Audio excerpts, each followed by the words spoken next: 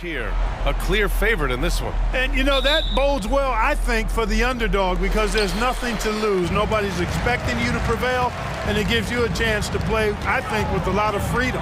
A look at Orlando's opening lineup. In the backcourt, it's Anthony and Suggs. Isaac and Wagner make up the forwards. And it's Ben Carroll in at the 5, down low. Here's Anthony. After the Clippers picking up a basket just a moment ago. Down low. Out to Leonard. Yes, and a nice assist from Harden. All the talk is about Harden scoring, but I tell you what, he can dish that rock too. Here's Wagner. And he drops it in from the low post. Just taking it right to the rim, and no one was there to greet him. Well, this early, they should be showing a lot more energy on defense. It's not there. Oh, rejected by Isaac. And now we have an intentional foul. I'm not sure why. Yeah, bizarre play, B.A. Not sure what got into him. You don't want to stop the clock right there. I'm not quite sure what he was thinking. Yeah, but that's no excuse for that kind of foul. I mean, that might be an explanation for it, but certainly doesn't justify it. And even then, it's just not a good play. And so here are the Clippers. After the basket by Orlando. Hits the trifecta. Don't want to let him get into a rhythm from out there. For Orlando, they've gone 2 of 3 from the floor. After Harden retires, most fans will realize how truly generational a talent he's been. Yeah, I think he's one of the best shooting guards to ever play. A unique shooting guard. Thick and strong and quick and crafty, deep range, excellent passer. Played a lot of different styles effectively. He'll be much more appreciated after he's done than I think he's appreciated as he's playing.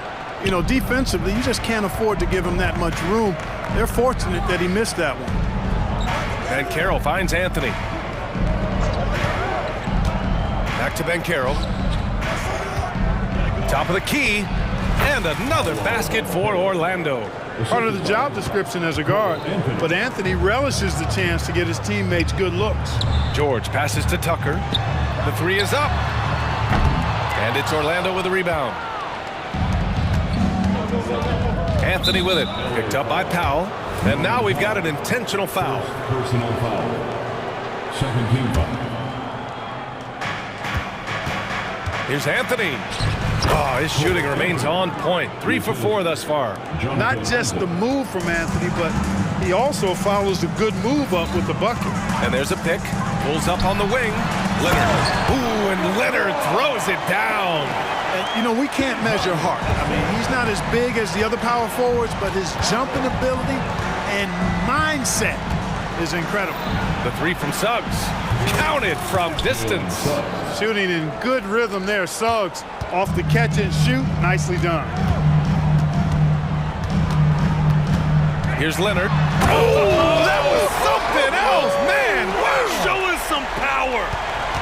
Oh, what a slick dribble by Leonard. I wasn't ready for that at all. Ben Carroll passes to Suggs. Ben Carroll the screen. Pass to Anthony.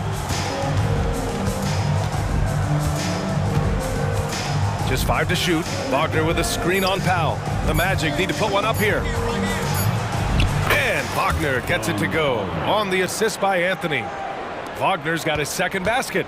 Really good movement that time by Franz Wagner. I mean, rolling into a good scoring position and then begging for the ball. Orlando leading. 3-pointer, Anthony. Rebounded by Kawhi Leonard. And it's Leonard with the ball for the LA Clippers. They set a pick to the inside. And it's Orlando with the rebound. And the shooter had very little space on that attempt. And guys, that's exactly the kind of high-impact defense they want to see out of him. And the bucket is good. Suggs has got 5. At 6'5", Suggs has really good size for his position, and he knows how to use it when he's inside the painted area, too. And the dunk to finish it off. A beauty. Adding insult to injury with the dunk off the steal. Nice to see a good play on D. That led to some fireworks. Well, turning defense to offense, we talk about it all the time. Try to hit your opponent at the other end before they can set up the defense. Time called here. Los Angeles decides to talk it over.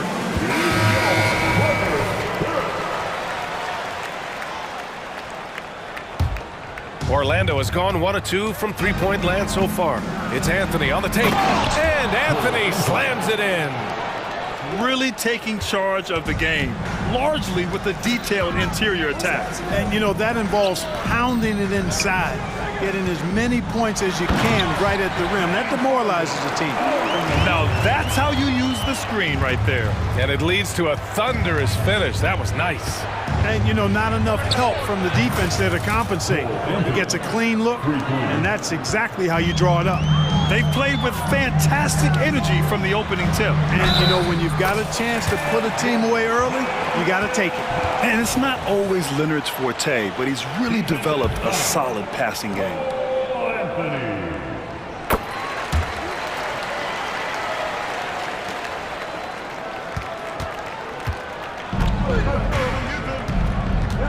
Now here's Anthony. And there's the drive. Shakes him. Oh, and the buzzer beater is good! Makes his selection just in time. And so it's Orlando earning this break in the action, up 10. Great team defense on Paul George. They're limiting what PG is doing out there. We'll be right back. Great to have you with us. Second quarter of basketball. This game has not exactly been neck and neck, but plenty of time left in this one. And a moment now to quickly take a look at the offensive approach for the Magic. In the early goings, their effort level has been exceptional. They're speeding around the defense and opening up options with good penetration. I would like to highlight, too, guys, the excellent passing they've done early on. I mean, they've done a really good job putting the ball into the hands of guys ready to shoot it. We've got Paul George. P.J. Tucker is out there with Kawhi Leonard. Then it's Norman Powell, and it's Harden in at the one. That's who's out there for the Clippers. Here's George, and the jam by George. George playing strong down low. Love to see him finish with authority. Here's Anthony.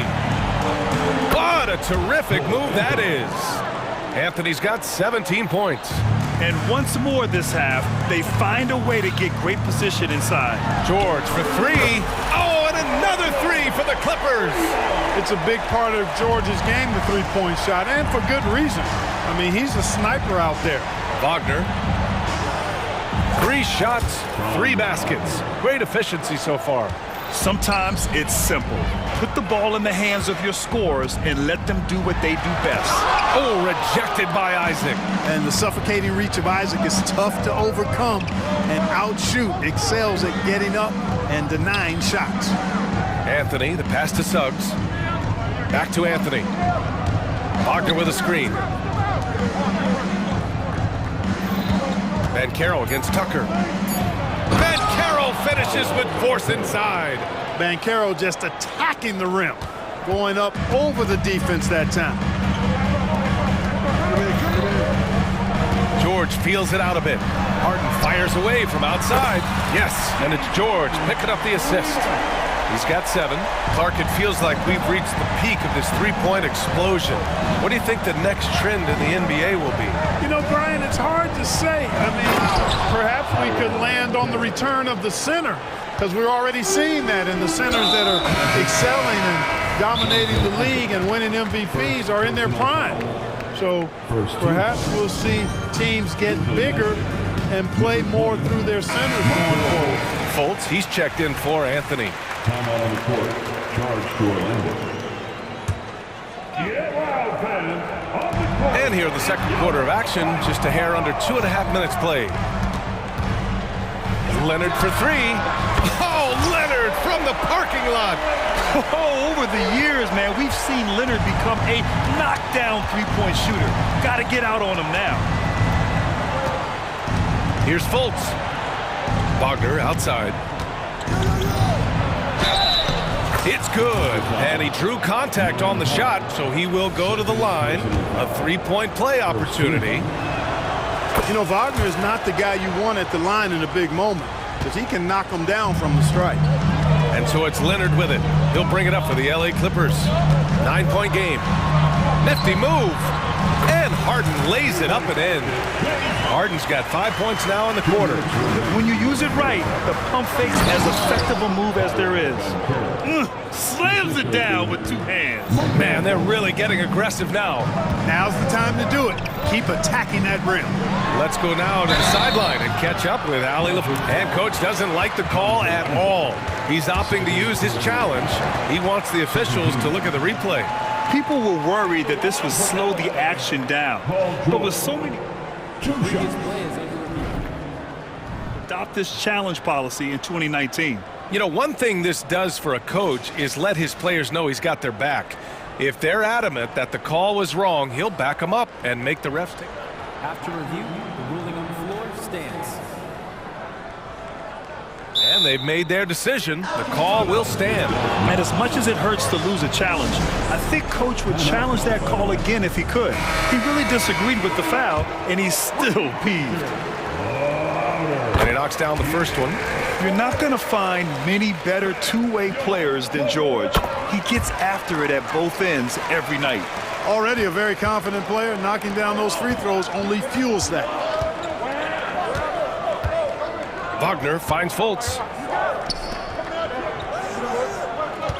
Wagner outside. Oh, excellent D there from Harden. Good offense squaring up against better D there. Got to appreciate that stop. The Magic have gotten 7 of their first 9 shots to drop during the second. Oh, Van Carroll throws it down. Boy, good vision that time from Suggs on this play, finding the most ready shooter and fed him nicely. George passes to Tucker. Can't get it to drop. Great D that time from Van Carroll. Pass to Isaac. On the wing, Suggs. From behind the arc. Connects from downtown. And now it's a 12-point Orlando lead. You know, it's not his greatest strength. He's got a lot of different things that he's good at, but Suggs will hit the three if you give it to him. Harden against Van Carroll. Harden's got space. And again, it's the Clippers missing. Well, I cannot believe he didn't capitalize there, and neither can he. Now 8 seconds separating the 2 clocks. Fultz is good. And, you know, Fultz is highly skilled as an offensive player. When he gets this kind of positioning inside, it's a wrap. Here's Harden. And then Harden with the jam. Strong finish to cut into that lead a little. Man, left no doubt with that one, Grant. Well, I tell you what, he loaded up as much power as he could behind that two-hander. Here's Fultz. 4 seconds left. The kick out to Van Carroll. That one falls. Nice assist by Fultz. Fultz has got 3 assists now in this one. Check out that quickness with the hands, Van Carroll bringing that to the floor tonight. And so it's the Orlando Magic up 15 points as this quarter concludes. How about the way they've attacked the paint? This throwback approach is paying off. More 2K action in just a moment.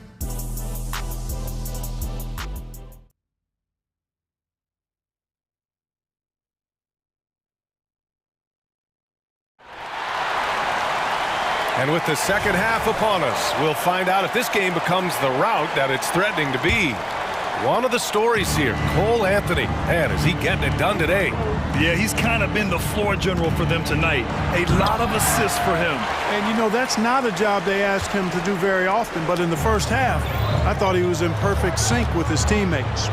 Here's who Jamal Mosley is starting the second half with. In the backcourt, it's Anthony and Suggs. Van Carroll out there with Franz Wagner. And it's Harris in at the 3 slot.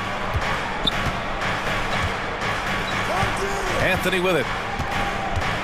Pass to Wagner. Wagner with a screen on Powell. Here's Anthony. There's the 3. And it goes. That makes him 9 for 13 now. This has been Anthony's night for sure. Everything going exactly right for him at the offensive end. Here's George. Oh, and the dunk by George. Yeah, you know, George really enjoys being in the air. I mean, this guy has great body control and bounce, and his slams at times can be absolutely sick. Wagner, hey, in 6 attempts, he's made 5. Talk about efficiency. A great move. I mean, the defense has no response.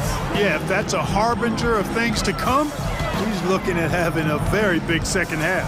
Tucker finds Harden. Tucker with a screen. This one for three. James Harden, and that's good. Harden's got 14 points. Capable of doing great damage from outside for Harden. I think it's simply about shooting with confidence. Wagner outside. With the drive. Soft touch off the glass. And the Magic lead by 15. And trust me, when the D's slow to react, he'll be the first guy to make them pay. Boy, the defense looks shell-shocked. I mean, they're on the ropes right now, on their heels. A spectacular athlete. When Leonard drives to the rim, he's difficult to stop. And Carroll with a screen on Powell. Anthony, the pass to Banchero. Yes! Banchero fighting for two. And just not letting up at all. I mean, you have to love this approach. You want to get the ball to the guys who make plays. If it's working, keep working it. That's what I say. Keep the pressure on it. On the wing, Harden. 14 points for him. 5 on the clock. There's the drive. The Clippers got to hurry. Late clock here. Leonard for three. Rebounded by Suggs. Orlando has gone 5 of 6 from three-point land so far. Wagner up top, defended by Harden. And now they decide to foul intentionally. First team. Clippers on D, down by 15. Anthony left side, and the officials will call the illegal screen here. Well, the league has put an emphasis to crack down on illegal screens. Yeah, you know, he might have gotten away with that a few years ago, but not anymore. No way. Now you've got to be stationary on those screens. No extra hips or elbows, or they'll call it. The Clippers making a switch here. Westbrook's checked in. Here's George. Jump shot is good. George has got 16 points. You know, George is unstoppable when he puts it all together like this. Orlando calls timeout. For the Clippers, Tice is checked in for Leonard. Coffey comes in for Tucker. And it's man in for Powell. A big group substitution here for Orlando. Wendell Carter, he's checked in for Banchero. Houston comes in for Wagner. Isaac, he's checked in for Suggs. And it's Fultz in for Anthony. And, you know, Fultz plays bigger than his size down low, guys. Outstanding at using his body to draw contact. First free throw is good. 2 shots. So after making the first, he goes 1 for 2. Los Angeles has gotten 6 of 11 threes to go in this game. Here's George, and he drives in. George can be so deadly on the drive. He's got great quickness. He sees an opening and takes it right away. Outside Fultz. Hey, how's that for an answer? Right back with the dunk. And he just driving the stake in him there. He's a guy who just never lets up. And that's terribly demoralizing for a defense, guys. I mean, they know he's going to keep coming and coming and coming, and that they may not have an answer for it. The Magic have got 5 of 6 shots to fall so far in the third. Picked by Isaac. Here's Houston. And again, it's the Magic from deep. That right there, that's the kind of look this system is designed to create. And the call will be against Jonathan Isaac. That's his 3rd foul so far. I think one of Paul George's best shots is his pull-up jump shot. He's been destroying defenses for years with that mid-range pull-up. Orlando's gone 2 for 2 from deep here in the third. There's 45 seconds left in the third. Here's Fultz. Count that one. Fultz has got 7. You know, Fultz handles contact really well for a young player. Excellent at staying under control and then finishing through the contact. The 3, George. Man, the pass to George. And the jam by George. The big-time throwdown. Check him out. Keeps the grip on that rim after the finish. A little extra emphasis. Maybe that'll help them recapture their edge a little bit, guys. Outside Fultz. Here's Houston. The shot is good. Fultz making the play. Fultz has got 4 assists in the game. For a young player, I like the way Fultz sees the floor. He knows and feels when a guy is open. Time called here. Los Angeles decides to talk it over. There's just a lot of wide open lanes to the rim here.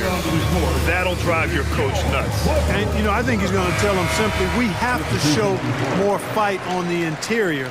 That's the top priority right now. Now here's Harden. He's covered closely. Pass to Leonard. Rob! And so it's the Orlando Magic liking their chances, ending the quarter with a 15-point lead. They've done a great job. And it's time now to bring you our State Farm assist of the game. Yeah, just shredding the defense with that feed. Zero chance to stop that. Yeah, that's just a brilliant read of the defense. I mean, it was also excellent anticipation of the movement of his teammates before the pass. Just great harmony on all sides. First team foul. And with the fourth quarter upon us, time is running out for this game to become competitive. The Magic making a switch here. Harris is checked in. We've got Kawhi Leonard, Norman Powell out there with P.J. Tucker. Then it's James Harden, and it's Westbrook in at the 2. So that's the lineup on the floor for the Clippers. And Anthony, here we go. Oh, they find the hot hand. You can count it. He's 10 for 14 now. You see the quickness there from Anthony, beating everybody to the spot. Here's Westbrook. Got it. Good decision making. Scopes the situation, puts the pass right on the mark. And so Anthony will bring it up for Orlando. 17 points was their biggest margin. Pass to Houston. Harris, a screen on Tucker. To the paint. Harris's shot is good. And the Magic lead by 15. An aggressive offensive player. When Harris has a quality look inside, he takes advantage of it. There's a screen. It's Powell on the wing. It's good. Off the assist from Harden. Not putting his head down. He continues to produce with the team trailing. Anthony feeling it out a bit. And yep, it's good. Anthony's got 4 points in the quarter. The closer the better for Anthony, as is the case for most guys. He just wants to drop that one in. Westbrook into the lane. And Westbrook slams it home. Ooh, bouncy. That should give him a nice lift. Good timing. They needed that one. And you know, that's exactly what happens when you don't settle. That's the result. Tremendous effort and a big-time finish there. Even with the score as it is, he just keeps coming at you. Well, he only plays one way, and that's full throttle, all day, all the time, cold-blooded and lethal. Westbrook, the pass to Tucker. Out of bounds. It'll be Orlando's ball. And we have to take another look at that block. Oh, showing no signs of giving up this lead. That block sent shockwaves into the opposition's sails. And we're about 2 minutes into the fourth here. Here's Houston. It's good. And just shredding apart the defense with his passing. He's helping to pace this offense so well. You know, numbers don't always tell the story, guys, but his assist totals do paint the picture here. I mean, he's got everybody involved. Leonard passes to Westbrook.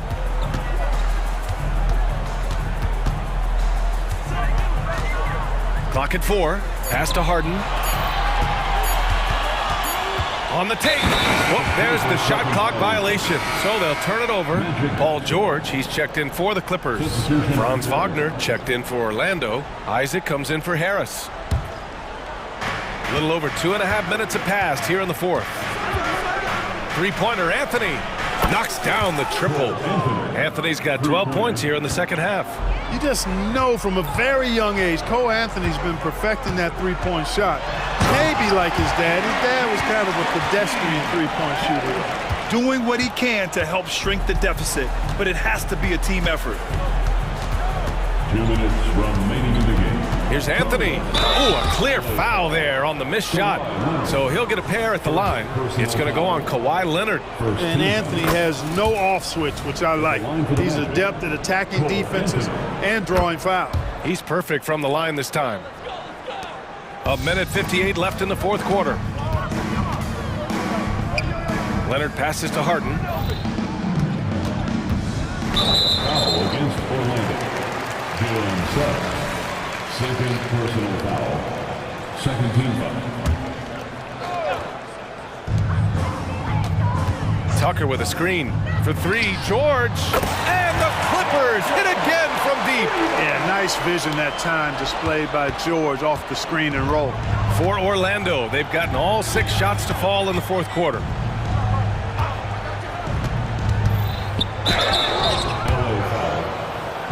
And a moment now to quickly take a look at the offensive approach for the Magic. I mean, they've played some beautiful basketball all game. The passing has been impressive, and it's opened up things with their ball movement. They brought the hard hats and the lunch pails with them, too. Done some great work down inside. For three, George drains the triple. George has got 31.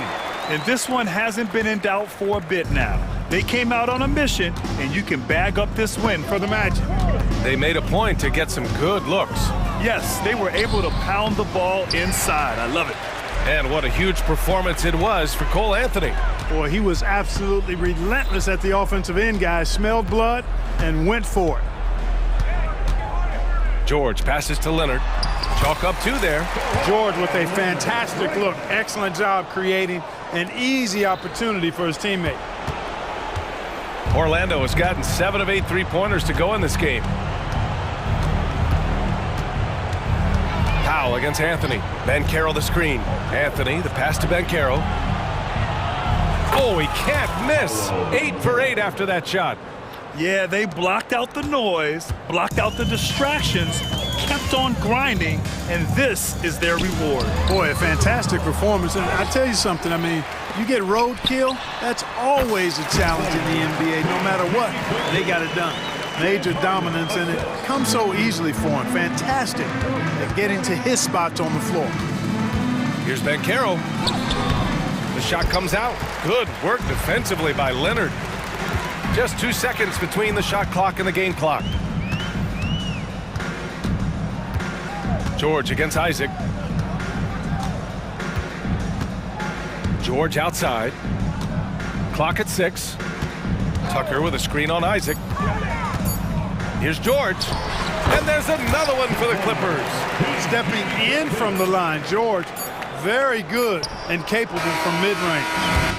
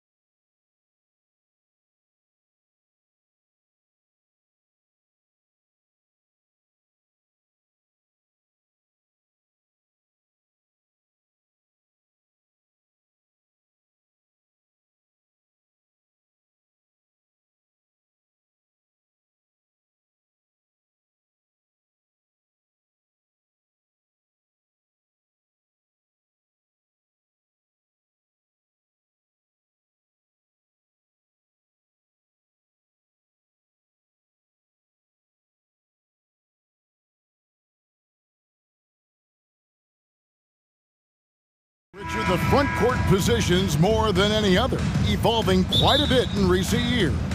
Yeah, more versatility is required now than ever before. And both of these teams are loaded with talent in their front court. This should be an exciting watch. And the starting group for the Grizzlies. In at the guard spots, Morant and Bain. Jaren Jackson is out there with Brandon Clark. And it's Smart in at the small forward position. And Anthony drops them both. Greg, for a franchise like Memphis, is there a specific way they have to build? Through the draft. I mean, they aren't going to get the huge A-list free agents, so you have to hit on your picks. You also have to keep your guys happy. Sign them to smart extensions.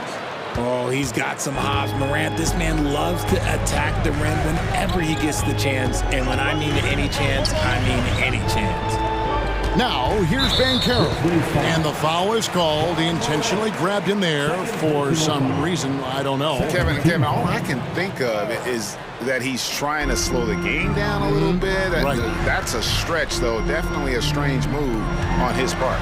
Isaac with a screen for Bankero. Shot clock at 5. His three-pointers off the mark. And here's Morant. He'll bring it up for the Memphis Grizzlies. Jackson setting the pick here for Morant. Buries the long-range jumper. Morant's got 5 points so far. Consistency from deep is going to be the biggest determining factor in Morant's ceiling. If he gets that, I think we're going to see some MVPs in his future. Suggs passes to Wagner. Lost contact on the shot, and now a three-point play chance as he'll head to the line. I tell you what, it's almost like stealing to watch how he plays the game from this seat. And he'll be shooting his first free throw of the game here. Suggs with the steal. And it'll be Orlando with their first time out of the game right here.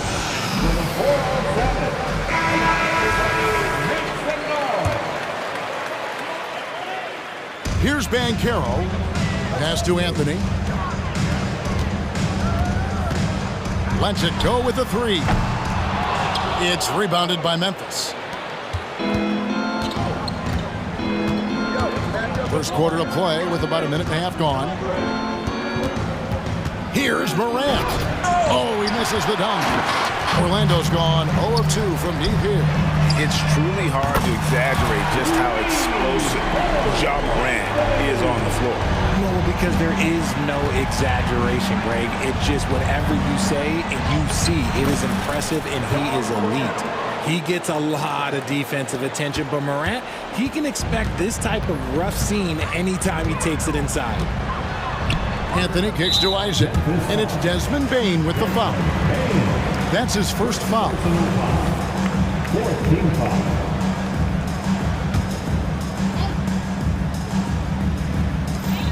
Here's Anthony. Bankero outside. Isaac against Bain. 5 to shoot. Driving inside. I love Suggs' feel for when to attack. A strong mix of dribble moves allows him to just blow by defenders. And finished off by Morant. Oh, there is nothing more fun than putting a big guy on a poster. That is the definition of an aggressive play. To the middle. Here's Isaac. And Isaac throws it down. And Isaac, he just makes dunking look easy. He has an incredible reach and quickly gets up off the floor to throw that one down. Now here's Morant. He's got 9. Here's Clark. Shooting foul.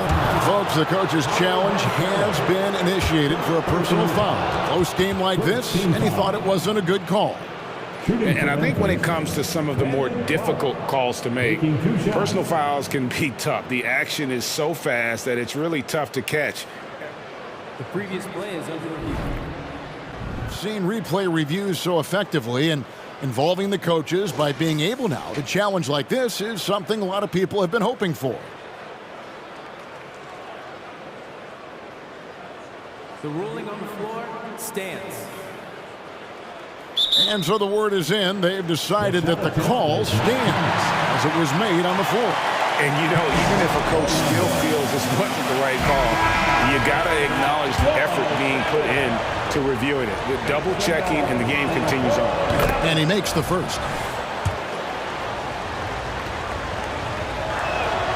And so Clark nails both of them. We're about 3 minutes into this first quarter. And so it's Anthony bringing it up for the Magic.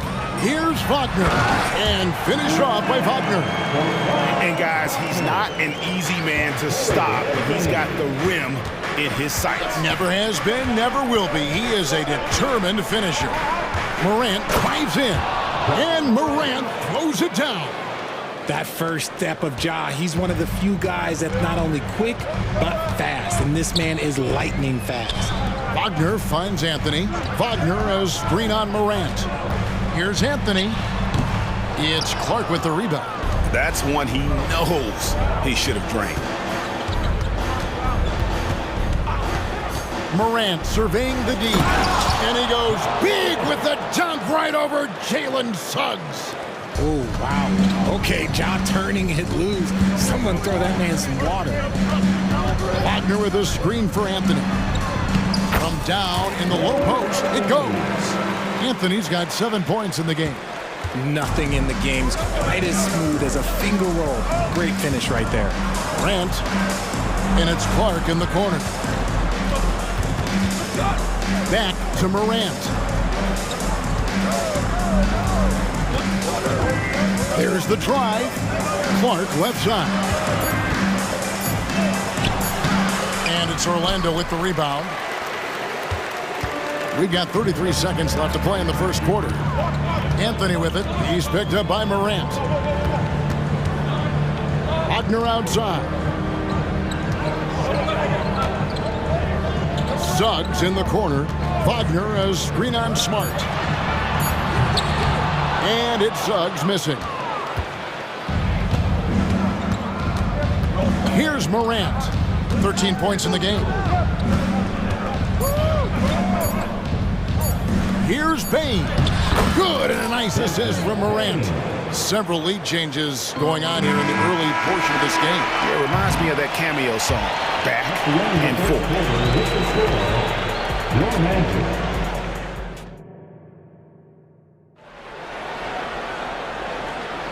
And some good action in the books as we get back to the game that's been pretty close here so far. All right, we'll take a look now at how the points have been generated so far. A scoring breakdown for the Grizzlies. Oh, boy, they've been driving deep into that defense early on, and it's paid off. Great penetration from the perimeter so far. And the other thing I've been impressed with, guys, is their assertiveness at attacking the paint, trying to hunt for those high percentage looks. So on the floor to begin things for Memphis here in the second quarter. In at the guard spots, Morant and Bain. Brandon Clark is out there with Smart, and it's Jackson in at the 5. Now here's Morant. Then jammed down as he goes right over Paolo Banchero. I don't know, but it seems like Morant's got springs or something in his shoes. Here's Anthony. Pass to Banchero. And he gets the bucket. Banchero's got his first points of the game. We know referees have some of the toughest jobs around, but Richard, any steps you see for the league to improve its officiating? No, I think the officials actually do a very good job given how difficult their jobs are. Officials 20 years ago didn't have the internet where people were putting all this stuff out, though. So I think the referees are as good percentage-wise as they've ever been. And he gets it to go. Wagner's got 7. Just focusing on the task at hand, that's all you can do. Yeah, when the game is up for grabs like this one has been, it's all about the attention to detail. Clark sets a screen for Bain. And he bangs it home with one hand. This tug-of-war game continues. And, guys, that's lucky number 7 already in this game. Anthony with it, out-guarded by Smart. And it's Suggs missing. And even with good coverage defensively that time, he has confidence to drill the 3. What I love about Morant is that he understands his strengths on offense, which is why he is so efficient. Entering the league as a defensive stopper and a hustle guy, Greg, Marcus Smart has really rounded out his game. And Kevin, he's put in the work, retooled his shooting mechanics, playmaking style, but what's been most consistent, he still steps up in the biggest moments on both sides of the ball. And here is Bain after Paolo Banchero made that last three-pointer. The great point guards keep their eyes up on the court. Young players should watch how Smart goes about this man's business. Pass to Wagner. Now Banchero. He's covered by Clark. That's good from Banchero on the assist from Wagner. He's got 7. I mean, the number of points they've scored in the paint already here is eye-opening. And we have an intentional foul there, GA. Wish I could say why. That one's pretty strange. I mean, no idea what got into his head right there. Fultz, he's checked in for Orlando. The Grizzlies also making a change. Derrick Rose is checked in for Morant. Suggs with the steal by himself, and Suggs throws it down. Smart and decisive when gambling defensively. Suggs, excellent at forcing turnovers. Smart finds Rose. There's the triple. Nice shot by Smart. He talked about a back-and-forth game. This is the definition. You have to love these kinds of games, scoring-wise, keeping everybody on their toes. Here's Fultz. The pass to Suggs. Here he goes. And Suggs throws it down. Fultz is not just looking to score the ball. He also is equally engaged in terms of facilitating for his teammates. The kick out to Rose. We've got 1:08 left in the first half of the game. Here's Clark, and slam dunk by Clark. Love it when Rose looks to share the ball, especially when his teammates are open like that. Fultz against Rose. Fultz, the pass to Wagner. Banchero inside. The feed now to Fultz. Kicks it to Suggs. 4 on the clock. Here's Isaac. Off the left rim and out. And the fadeaway was the only option he had on that one. Defender there all over. Smart puts the pick in for Bain. Good on the bucket. Bain's got 8 here in the quarter. 24 seconds left in the first half. The Magic trail by 4. Fultz looking around.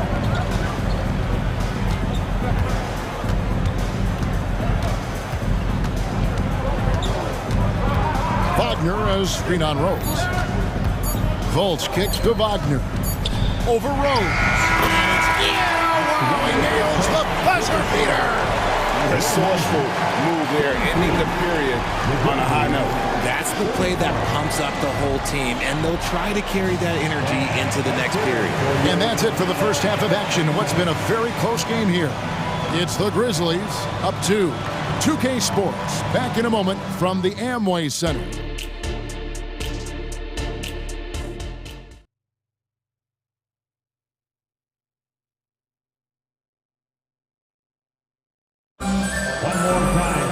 And we've got second half action for you. Thus far, a pretty evenly contested game. Guys, Ja Morant has been sensational. In that first half, he was a hot knife, and the defense was buttered, sliced right through them. And when you rip through the D like he did in that first half, you gotta stay aggressive. Keep getting to the rim. Backcourt pair for him, Fultz and Suggs. Isaac in the front court along with Wagner. And it's Banchero in at the 5, roaming the paint. That's who's out there for Orlando. Williams, he's checked in for Bain. Here's Fultz. Good, nice job down low. And Fultz isn't bashful inside. He feels at ease shooting in the paint. To the paint, here's Williams. 2 free throws coming up, and they call the shooting foul. It's on Jalen Suggs. And with the offense getting right to the rim, at least they saved the layup.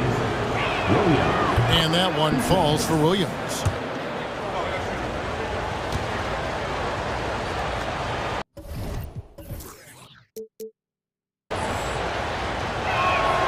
And Williams drops them both. And it's Anthony with the ball for Orlando. 4-point game. Out to Carter. Here's Isaac. That one falls, coming off Carter's feet. Isaac's got 5 points so far. And he's got a quiet confidence about him, doesn't he, guys? I mean, he's thinking about shooting the ball as the pass is coming. Now here's Rose. Hasn't made one yet. Just the kind of play they need in a game this close. You know, that's the kind of aggression they want from their floor leader. No doubt. That's the kind of play that can energize the whole team, and they will take it in a close game like this. And he's going to get whistled for that foul, G. That was intentional, but not exactly logical. How about pointless to foul there? I mean, I don't know where his head is, but it's not in the game. Jackson, he's checked in for Clark. Now a timeout called by Orlando. Timeout, Orlando. Rose gets a wide open look from beyond the arc and then some. Rose has got the lead up to 6 now for the Grizzlies. And that's a shot Rose must make consistently. When he's making it rain from there, this team is hard to match up with. The Magic shooting their 4th and 5th attempts at the free throw line tonight. And at the line last season, about 78% as a team. Pretty solid numbers. Clark, he's checked in for the Grizzlies. And that's another area where he is just a superb player. Excellent at the free throw line. Outside Williams. Back to Clark. And foul on the shot. He'll shoot 2 at the free throw line. Tough task trying to corral Clark there, especially when he's looking to score. The Magic making a switch here. Fultz is checked in. And so Clark nails both of them. The Magic trail by 6. Going inside. Good on the shot. Fultz has got 4 points now in the quarter. And the quick feet of Fultz are a problem for the defense, especially when he takes it strong to the hole. Rose up on top, guarded by Fultz. Rose goes in. Just 5 on the clock. Smart puts the pick in for Williams. So timeout called here. The first for Memphis. Please give a big round of applause for your Magic Youth Dance Team. And some changes here for the Grizzlies. Bain comes in for Williams. And it's Morant in for Derrick Rose. Get loud, fans. Is your hit squad.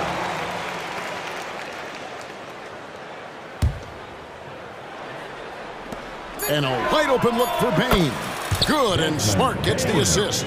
Bain's got 13 points. Yeah, it's easy to see why they go to him so often, because they know they can depend on him to come through for them. RJ, if you redrafted the 2020 draft, Desmond Bain would go much higher than number 30.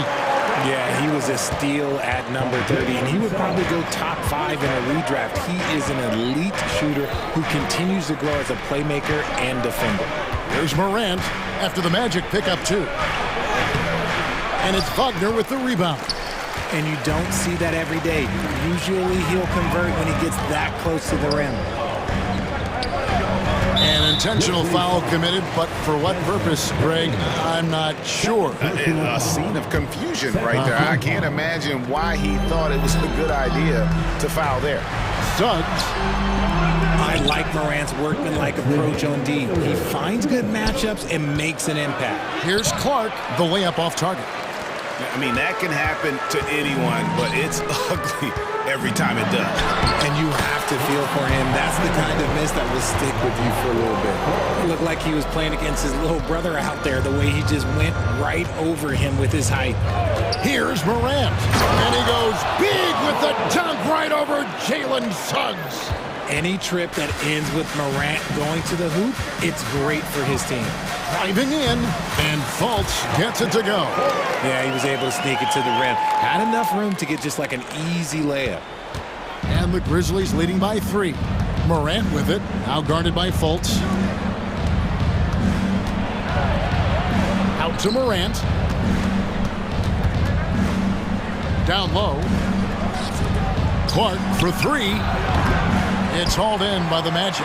There's some defense for you. For someone who's as good at shooting the three ball as he is, you need a defender who's equally good at guarding against him. You gotta love his hustle, leaving the defense no time to react. And all of a sudden, that man was just on the other end. Wow, that is some tough defense there against one of the better finishers in our game. And Caro outside. Suggs in the corner. Bankero a screen on Morant. And that one's good. Suggs. And if he's knocking down threes with consistency, Suggs almost impossible to check. About 7 seconds separating the shot and game clocks. Clark with a wide open look. The Grizzlies with another miss. Orlando leading. And their offense is really clicking right now. Playing with a lot of energy and really taking it to the defense.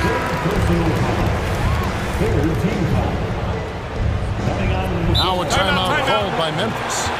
And as the coaches go to the clipboard to outline their strategy during the timeout, the players getting a chance to rehydrate with some Gatorade. That's key to staying fresh all the way to the final whistle. And Kevin, it really is. And every one of these players knows it. They're all making sure to stay hydrated. It's impossible to play your A game if you're not getting enough to drink, especially towards the end of games when the physical toll of a long contest really starts to add up. And no good on the last second attempt this time. That concludes the third quarter. It continues to be an exciting neck-and-neck game.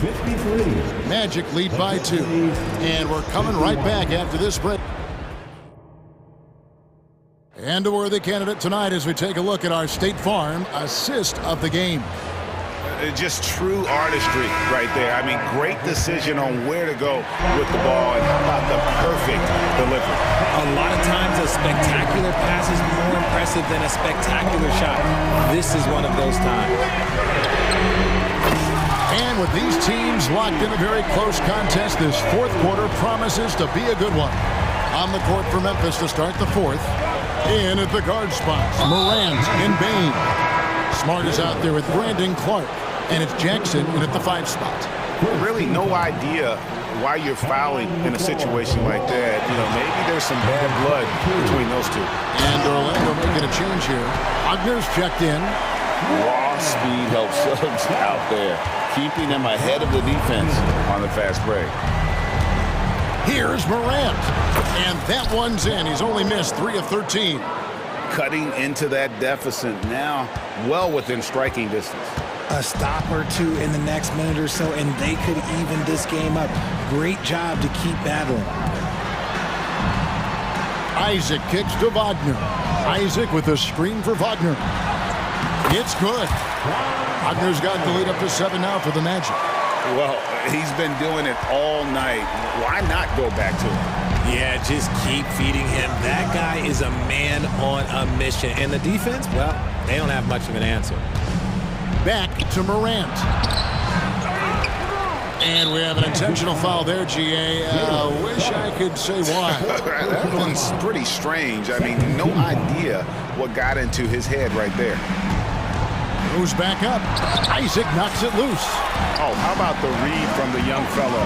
Isaac is dependable at anticipating when to go for the block. The Grizzlies trail by 7 to the inside. Morant. And Morant throws it down. That should give him a nice little jolt. Yeah, it has to. They need a jolt, GA. And they need more where that came from. They're not out of this hole yet. Anthony, the pass to Isaac. Pass to Wagner. Isaac a screen on Clark. Good once again. That makes him 8 for 9 this game. I love watching Isaac find the open teammate. Has great floor awareness out there and just knows when one of his guys has a clean look. I mean, even from over here, you can see that one pretty clearly. And a look now at how the offensive approach has been going here so far for Orlando. They're moving the ball around so well, guys. Quick passes, letting the next guy do the work if you don't have a look. And all game long, they work the ball inside. It's really worked well for them offensively. Isaac with a screen for Wagner. He kicks it to Suggs. From outside the arc. And again, it's Orlando with the three. And really good habits paying off for Suggs. He's finding shots and coming up points for his squad. And they go to the intentional foul. Time call here. The Magic decide to talk it over. And let's head over to the sideline and catch up with David Aldridge.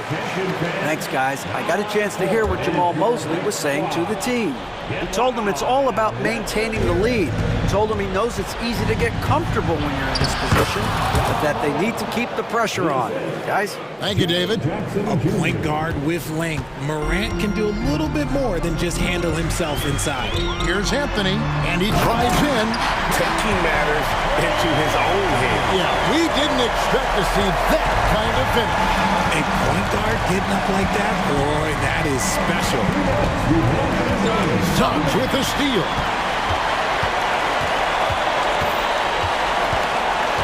.152 left in the fourth quarter of this one. Anthony with the screen on Morant. Suggs, that's in for his 8th bucket tonight. A hot 8 for 11 shooting so far. And the body control from Suggs, just brushing off tight coverage and keeping the focus on the task at hand. Morant with a wide open look. Hits it from three-point range. Morant's got 30 points. He is getting everything he wants. The defense is seemingly powerless to slow him down. It's sad. Anthony against Morant. Banchero a screen on Clark. And the rejection by Jackson. Morant with it. Isaac picks him up. Outside, Smart. Good, and a nice assist from Morant. And now just a 5-point Magic lead. Oh, once again, Marcus Smart rises to the occasion and delivers. It's an absolute clutch bucket. And the rejection by Morant. Out of bounds, Magic ball as Orlando keeps possession. Anthony dishes to Banchero. And gets hacked by the... And here we go. A coach's challenge has been initiated. We'll have to now review the personal foul in question. And this is the time now where the officials can review foul. Getting a different angle can sometimes make it a lot easier to determine. Indeed, and the one thing with replay review is that when you see the slow motion replay, The ruling on the floor stands. how fast the action really is and how hard it can be sometimes, you know, Greg, to make the right call. And so the word is in. They've decided that the call stands as it was made on the floor. And, you know, even if a coach still feels this wasn't the right call, you got to acknowledge the effort being put in to reviewing it. With double-checking, and the game continues on. Markelle Fultz has checked in for Cole Anthony. And not sure they've got enough time to save themselves. And if I were them, I'd start thinking about where I'm going to get food after the game because this one looks a bit out of reach. It's 4! And now they trail by just 4. When he gets a quality look like this at the perimeter, he can almost be automatic. And so it's Fultz who brings up the ball for the Magic. They've led by as many as 11 points.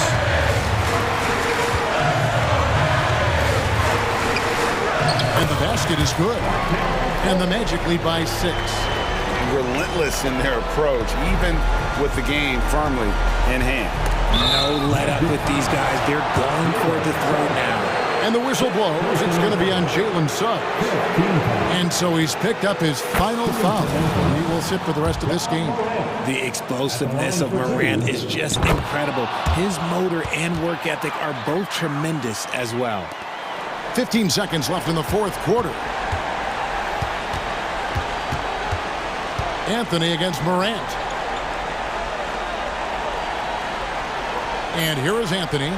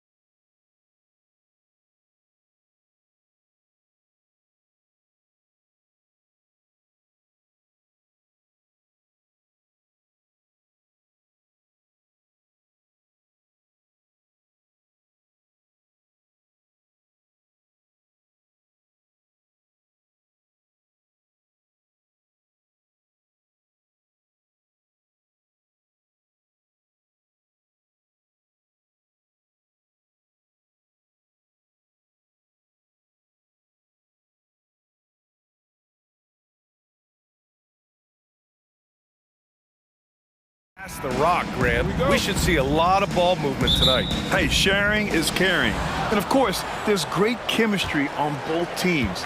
There's such a flow to this game when they get together. And we're going to see some terrific team basketball tonight. I can't wait. And here's the starting group for the New York Knicks. Jalen Brunson is out there with Josh Hart. Then it's Julius Randle. Then it's OG Anunoby. And it's Achua in at the center position. Now you can see the touch and the improvement in that touch right there. Outside Morant. Payne with a screen on Hart. And here's Morant outside. And Anunoby pulls it down. Brunson against Payne. Inside, Achua. Achua with the dunk. Excellent court vision from Brunson as he's able to find the open man. And here's Memphis. 4-point game. Left side Bane. And he says right back at you with a big dunk of his own. Doesn't have to break his momentum at all to catch the pass.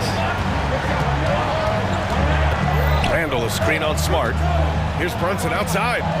Knocks it down from distance. Brunson sizing up the defense and really good at operating in the pick and roll. When the Knicks are good, Brent, it seems like they have that gritty defense-first mentality. NBA 94 and 99, those finals teams were so great defensively for the New York Knicks. Kind of taking that in-your-face attitude and bringing it to the court to rough you up. Good recent Knicks teams have had that behind their coaching staff, and it's gotten them back in the right place. Here's Brunson. The Grizzlies making their last shot. Pass to Anunoby. Launches a three. And again, New York with the triple. He's consistent from out there, especially when you give him that kind of room. Here's Bane. Smart passes to Bane. Oh, a great 1-2 punch. Beautiful pass and a nasty jam. Big time two-hand slam. And right on top of the defender, too. That's got to feel good. Now here's Brunson. Drops in the three. Brunson's got 6 points. Well, you got to respect Brunson if he's going to knock down threes like that. Anunoby against Morant. From deep. The Knicks pull it in. Just over 2.5 minutes played here in the first. Brunson against Smart. For three, Randle. It's stolen by Smart. He takes it in from the arc. And Clark gets it to go on the assist from Smart. A great decision from Smart. He's all about doing what's best for the team. Achua with a screen on Smart. Pass to Achua. Randle against Clark. Randle, the pass to Brunson. And here's Achua. Now it's Hart, guarded by Bane. Shot clock at 2. No good from outside. And so it's Morant who brings up the ball for the Memphis Grizzlies. Trailing by 4. Not just an aggressive scorer, Morant is also a fantastic distributor. Now here's Randle. It's Hart on the wing, guarded by Bane. Randle, a screen on Bane. Here's Hart. Here he goes.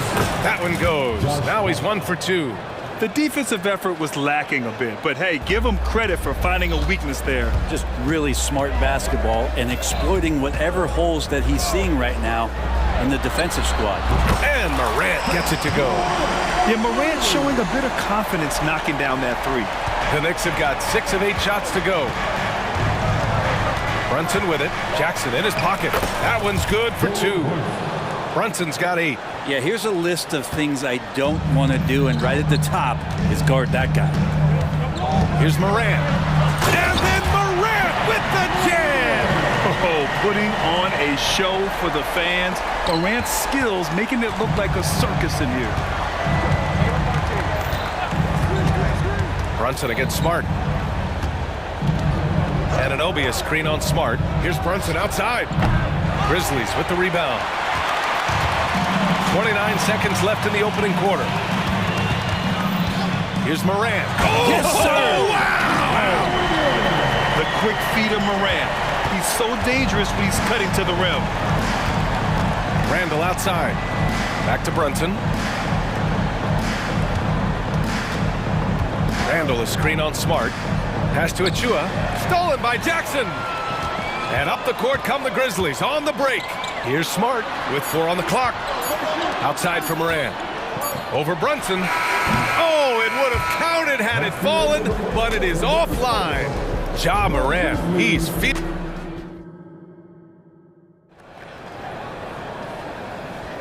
and this has been a fairly close game through the first quarter. We'll see what happens here in the second. All right, guys, let's get your take on the scoring breakdown for Memphis.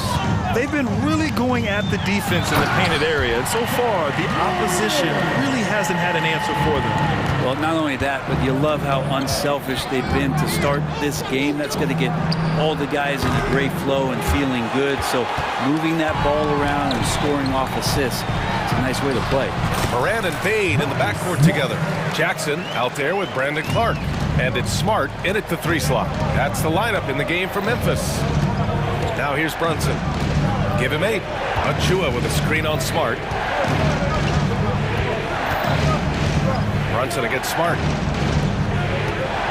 Randall on the screen. 6 on the shot clock. Offensive board. Memphis leading. To the middle. Oh, Clark with the slam. They're locked in and focused on making each possession a success. That's exactly how they got the lead. They ended up having multiple possessions in a row with good quality shots, knocked them down, and game is fully in their control. And the Knicks making a change here. Burks is checked in. Pass to Hart. Achua with a screen. Achua with the dunk. Like to see Hart looking to set up his guys in the pick and roll and be that playmaker. Morant looking for an opening. Here's Clark going inside. Randall pulls down the board. But you can tell right there he just wanted to go for the jam, but the defense too good and distracting. Grant, when you look at the Memphis team from last year, everyone was under 30 years of age. Yeah, and a lot of upside there. But the move this summer to bring in veteran leaders like Marcus Smart, I mean, he fits their timeline, BA, and can also balance some of that youth with experience. Second quarter of basketball, just over a minute and a half played so far. Randall, the pass to Burks. For 3, Hart from long range, nails it from beyond the arc. Hart's got 5. Hart just whipping it away quickly, not giving the defender time to close out. Time now to hear from our reporter, Allie LaForce.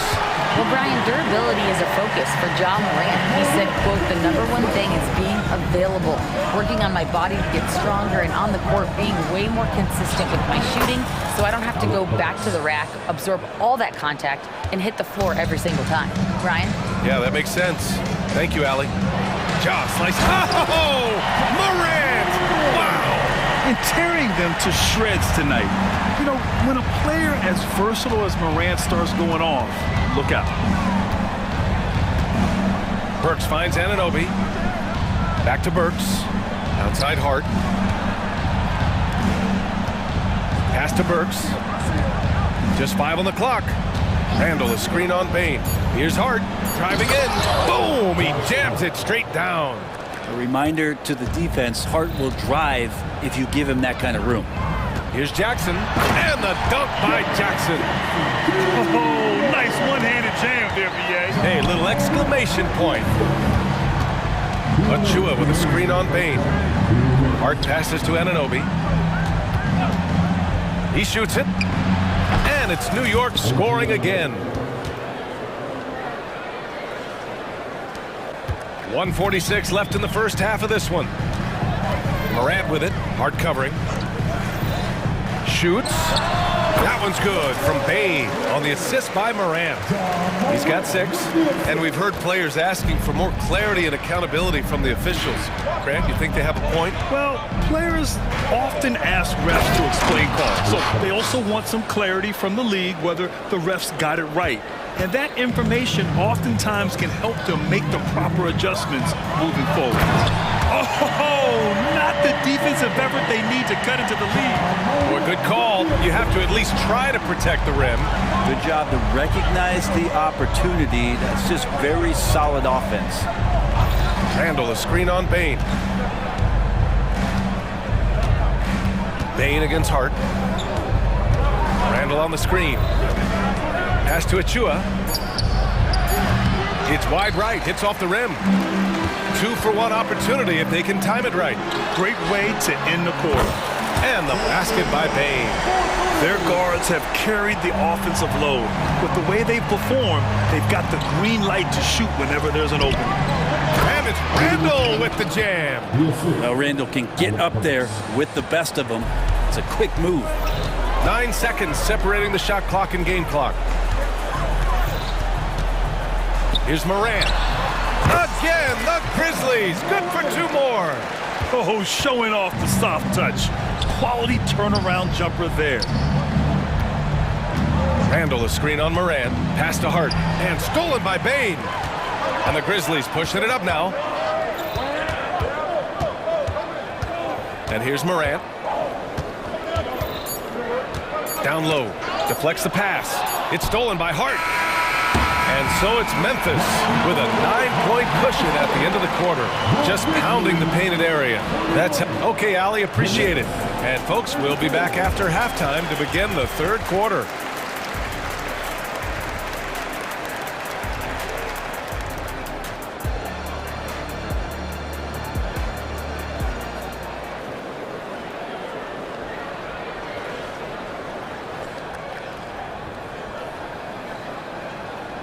And if you're just joining in, 1 half is in the books, 1 half to go.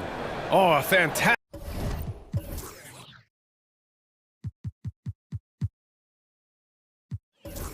game from Ja Morant in this one. He's been excellent at cutting through the defense and giving them fits around the basket. And you want these kind of nights where you can start to see those openings before they happen. On the court right now for the Knicks. And the forward spots, it's DiVincenzo and Randall. Alec Burks is out there with Jalen Brunson. And it's Achua in at the 5 spot. Brunson passes to Randall. The kick out to Brunson. Wing shot on the way. It's rebounded by Memphis. He's going to hear from his teammates after that one. Not quite sure what happened. On the wing, Bain. DiVincenzo covering. Bain, the pass to Smart. 6 to shoot. Clark outside. Into the lane. That's in. Coming off an assist from Smart. Clark's got 11 points. A great move. I mean, the defense has no response. Well, just ripping through right there as he finds the open spot and gets right through there. High basketball IQ play. He drops it from range. That's pretty much not how they want to defend the three-point line. Somebody's got to shadow him out there. Bain into the lane. Yes, it's good. He's got 15. And just totally relentless, only increasing the intensity level. Yeah, he's the guy that you want to go to right now, trying to put this one away. Achua for 3. It's stolen by Smart. Here's Clark. The basket drops, and he gets fouled on the shot. 1 free throw coming his way.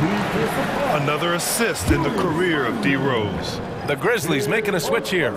Morant's checked in, and a switch here also for New York. OG Anunoby's checked in for Burks. A few teams in the NBA take on the identity of their city. None more than the Memphis Grizzlies. Oh, so true. I mean, grit and grind is a way of life in Memphis, and the team embraces that mantra, playing with a swagger. That's a shot he's going to bury, especially when left open. Memphis has gone 3 of 5 from the perimeter in this game. Bain finds Smart. And Smart nails the triple. Oh, you gotta love the back and forth, showing real confidence at the arc. Yeah, both teams finding ways to the three-point line and trying to take advantage from distance. Gotta love the effort there. An undersized 4 who can really make things happen with that leaping ability. And you can count it. He'll go to the line with a chance at a three-point play. That's going to send Ja Morant to the line. It's going to be on OG Anunoby. Bojan Bogdanovic checked in for New York. The boundless athleticism Morant has is really special. He's someone that is always in attack mode. Bogdanovic with a screen on Smart to the paint. And then Bogdanovic with the dunk. Oh, come on, B.A. I mean, where's the defense? That's just too easy. Yeah, they got to do a much better job in help. Yeah, we see this all too often. The team gets a huge lead, and then their guard gets let down. Timeout call, Memphis. And the Grizzlies with some changes. Jackson comes in for Jaren Jackson Jr. And it's Derrick Rose in for Ja Morant. Hartenstein, he's checked in for New York. Josh Hart comes in for Anunoby.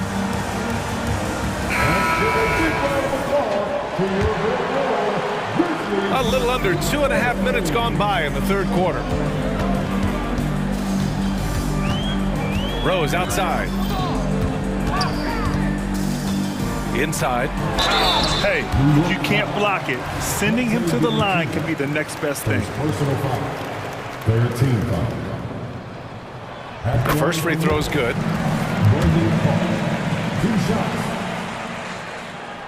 And he makes both free throws. And here are the Knicks now. It's a 16-point game. Bogdanovic with a screen on Smart. Here's Hartenstein driving inside. Yes, and a nice assist from Brunson. Brunson's got his 4th assist in this one. Rose with it. Now Bogdanovic defending. Here's Clark. Oh, Clark with the slam. And passes like this demonstrate Rose's unselfish attitude, which is why his teammates enjoy playing with him. Bogdanovic finds DiVincenzo. 4-3. Hartenstein passes to Bogdanovic. DiVincenzo with a screen on Clark. Outside Hart. 5 to shoot. Stolen by Bane. Takes it up with both hands and rips it down. And I think that play tells you everything you need to know. They're simply playing at a higher level, getting a steal and turning it into quick points. Brunson passes to Hart. Outside, DiVincenzo. Shot clock at 6. Gets the 3 ball to go. DiVincenzo's got his first bucket of the game, and he's on the board for 3. Good decision there by Bogdanovic. Solid at noticing when the defenses overcommit.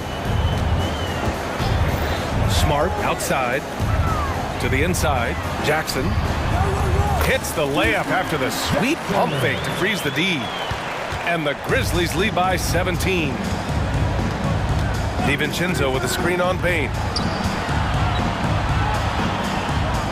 Brunson against Smart. And Brunson, here we go. Wow, Brunson so quick down the lane. Well, the handles lost the defender, and the rest was all Jalen. And so it's Rose who brings up the ball for Memphis. Driving to the basket. Clark, no good. Practically a block. Good, strong challenge. Yeah, altering the shot just as long as there's a miss. That kind of energy not wasted. Now that's how you capitalize on a screen. Yeah, good positioning too. Gave him a clear path to the hoop. Really not enough help there. Lack of communication on the backside. These calls can be so difficult for officials to make.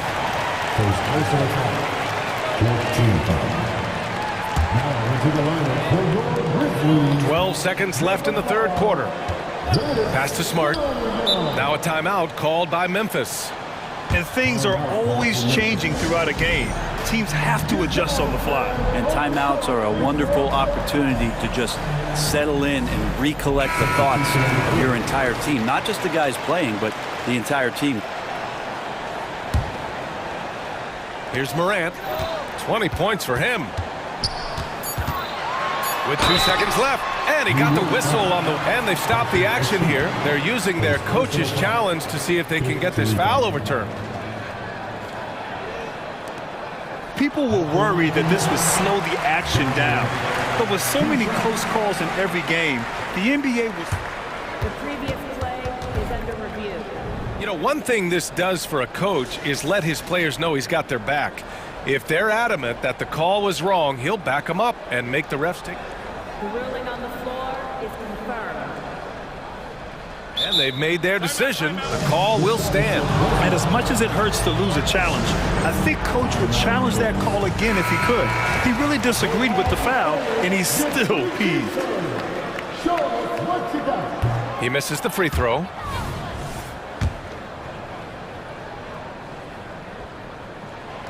And he's good on the second.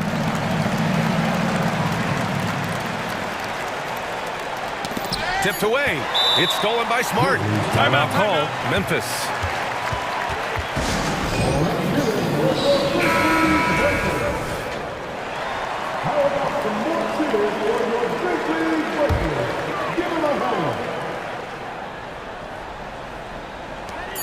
What if it goes?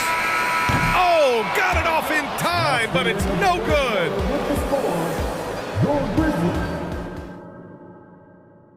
All right, let's take a look at our assist of the game presented by State Farm. Yeah, just shredding the defense with that feed. Zero chance to stop that. That's what great passing will do for you right there, dissecting the defense with that play. And 1 quarter to go in a game that, to this point, has not been an evenly fought contest. Let's check in with our reporter, Allie LaForce. Thanks, guys. I was able to hear Tom Thibodeau coaching his team during that last break. Coach wanted his guys to ignore the scoreboard. He said, don't even look at the numbers. Just take it possession by possession, make every chance count, and we'll see where we stand at the end of this game. Back to you guys. Good job there, Allie. Thanks. Moran and Bain in the backcourt together. Brandon Clark out there with Jackson. And it's Smart in at the 3. That's the lineup out there for the Grizzlies. Clark against Randall. Back to Brunson. Anunoby a screen on Smart. Brunson against Smart. Anunoby for 3. Yes. And a nice assist from Brunson. This is what it's been since halftime. Remarkable results from downtown. Yeah, pretty infectious right here, guys. In good spirits and percentages from downtown on the rise in the second half. Just electric. Ja Morant. I mean, someone you pay to see. Bain against Hart. Randall outside. The 3 on target from range. Randall's got 5 points now this quarter. Easy look when the defender isn't fighting over the screen. And the coach over there just asked. Oh, wow! What a play! I mean, just an agile move by Morant down low, working around the contact and getting it to go. Brunson passes to Hart. Achua with a screen on Morant. Anunoby finds Hart. Back to Anunoby. Down to 5 on the shot clock. And again, New York with the triple. And his perimeter shooting might be the key to trimming their deficit. Well, he's doing everything he can to make them competitive. And by everything, I mean draining threes. Jackson outside. Outside Morant. And Jalen Brunson gets the whistle that time. That's his first foul of the game. First team foul. Here's Morant. Out of bounds. It'll be New York's ball. New York's ball.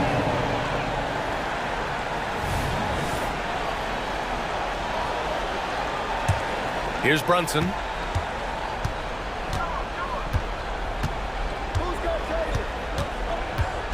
Outside Hart. Pass to Achua to the right side. Achua with a screen on Clark. Here's Randall. And so he draws the foul. And they want a second opinion on that call. The signal for the coach's challenge has been made.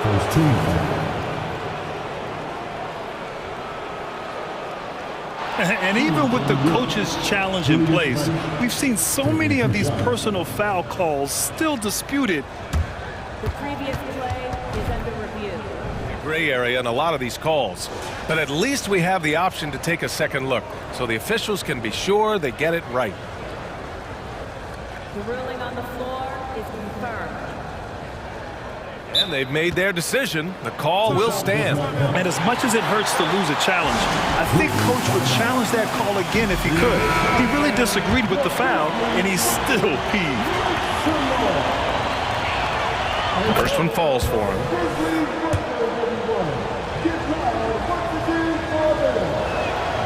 And Randall drops them both. Just under 2.5 minutes gone by now in the final quarter. Here's Morant. Oh, nice D from Anunoby. Man, I thought he was making that in so close. That's some aggressive defense. Achua with a screen on Bain. Hart passes to Brunson. Back to Hart. 6 to shoot. Inside. Achua with the dunk. They're making smart adjustments, setting guys up for success. Yeah, possession's just way more efficient, I think, here tonight. Taking smarter, better shots, moving the ball around. That's helped them to get back in the ballgame. It's a one-on-one situation. Here's Brunson outside. Achua with the dunk. This has been fun to watch. I mean, they've managed to go on a run just when it looked like this might be over. Bain pass to Smart. And there's the screen. Back to Bain. Clark outside. To the middle. That one's good from Bain on the assist by Clark. Bain's got 19 points. Well, this is a gravity game right now. Whatever he throws up must come down. He's having a great game. Achua with a screen on Bain. Pass to Anunoby to tie it up. Achua with it. Brunson with it. Defended by Smart. Tries again. Brunson misses. Well, maybe not the best shot against that kind of defense, but he still has the ability to knock that kind of shot down. And here's Morant outside. Fires in the triple. And it's a 6-point Memphis lead. Oh, you know Morant wants it. And guess what? He got it. Hart passes to Randall. Nice move. Kicks it out to Anunoby. Second chance shot. Cash. And now they trail by just 4. 36 seconds left in the fourth quarter.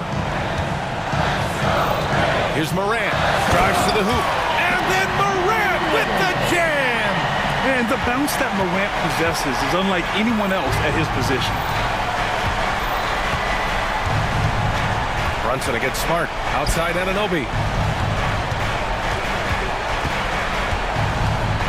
16 seconds left in the fourth. Randall. Yes! And now they trail by just 4. This is who you go to in the clutch. Randall stepping up big time. Now here's Morant.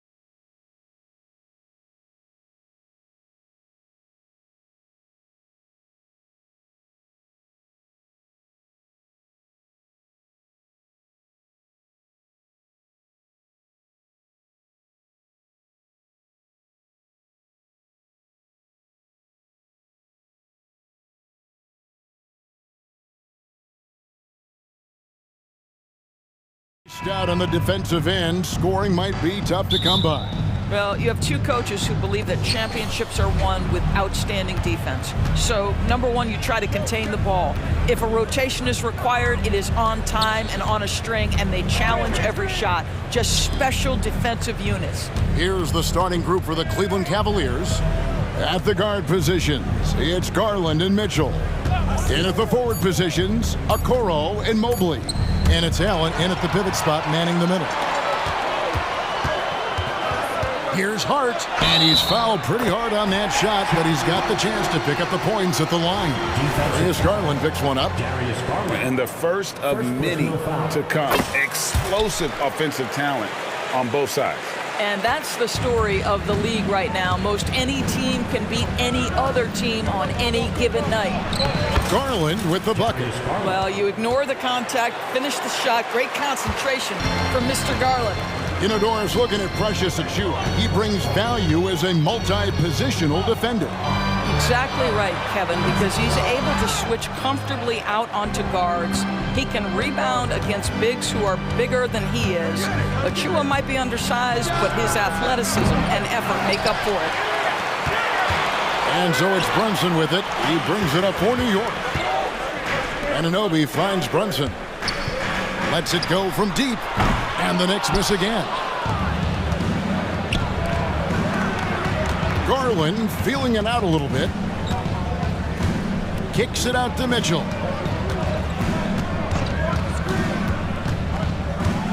He dishes it to Allen. Allen, a screen on Hart. Just 4 to shoot. And that one's good, Mitchell.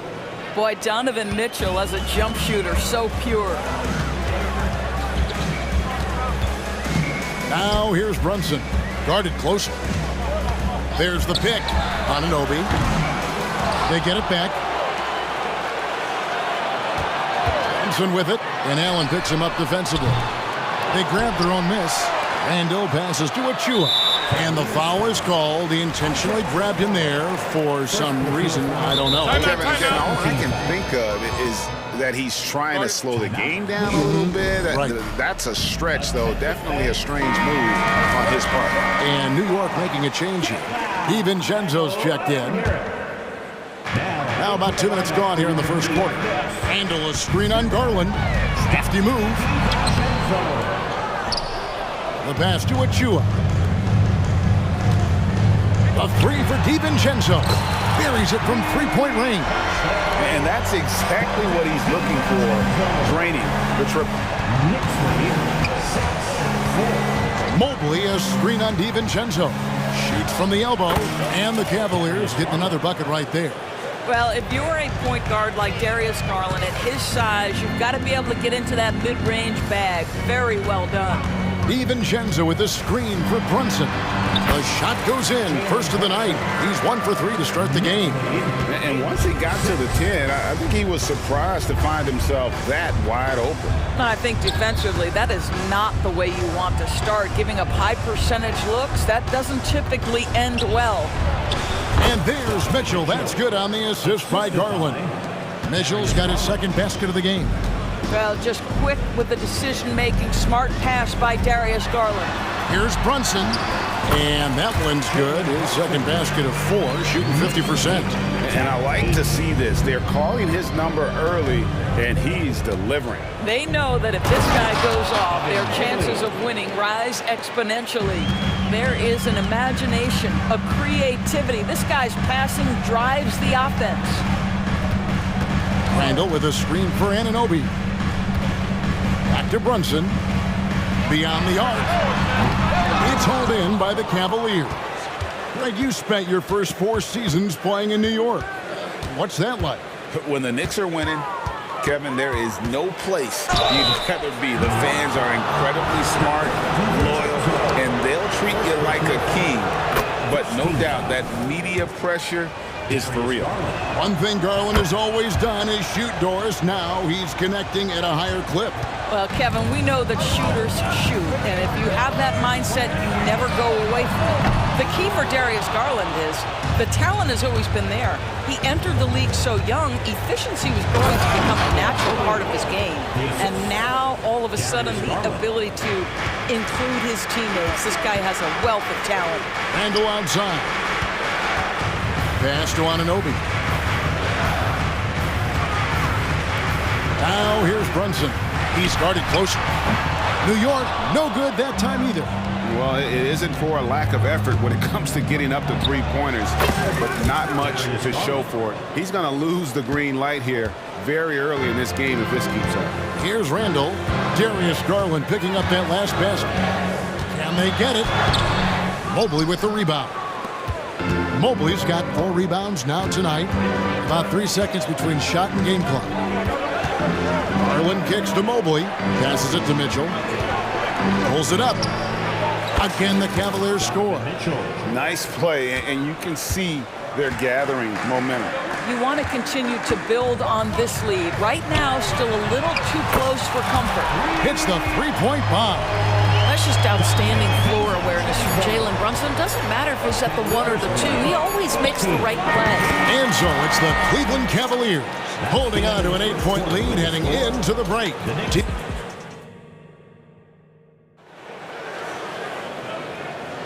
And hope you've enjoyed the broadcast so far. Halfway through the first half in this one. And what do you guys think so far about the offensive approach for Cleveland? I like how they've worked the ball inside, getting looks closer in there, and that really helps your offense. And their assist total, also impressive early, creating with the pass and playing for teammates. OG Anunoby is out there with Randall. Then it's Jalen Brunson. Then there's Dante DiVincenzo. And it's Achua in at the 5. That's the 5 for New York right now. Mitchell dishes to Garland. Charity strike shot. That's tipped.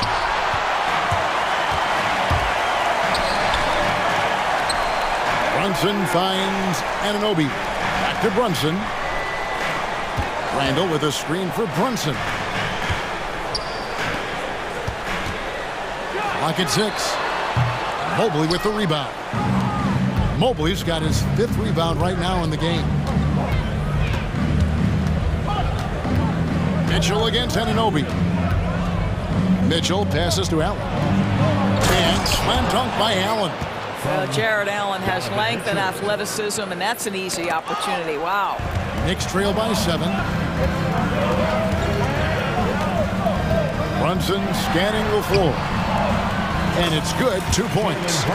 Brunson's got 9. Well, you love the activity out there. What a play. This guy is busy on the offensive end. The wide open look here for Garland. Another 3 for Cleveland.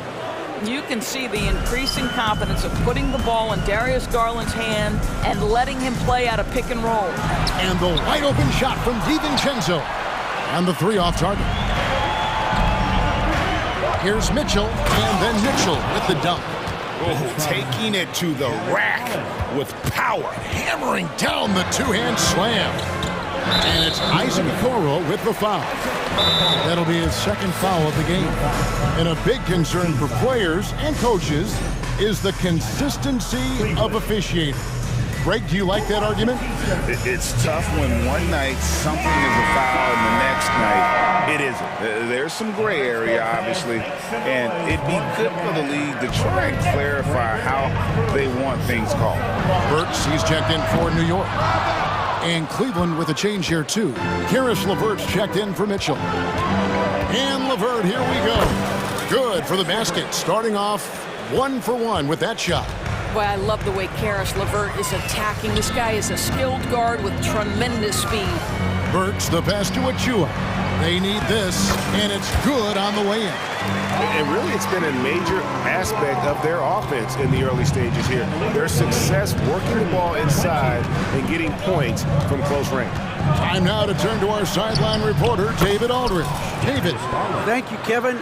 New York City remains a basketball mecca. NYC legend and former Knick Mark Jackson always talks up the basketball environment. He says, coming up in New York, it's all about the grit, the grind, the edge, the competitiveness, the swag, the confidence, the struggle, and the embracing of the bright lights. Kevin? Well, it's all there, and it is the biggest stage for sure. David, thanks. And New York making a change here. Hart's checked in. The way he's shooting free throws tonight, you simply don't want to put him there. One word, Doris, that comes to mind to describe this Cleveland team is scrappy. Nick, Kevin, it's the perfect descriptor because you love how hard and how together this group plays. And to me, that represents their culture. LeVert in a strong finish with two hands. How about that authority from Mr. Karis LeVert? Go ahead, sir. Burks against Garland. Randall outside. And here's DiVincenzo from the arc. Outside for Randall. And the three ball is good.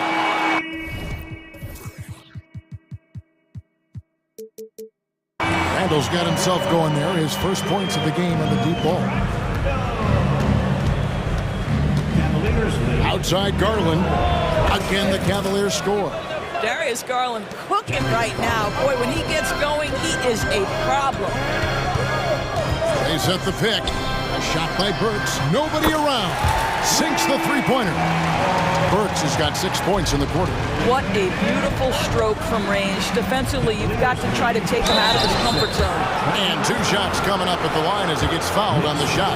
Nice job drawing the contact on that move. Jared Allen, very difficult to contain because of his length. That one is off. ADB, after a 4-year absence, the Cavs made their playoff return in 2023. That's right, Kevin. This team was obviously ready for the postseason.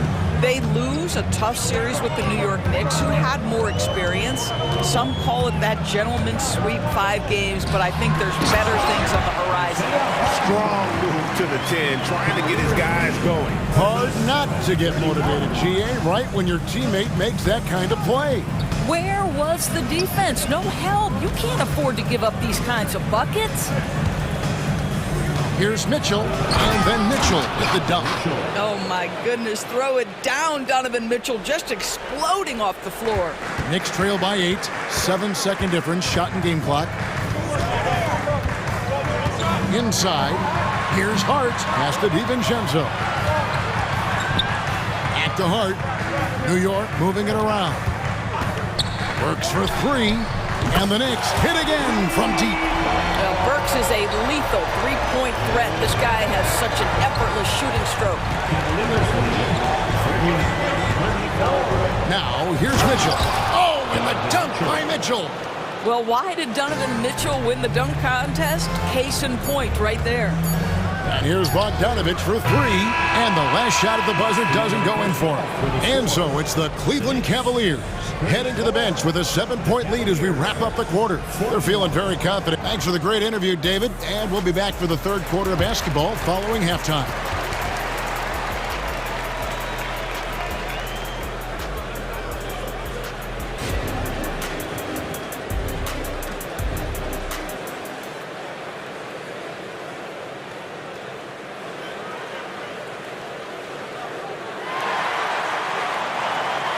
And we hope you've enjoyed the broadcast so far. We're halfway through the game. We're seeing a tremendous game here, guys, from Darius Garland. You just love the patience in that first half. Waited until he got the look he wanted. You know, as a coach, you can preach good shot selection, but it's up to the players to execute, and this guy has done just that. Tipping off the second half, here's J.B. Bickerstaff's 5. The wing set for him, Mitchell and Okoro. Niang out there with Allen, and it's Porter in at point guard. Anunoby against Porter. Lets the 3 fly. Counted, and the Cavalier lead has been cut down now to just 4 points with the basket from Anunoby. Nice job by OG Anunoby to be aggressive from distance. Allen, a screen on Burks. Here's Porter. It's rebounded by Hartenstein. New York's gone outside a lot tonight. 17 times, in fact. 7 of 17. And he's going to get whistled for that foul, GA. That was intentional, but not exactly logical. How about pointless to foul there? I mean, I don't know where his head is, but it's not in the game. Jalen Brunson, he's checked in for Burks. And Cleveland with a change here, too. Mobley's checked in. Go into the rack with energy. the D afraid to cut him off. Yeah, gotta chalk that one up to some shaky defending. Yeah, and give him credit for taking advantage. In a close game, those are the types of plays that can swing things in your direction. Here's Brunson. 9 points in the game so far. Bogdanovich sets the pick for Brunson. Bogdanovich passes to Hart.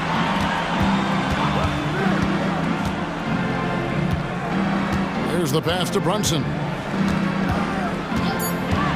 Sweet move. Jared Allen grabs the miss.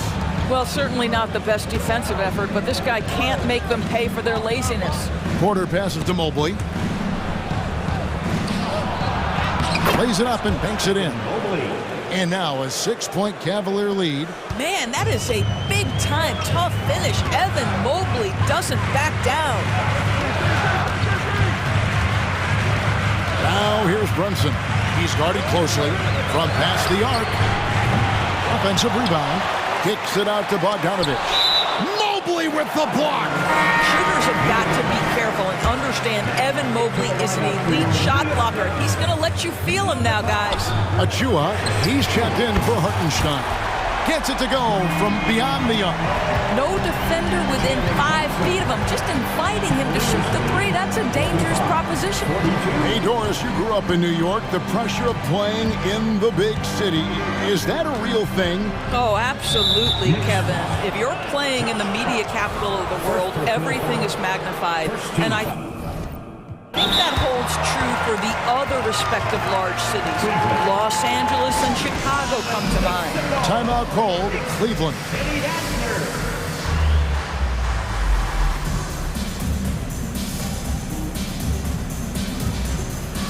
So for the Knicks, Ando comes in for Bogdanovich. And it's Dante DiVincenzo in for Anunoby.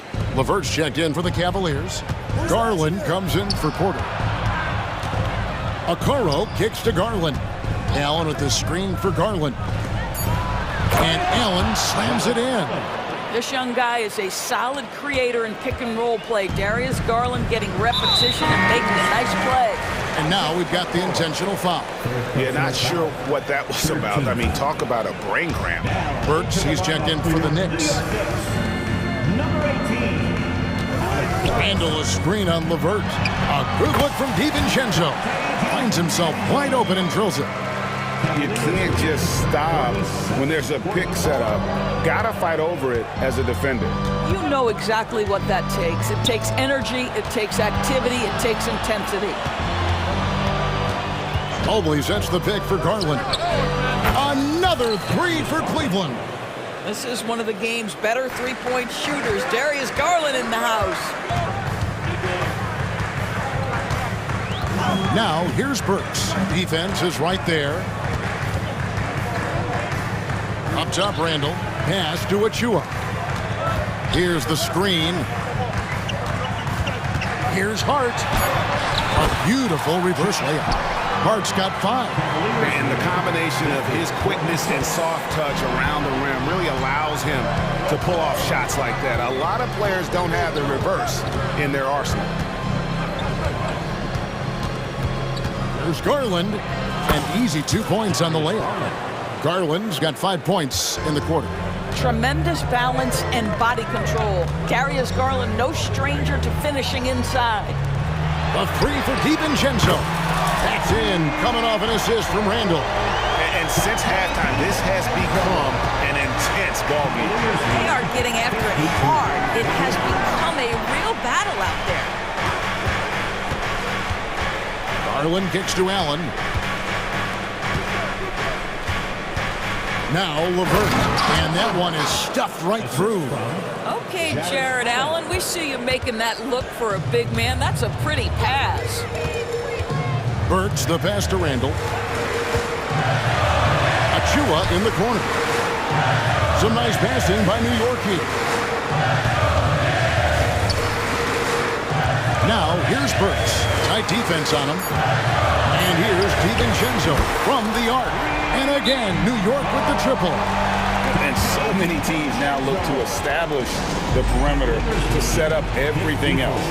No doubt it's a growing trend, Greg, and he is highly accurate tonight. Timeout called the Cavaliers. And the Cavaliers making a change here. Substitution on the 11 seconds left to play in the third. Garland dishes to Mobley. And it's out of bounds. They say it was last touched by Randall.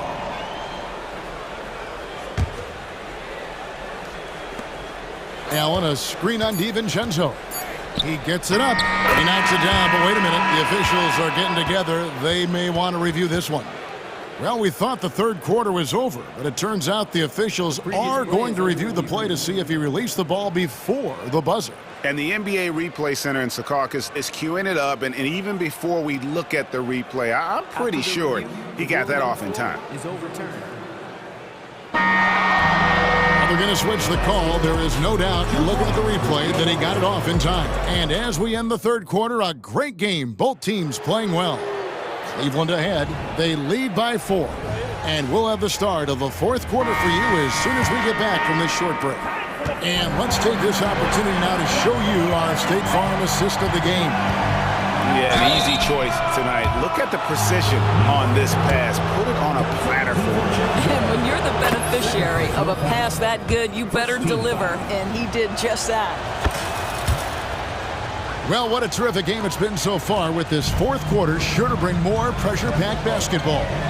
They've got Precious Achiuwa, Dante DiVincenzo. He's out there with Jalen Brunson. Then it's Randall, and it's Anunoby in at the small forward position. That's the 5 for New York right now. And they have been relentless from deep. And you see the defense trying to react, but to no avail. Well, that's the whole point, isn't it? If you space the floor well enough, it's almost impossible for the defense to account for everyone. And here's Brunson outside. The Cavaliers pull it in. Allen's got his 4th rebound in this one. Garland against Anunoby. And the call will be against Julius Randle. That's his first foul. It's close, but, didn't get on balance quick enough. Stolen by Brunson. Really poor pass there, guys, and the D did a great job capitalizing off the mistake. Passes it to Randle. Now here's Brunson. Randle with a screen for Brunson. Achiuwa in the corner. 5 on the clock. The 3. And it's Jalen Brunson with the 3.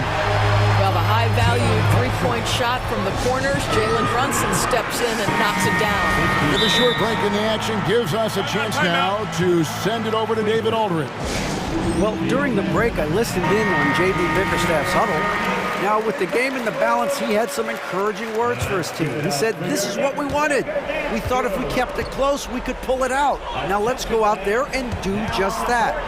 Back to you guys. All right, David, thanks. Mobley, a screen on Anunoby. Mitchell passes to Mobley, and he could not get that one to go. A lot of contact, and he'll go to the line for 2. That one goes on Anunoby. You can see the defender struggling to contain Mobley. He's got size, he's got agility, and he's got touch. He hits the second from the line. Greg, it's nice to have a big man like Mobley out on the floor with all the things he can do. And Kevin, you gotta love his skill set for a 7-footer. Really diverse in terms of what he brings to the table. And then you hear so much praise for his attitude and his feel for the game. What a valuable player to have on your team. Well, keep your head up. Look for an opportunity to facilitate Julius Randle the delivery. Allen with the screen for Garland. Pops in the layup for 2. Garland's got 9 points now in just the second half. And you don't want to allow too many of those short ones with the game right now in the balance. The dunk by Achiuwa. How about that well-timed drop-off? Jalen Brunson just knows where to put the basketball. Mobley, a screen on Anunoby. Mitchell passes to Mobley. And Mobley throws it down. I'll tell you, important moment for Evan Mobley. Meeting the moment with a big shot. That's big time. And he commits the intentional foul. Fourth personal foul. First team foul. Just over 2.5 minutes played now here in the final quarter of regulation. They set the pick. Brunson with it. And the Knicks hit again from deep. Jalen Brunson wants the ball in these moments, and there he shows you why. Big-time shot. Garland finds Mobley. Kicks it out to Allen. Allen, a screen on Anunoby. Back to Allen. Pass to Mitchell. 6 on the shot clock. Floats one. 9 for 9. Looking deadly accurate. Like guys he cannot miss. Wow, Donovan Mitchell simply fearless when his team is in need. To Brunson. And he uses the glass on the layup. Brunson's got 8 here in the quarter. And that's right in his wheelhouse, looking to make an impact when it counts. This is a player who understands when the game is hanging in the balance. He knows it's winning time. Garland with the bucket. This young guy is fearless. Darius Garland, deliver it. Now here's Brunson. Not a lot of room. Over to the left wing.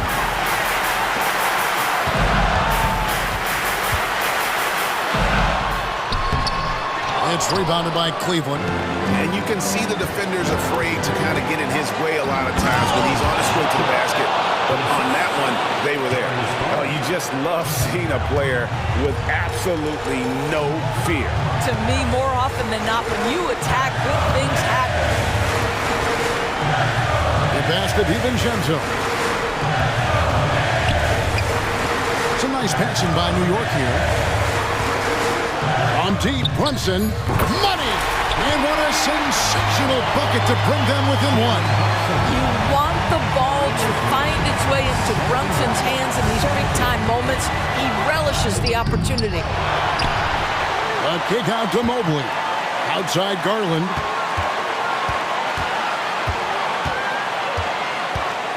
Driving to the basket. Here's Mitchell. Yes! He might be young, but Mitchell is clutch. That's beautifully done. A 3 and nothing but a 3 will do here. You've got to keep your composure and execute to get a quality look from 3. So they foul intentionally. Second personal foul. Second team foul. 5 seconds left to play in the final quarter. Knocks down the trifecta. What a confident stroke from Jalen Brunson. This guy doesn't have to dominate with the ball in his hands. Timeout called the Cavaliers.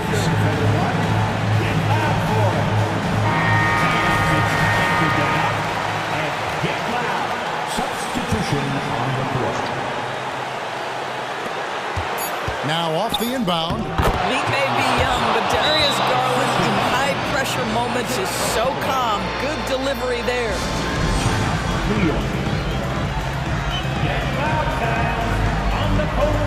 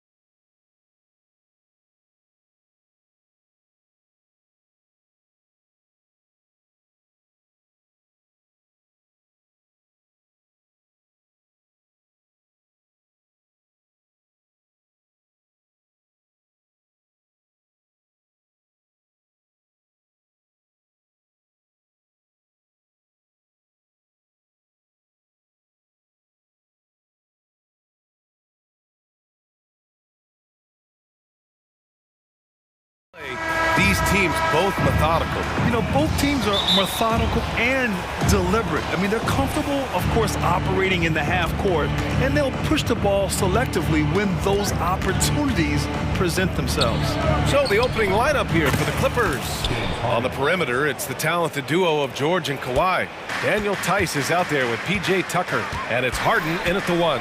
Mobley, a screen on George. And the shot is good by Garland.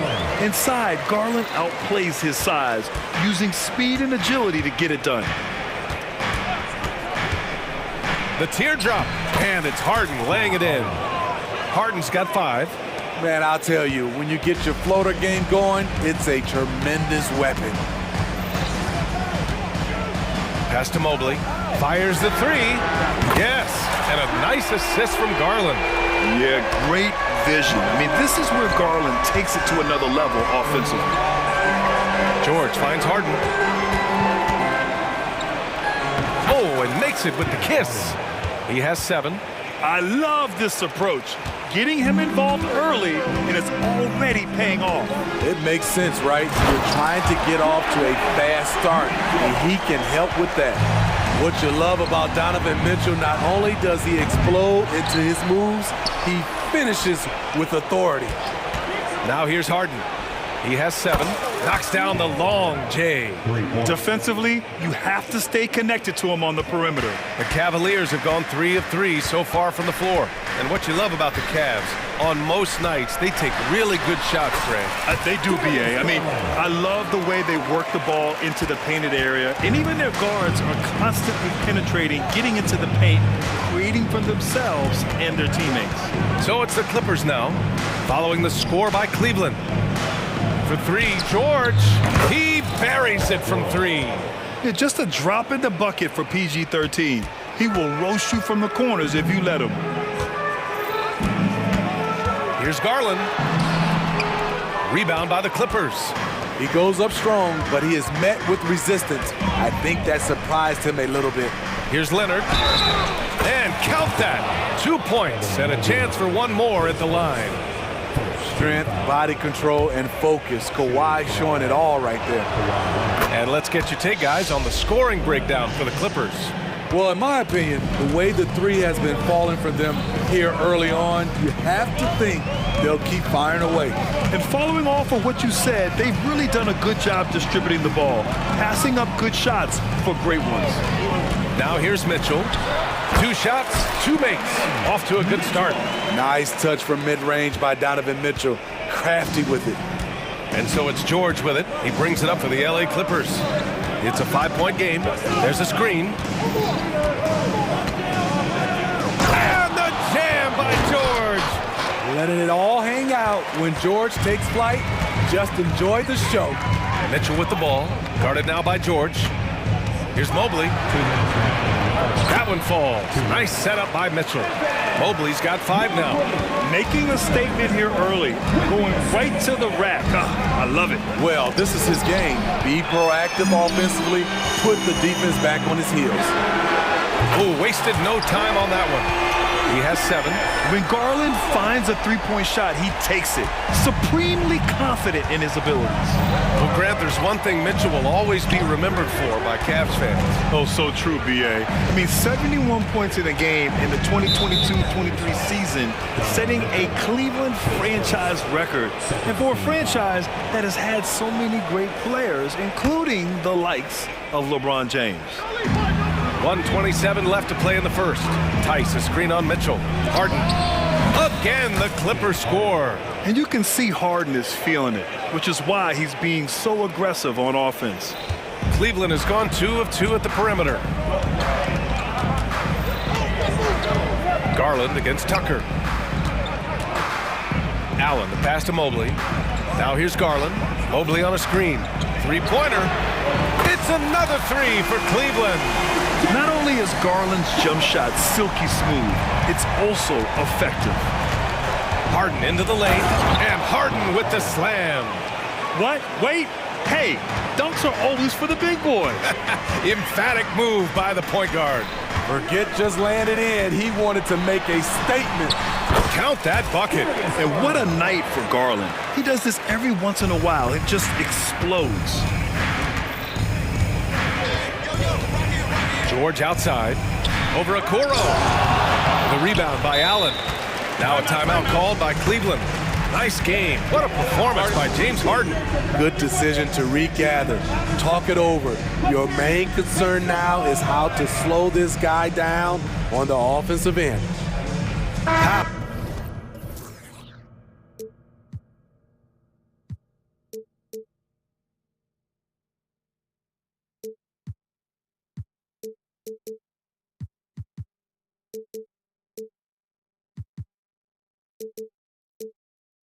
He's checked in for the Clippers.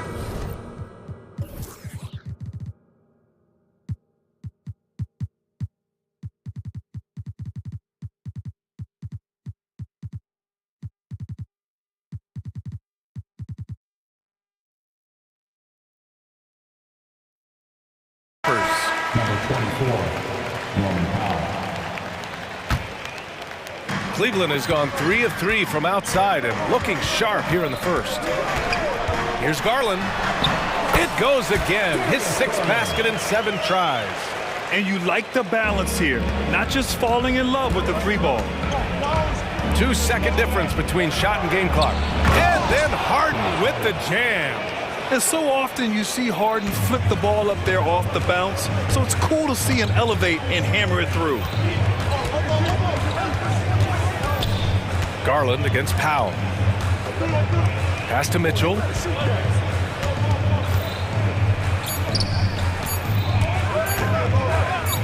Up in time. Buried from outside. I don't know. I think we may get a review here. That was close. And indeed, they're going to look at it again. They need to be... The previous play is under review. They're going to review that shot to make sure he got it off in time, but I think it's going to count.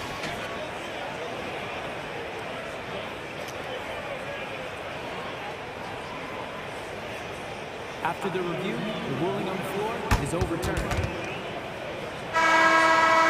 So the replay was conclusive. Call overturned. Grant, that one's going to count. What a performance for Darius Garland. He has been the story for the Cavaliers.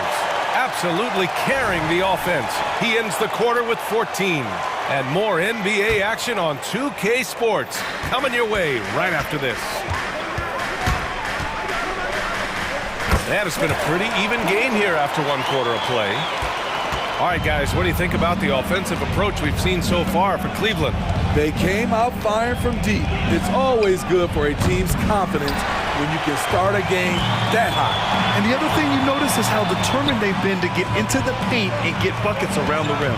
So here are the 5 for the Clippers to start the second. Daniel Tice is out there with P.J. Tucker. Then it's Norman Powell. Then there's Kawhi Leonard. And it's Harden in at the point guard position. Los Angeles has gone 3 of 5 from the perimeter in this game. First team foul.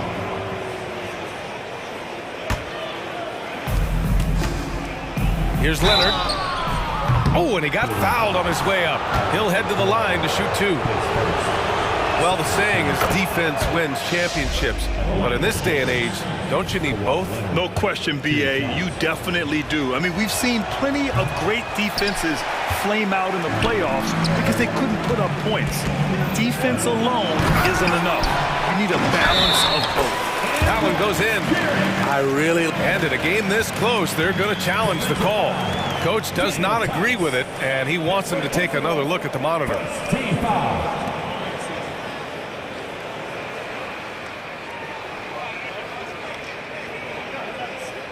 People were worried that this would slow the action down. But with so many close calls in every game, the NBA was smart to adopt this. The previous play is under review. For a coach is let his players know he's got their back. If they're adamant that the call was wrong, he'll back them up and make the refs take another look. After the review, the ruling on the floor is overturned. So they see clear evidence of a bad call, and they're going to overturn it. Probably the right decision. And give credit to the officials for recognizing the mistake and correcting it. Nobody likes to say they got it wrong, but they fixed it in a hurry.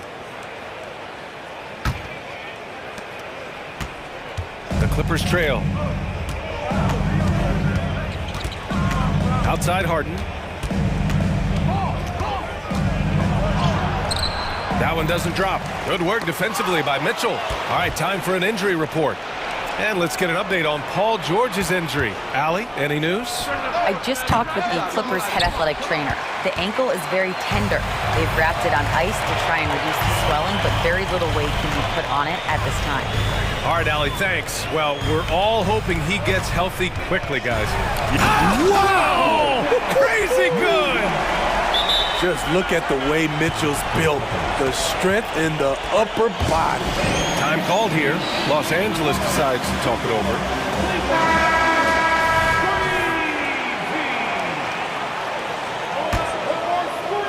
And here in the second with about a minute and a half gone by. Harden drives in. Nice D from Allen. And it's Porter with the ball for the Cleveland Cavaliers. They've only given up 1 point in the second quarter. That one coming at the line. He was all alone on that one. And now it's a 9-point Cleveland lead. And they're building up steam, getting out in front and trying not to look back. They're doing it by building it out, step by step, valuing each possession. And remember, James Harden is usually a front runner in the league in assists. He has great vision. Mitchell finds Mobley. Crafty move, and Mobley throws it down. And taking a look at this first half, they've just shown better shot selection. What they have done is ran their plays all the way through until they get something they like. Leonard passes to Harden. Takes it inside. Back to Leonard. Outside for Harden. Clock at 2. And the Clippers hit again from deep. What vision. Kawhi getting his teammate a good look. Here's Mitchell. Oh, and Mitchell powers it home. Wow, that type of finish is just deflating right now for a team that's trying to make a comeback. Ouch. That's certainly a big-time finish right there. It was one big exclamation point, or maybe even a question mark. Here's Porter. There's the drive. Cleveland calls timeout. It may be a players' league, but the coaches obviously play a big part as well. Yeah, if that weren't the case, you wouldn't see so many coaching changes in the offseason.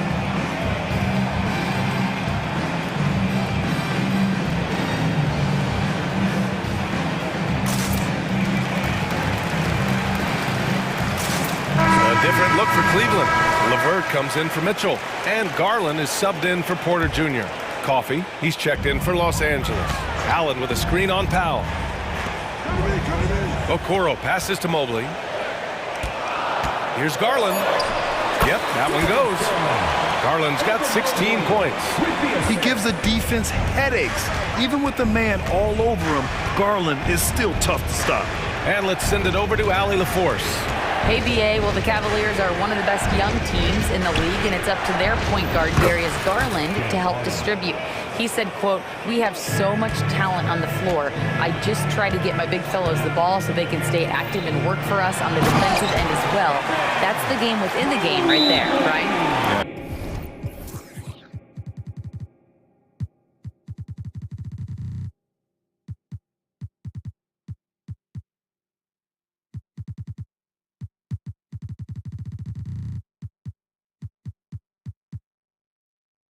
Got the right idea. Good stuff, Allie. Thank you. And we've come to expect this kind of vision out of Garland. Now a timeout called by the Clippers. George, he's checked in for Coffee.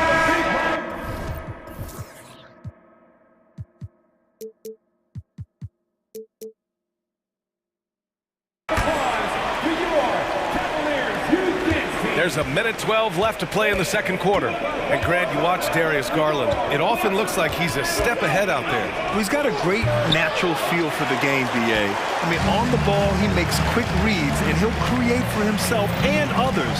Off the ball, he always seems to be in the right spot and ready to fire. And staring at a sizable deficit, the defense has to tighten up. Los Angeles has gone 2 of 4 from the perimeter in the second so far. Three-pointer, Harden. Mobley grabs the board. Mobley's got rebound number 5 here tonight. And now the Cavaliers on the break. LeVert finds Mobley. And here's Garland.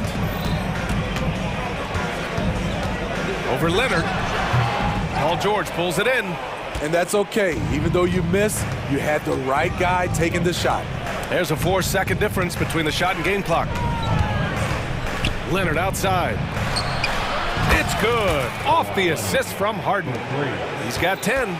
They know to get Kawhi the basketball. He was ready to shoot, and he knocked it down. Garland for 3. And the Cavaliers, another 3. And both teams running long-range plays that are working. How often do we see this these days? Clubs answering each other from range. Talented, driven, he puts constant pressure on your defense. And that'll do it for the first half of play. Cavaliers ahead, leading by 9. And we'll step away briefly, but get you right back out there for the start of the third quarter, right after the break.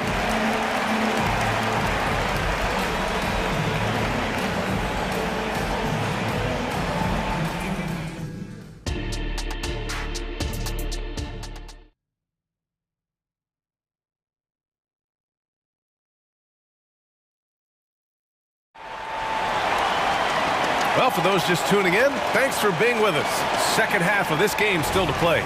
It's been a clinic out there by Darius Garland. Through the first 2 quarters, he's been on fire. Explosive offensive performance. This is his challenge, to continue to dominate, to help them try to close strong here in the second half. A moment here for an injury report. Thanks. I caught up with the head athletic trainer for the Clippers. He said it doesn't look good at all. They are very concerned. All right, Allie, good stuff there. Always on top of it. Yeah, I mean, it's just crazy. Even with the advancements in strength training, injuries continue to impact the game. And we're seeing that across all sports. Guys are just getting bigger, faster. The human body can take only so much. Mobley and Allen, the combo out front. Garland and LeVert team up in the backcourt. And it's Okoro in at the 3. That's J.B. Bickerstaff's 5 as we get going in the second half. Nice recognition there by Paul George, just getting the ball to the open man. Okoro passes to Garland. Good setup. Led him to the rack perfectly for the layup. Garland's got 4 points this quarter. Probably a play they drew up in the locker room at half. Listen, put the ball in the hands of your best scorers and let them go to work. Keep it simple. Pass to Leonard. Here's Harden. Launches it. Oh, and another 3 for the Clippers.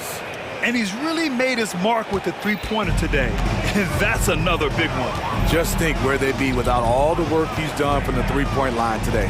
Here's Okoro, defended by Harden. Allen with a screen on Leonard. Garland for 3. It's another 3 for Cleveland. Matching the triple from the other end. Garland is game. Here's George. Laid it in with a nice touch off the window. George has got 9. It's fun for us to sit back and watch him go to work. But that's our job, not the defense's. They left him too open on that play. Mobley, a screen on Leonard. Garland for 3. Here's Mobley. And Mobley throws it down.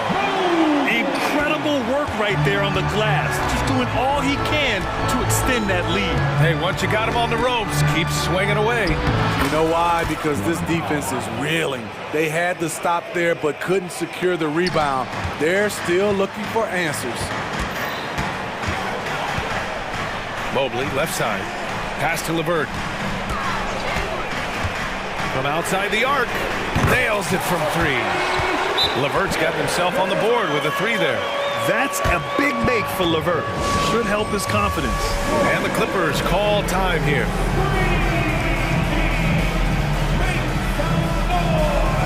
A different look for Cleveland.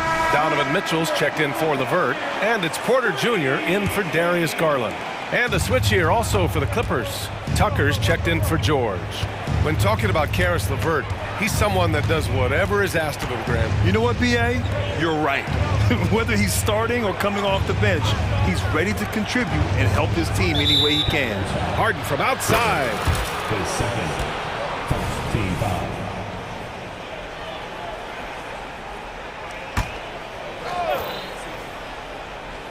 Second half of play, and we're 3 minutes into the third here.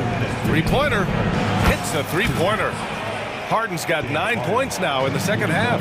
He's been so aggressive on offense, and with the results, you understand why. You know why? Success breeds confidence, and he's certainly been successful from there, time and time again. Exchanging buckets from downtown. That's been a staple of tonight's game. Hey, players love competition, and the fans love it as well. Harden with a bucket. And you know, you can't underestimate Harden's ability to blow by defenders. It opens things up for him on the offensive side. And from the sideline, let's catch up with Allie. Brian, Evan Mobley still is just scratching the surface, but already he is making his mark in the most important way. Coach Bickerstaff said he's a winner. Fourth quarter's big moments. He just finds a way to help finish ball games and to make the play. Evan just makes the right play to help us win, he said. Brian? Well, no doubt. He's the star on the rise, Allie. Thanks for that. It's incredible. Harden's ability to read the floor and find the weakness.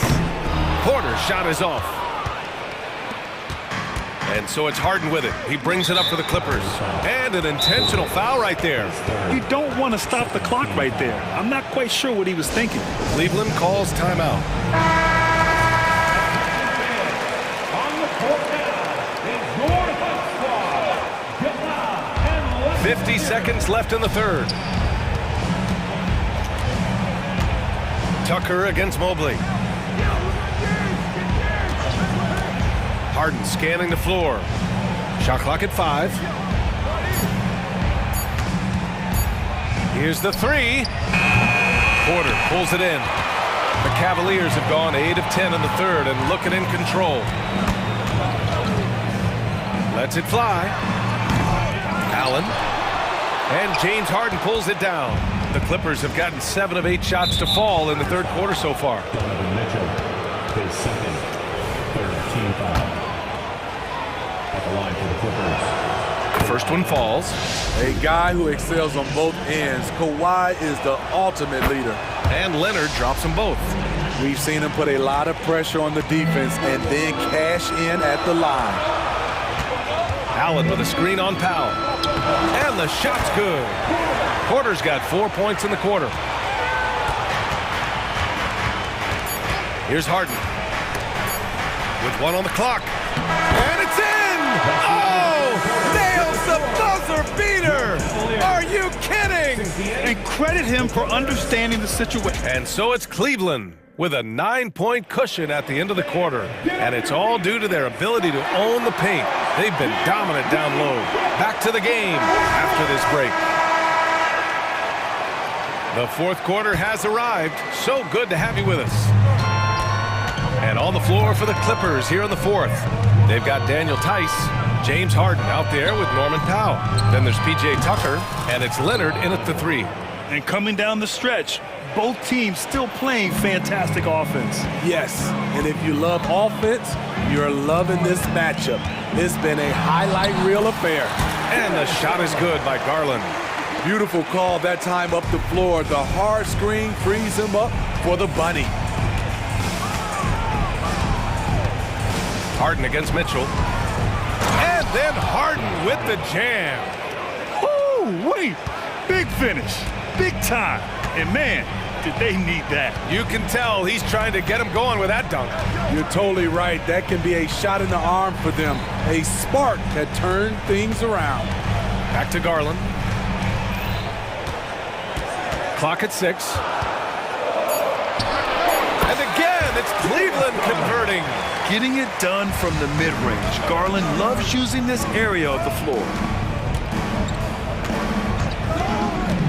Mobley against Leonard. Oh, and the jam by Leonard. So explosive with the dunk. Kawhi Leonard gets up quick to slam it down. Cleveland calls timeout.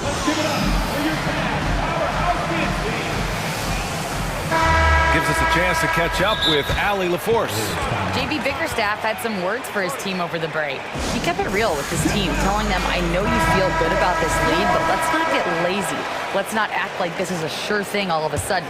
Looking to keep their focus on the task at hand. Brian? Okay, thanks, Allie. Oh, and Mitchell powers it home. This is what Donovan Mitchell wants to do. Drive the ball, get a bucket, a foul, or both. Harden with a bucket. He's the last guy you want to leave alone on the perimeter. The Cavaliers leading. Mitchell with the ball. Harden picks him up. Out to Garland. Allen with a screen on Powell. Pass to Mobley. Now Garland. Oh, sweet move. And he lays it up and in. Garland's got 6 here in the quarter. Absolutely ruthless. He's not about to start showing mercy now. Expanding upon this lead, trying to close it out. He's really stepped up. The Clippers have got all 4 shots to go in this final quarter. Harden, the pass to Leonard.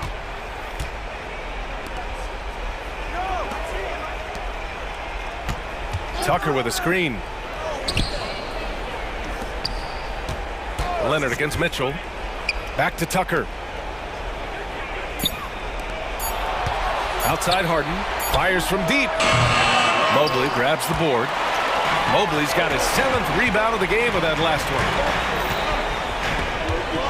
Garland for 3. Sinks the tray.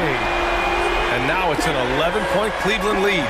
The defense was just nowhere to be found, and because of that, he adds to their lead. You can't afford to give him space. Those kinds of mistakes have been the story of this game. Yeah, getting it done inside. Harden proves he's more than just a perimeter player. Mitchell, the pass to Mobley. Mobley, a screen on Powell. Here's Garland, and the layup is good off the glass. Garland's got 18 points now here in the second half. Like a matador. Olay! There was no defense. That has to be one of the easier shots I've seen tonight. And this is what happens when you start to break your opponent's spirit. The resistance is no longer there. And Tucker gets it to go. P.J. Tucker is a lights-out 3-ball specialist. The D must respect his range. The 3 from Mitchell. It's another 3 for Cleveland. And both teams running long-range plays that are working. How often do we see this these days? Clubs answering each other from range. Hey, nice work attracting the foul from deep. He'll shoot 3. And a tough miss as the second of 3 shots is offline. 1 to go. And he nails the 3rd. No way he is happy with himself right now. He knows he has to knock every shot down at this point in the game. Okoro passes to Garland. Powell with a steal. Outside Harden. Lets it go from deep. The Cavaliers pull it in. Allen's got 6 rebounds here tonight. And so it's Mitchell who brings up the ball for Cleveland. 13 points was their biggest lead of the game. We've seen this before. Mitchell found his shooting rhythm and cannot be stopped. The Claw attacking. Here's Tucker. Pure from 3-point range. Tucker's got 6 in the quarter. Great job executing the offense. That pass on time and on point. Mobley, a screen on Leonard. Oh, got that one up quick. And the Cavaliers lead by 11. Nothing left to do but to watch the clock tick towards 0. Nice victory here for the Cavaliers. Offensively, they made the most of their trips. They found multiple ways to score consistently, and a little luck doesn't hurt them either. They also got some nice bounces off the rim tonight, too. And when you look at the game, the one thing that helped fuel this team to victory was the efficiency for Darius Garland. You know, he was flying around on both ends of the floor. Terrific energy and enthusiasm, and that rubbed off on his teammates. I thought he was a catalyst tonight. Garland with a screen on Leonard. Here's Mitchell, and Mitchell with the slam. Leaving nothing to chance.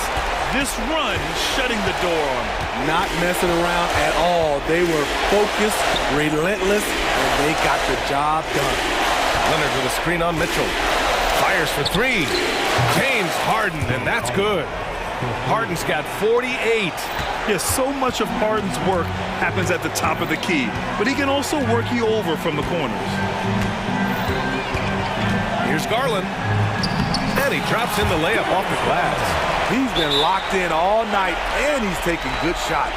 Timeout called, the Clippers. They're trailing by 10. 5 ticks left in the final quarter.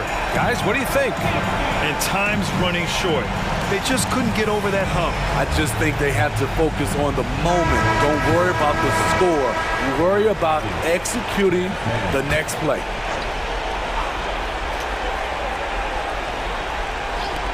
And so here are the Clippers.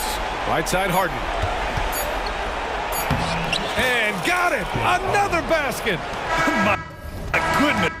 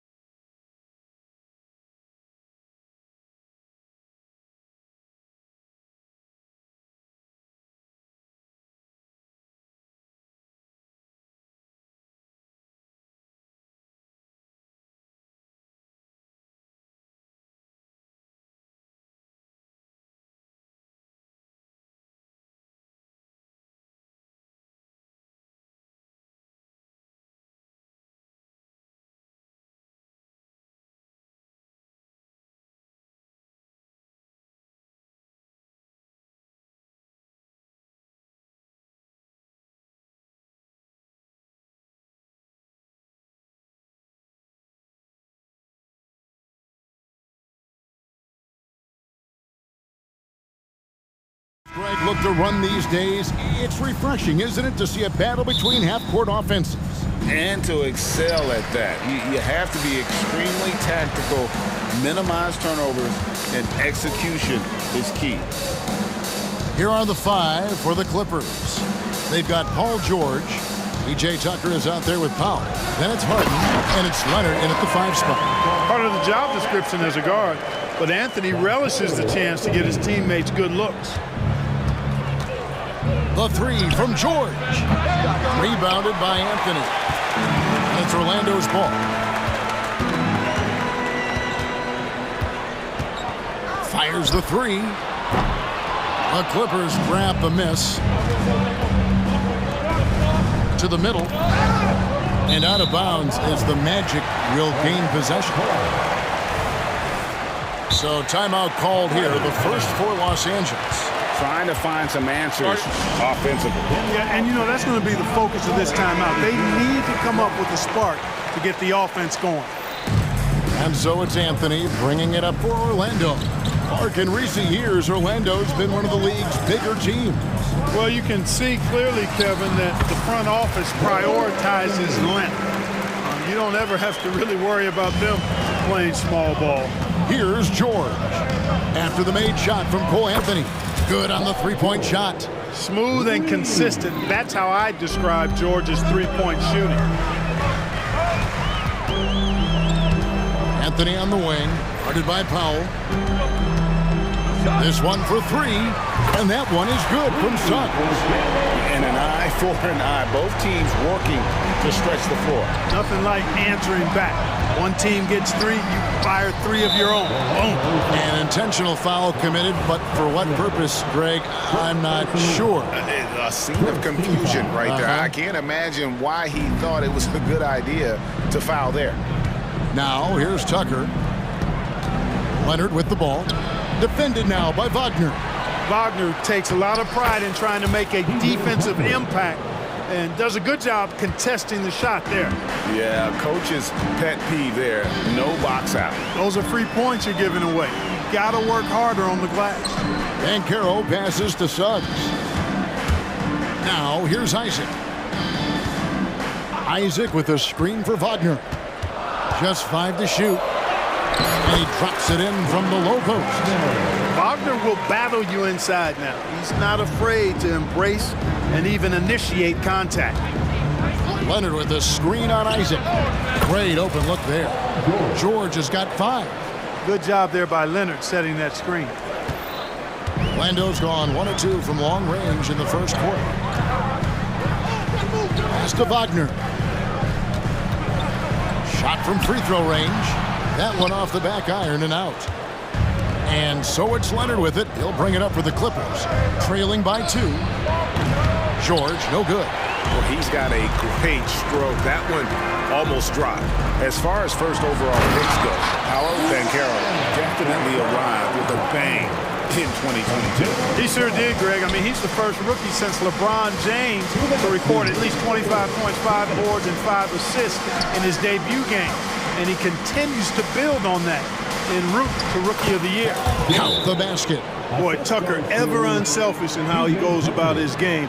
Nice job finding his teammate there. And now the first timeout called here for the Magic.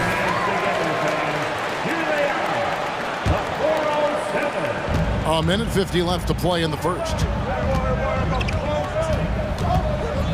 Here's Anthony. And contact on the shot, so he'll be shooting free throws here. You got to respect Cole Anthony's workmanlike approach to the game. He's out there to do his job and get results and not focused on putting on a big show. And good on the second, so he makes them both. Making it look effortless. Send this guy to the stripe, he's going to cash in more than not. Banchero against George.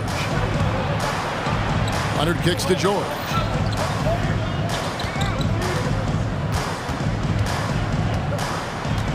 Back to Leonard. Harden has a wide open look. No good with the triple. And on an open look like that, he's very gifted at making the weak coverage pay. Boy, good vision that time from Suggs on this play. finding the most ready shooter and fed him nicely. George against Isaac. Outside, George. Tucker a screen. And George, here we go. And that one, good. George has got 9. George can be so deadly on the drive. He's got great quickness. He sees an opening and takes it right away. Anthony, the pass to Suggs.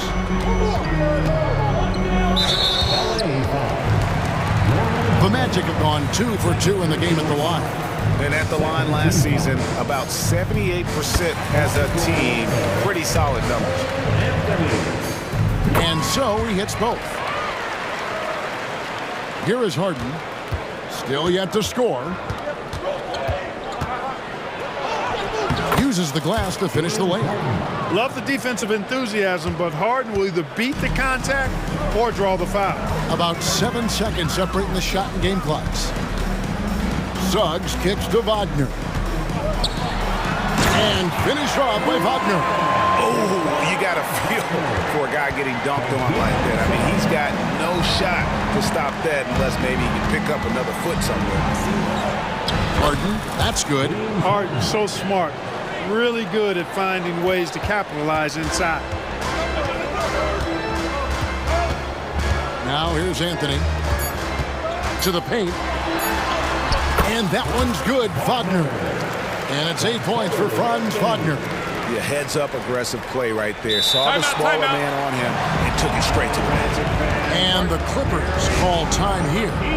As the teams head into this timeout, a chance for the coaches now to map out some plays for the next few minutes and a chance for the players to rehydrate with some Gatorade. That's important if they want to make sure they don't wear down later in the game. Absolutely. Over the course of a game, you have to... And so it's Franz Wagner making highlights for Orlando. He notched 8 points in the quarter and has that terrific basketball instinct on display. We'll take a quick break and then back to the action here. And this has been a fairly close game through the first quarter, and we'll see what happens here in the second. Let's quickly check out the scoring breakdown here for the Magic. Getting downhill has really been impressive to me. Not settling from the outside. They're going right to the rack. You also have to admire how they've challenged the defense inside, getting a lot of points in the paint. Backcourt pair for him, Fultz and Suggs. Isaac in the front court along with Wagner. And it's Bancaro in at the 5. That's the group starting the second quarter for the Magic. You know, Clark, I have to say, it seems like the college game has seen a little bit of a shift in recent years. You cover it, what do you think? Yeah.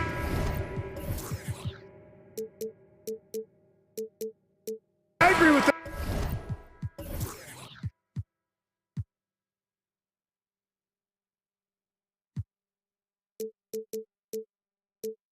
I mean, the game, much like the pro game, has become a little more perimeter-centric. The three-point shot has been a huge part of the game's evolution. And so you see more teams playing to space the floor and take advantage of the three-point shot. Not nearly as much back to the basket post play. So I do think the game has changed. And not necessarily good or bad. I think it's just different. From deep, George. Bancaro grabs the board. Magic leading by 4. Fultz with the ball. George picks him up. Bancaro outside. Pass to Wagner. It falls for the 6th time in 7 tries this contest. That's 86%. Really like how Wagner has really gone after it on offense. That's part of why he's hot right now. Tice kicks to Powell. Harden scanning the floor. Passes to George.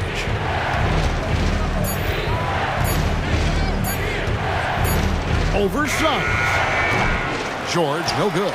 For the defense refusing to give up anything easy. Love seeing that kind of intensity. And the shot goes in from Fultz. Much respect to Fultz for his attitude. Even when he gets bumped around, he stays with it. Superb body control. Leonard sets a screen for Harden. It's in, and he's a very efficient 5. 6 on the game. And they keep hammering away at him inside, forcing the ball into the paint. Greg, here he is, the first overall pick of the 2022 draft, Paolo Banchero. And the top pick because he's a 6'10 playmaker. Banchero has a tremendous feel for the game, great vision, passionate, and endless potential offensively. Boy, at the offensive end, his game is so impressive. I mean, he's a threat every time up the floor. Wagner, a screen on Powell. Fultz sinks that one from the post. Fultz has got 8 here in the quarter. Fultz so good at utilizing the screen and roll. I mean, he knows how to get a little separation, and when he does, he's a scoring threat. That one's good, and the Magic lead is cut down now to just 6 points with that basket from George. 3 minutes of action so far in the second quarter. And so it's Leonard with it. He'll bring it up for the Los Angeles Clippers. Here's Harden. It falls for the 6th time in 7 tries this contest. That's 86%. Boy, I love watching Harden hat the rock. Has an unlimited number of moves to choose from. Endless. And that one, good. And that's 15 points for Franz Wagner. Boy, he's playing out of his head, nailing everything. And the defense is scrambling to try to stop him right now, and so far, no go. That's good, and the Orlando lead is cut down to 4 points. The basket there from Kawhi Leonard. You've come to expect great passing from Harden. He's got a reputation for finding open guys. And finished off by Wagner. Oh, I love watching him flush it home, showing how easily he can get off the ground and bang it. Harden dishes to Leonard. Offline with his 3. Orlando leading by 6. Here's Fultz. Wagner outside. And the pass to Banchero. Wagner with a screen for Banchero. And 2 free throws coming up, unable to get that one to go with all the contact. You know, Banchero's difficult to match up with because of his versatility, especially when he's aggressively looking to score. And he can't get the first one. Orlando making some changes. Harris comes in for Jonathan Isaac. And Anthony subbed in for Markelle Fultz. Clippers trail by 7. Outside, George. Leonard on the wing. He kicks to Powell. Pass to Harden. Fires for 3. Rebound by the Magic. Banchero's got 5 rebounds tonight. 6 seconds separating the shot and game clocks. Wagner to the wing right side. Pass to Anthony. Banchero, a screen on Harden. No one near Banchero as he lets it go. That's in there. Anthony with the assist. Anthony's got 3 assists now in this one. Here's Powell and the dunk by Powell. A sometimes underrated playmaker. Leonard continues to do it all. And here is Anthony.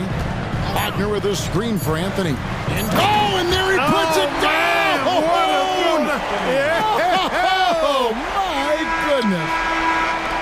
Wow, and that sort of showmanship is just deflating right now to a team trying to get back into a game like this. Ouch, Greg, that is definitely an emphasis jam. A big apostrophe or exclamation point, maybe even a question mark. And guys, I know there are a lot of questions right now defensively for this team. There's no doubt about that.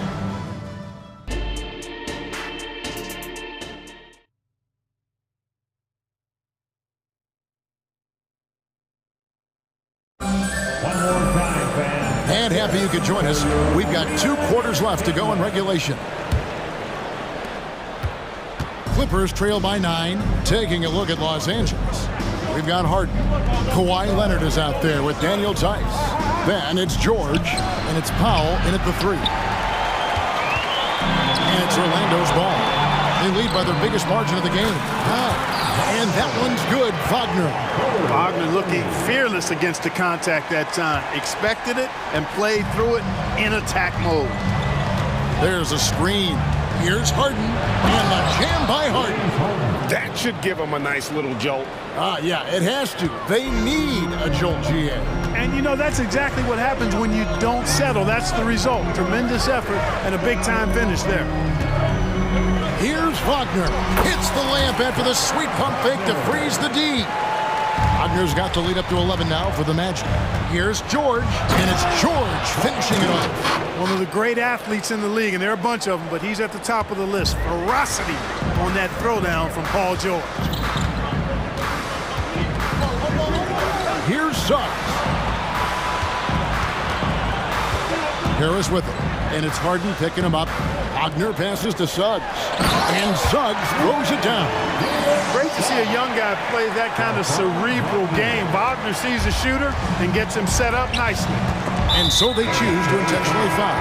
Yeah, not sure what that was about. I mean, talk about a brain cramp. Yeah, yeah, completely a brain fade. I don't know where that came from. Just lost sense of time and the situation. Catching up on the changes for Orlando. Joe Ingles is checked in for Franz Wagner. And it's Jonathan Isaac in for Gary Harris. First minute and a half of basketball here in the third quarter. Leonard, that's for two. Here's Powell. That falls. Nice feed that time from Leonard. Powell's got his second bucket of the game to go. And some serious ingenuity from Leonard there. He sees the opening and then just makes the right read. Out to the right wing. Ingles with a screen on Leonard. Back to Ingles. Here's the three. Bangs home the trifecta.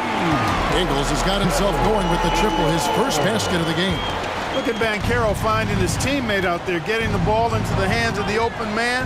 Man, that's impressive. George finds Tice. Leonard on the wing. Lets it fly. Again, Los Angeles. Yeah, great execution there. The turnaround, such a difficult shot to defend. And it's Anthony with the ball for the Magic. And Banchero, here we go. And finished off by Banchero. There's the speed. Banchero has it, but doesn't always show it. That time he did. And the Clippers call time here.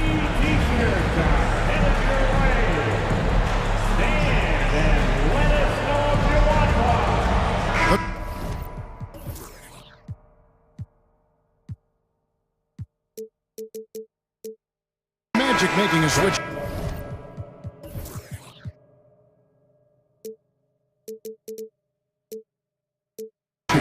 Houston's checked in.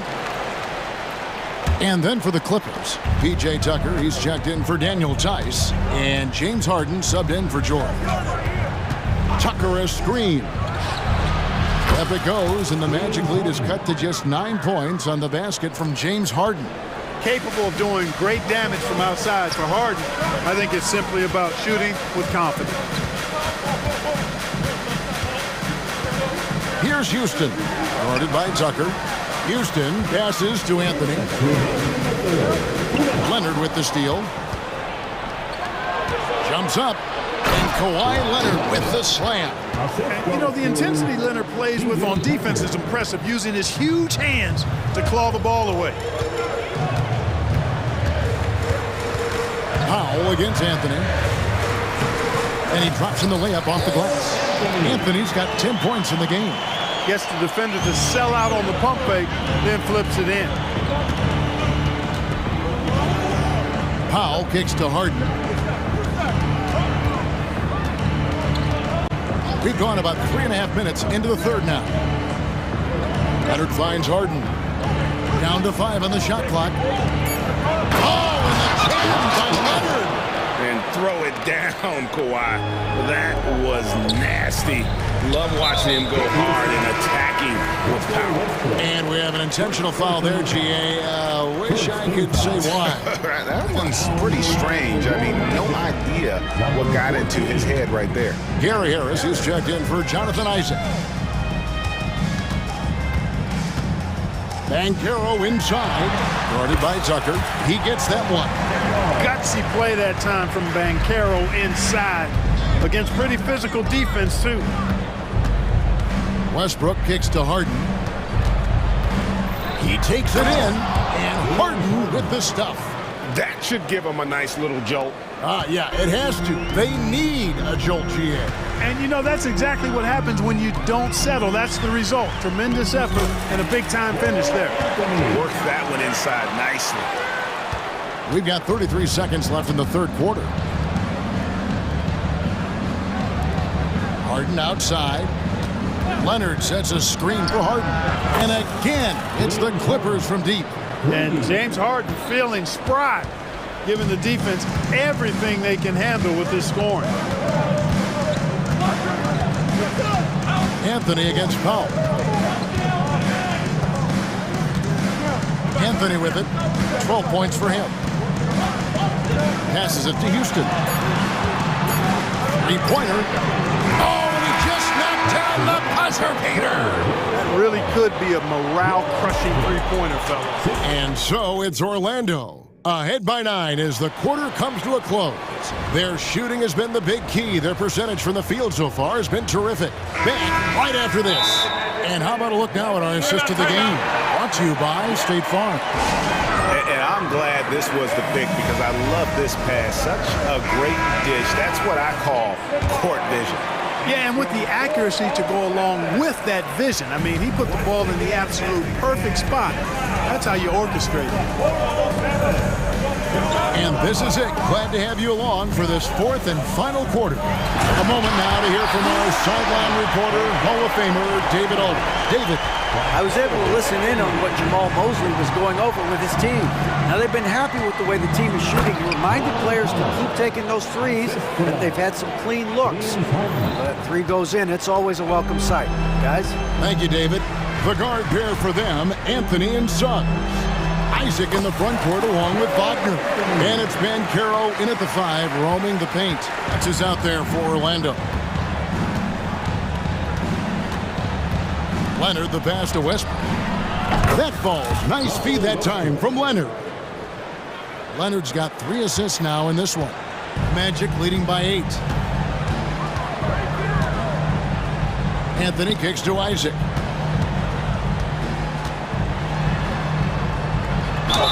And he gets the basket. And now, yep, this will be a coach's challenge. We thought that might happen, triggering a review of the personal foul.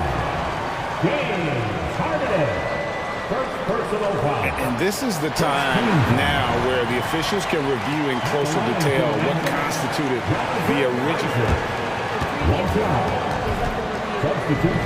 A lot easier to determine. Indeed, and the one thing with replay review is that when you see the slow motion replays, you really get a new appreciation for just the immense speed at which these players are moving. After review, the ruling on the floor stands. And so the word is in. They have decided that the call stands as it was made on the floor. And you know, even if a coach still feels this wasn't the right call, you got to acknowledge the effort being put in to reviewing it with double checking, and the game continues on. Well, this guy packs a nice skill set, Jonathan Isaac. A slender big man who has nice range and is a superb defender already. Now here's Harden. Defense right on him.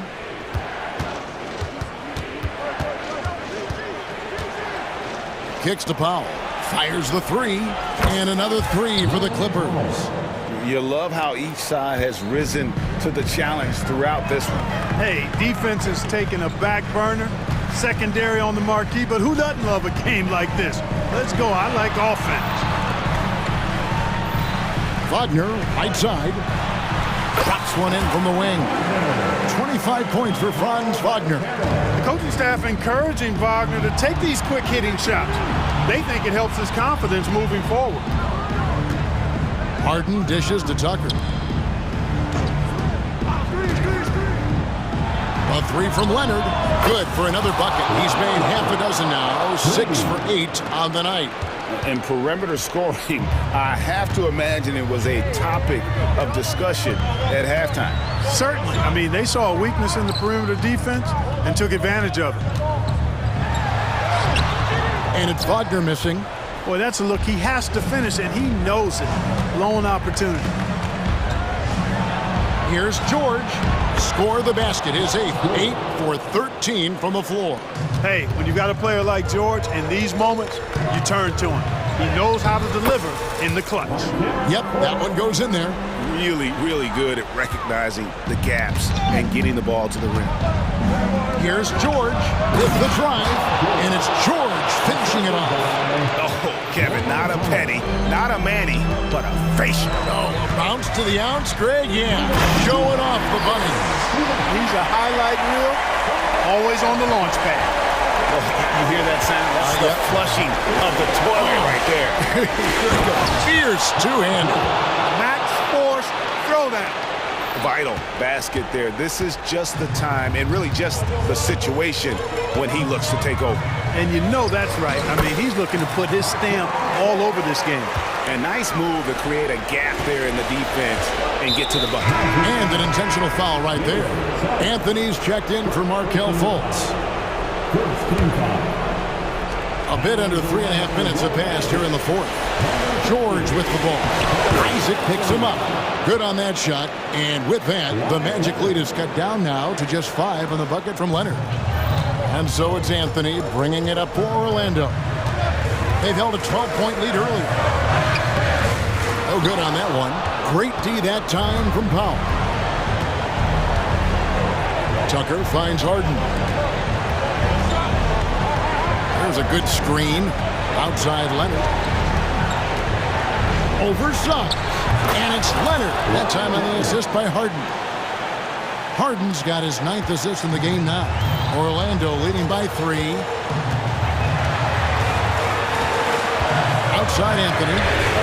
And again, it's the Magic from deep. When it comes to solid three-point shooting, Anthony makes them when they count the most. Los Angeles has gotten off to a great start from three-point range in the final quarter. They're a perfect 3 of 3. It's Harden with the drive. Good! And now they trail by just 4.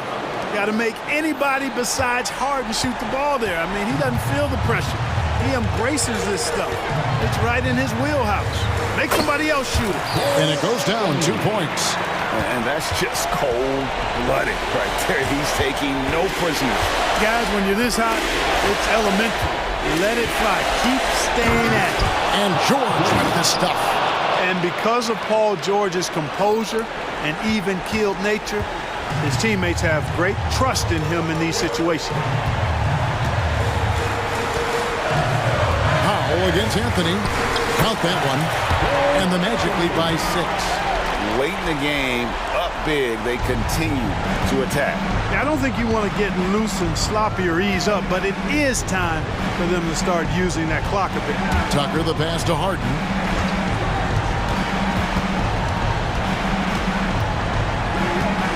Leonard sets a screen for Harden. Oh, Leonard in position. Money! Love how aggressive Harden is in the pick and roll. Exceptional at shooting and passing after getting the screen.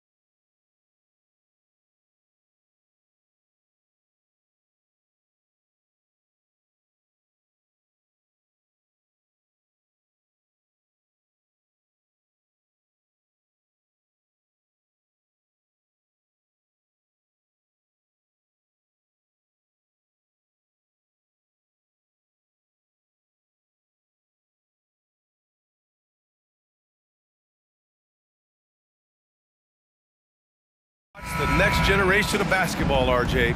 The youth movement is certainly on for both of these teams.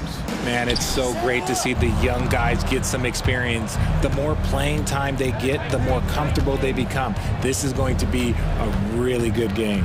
A look at the opening lineup for the Orlando Magic. In the backcourt, it's Anthony and Suggs. Isaac and Wagner make up the forwards. And it's Ben Carroll in at the 5.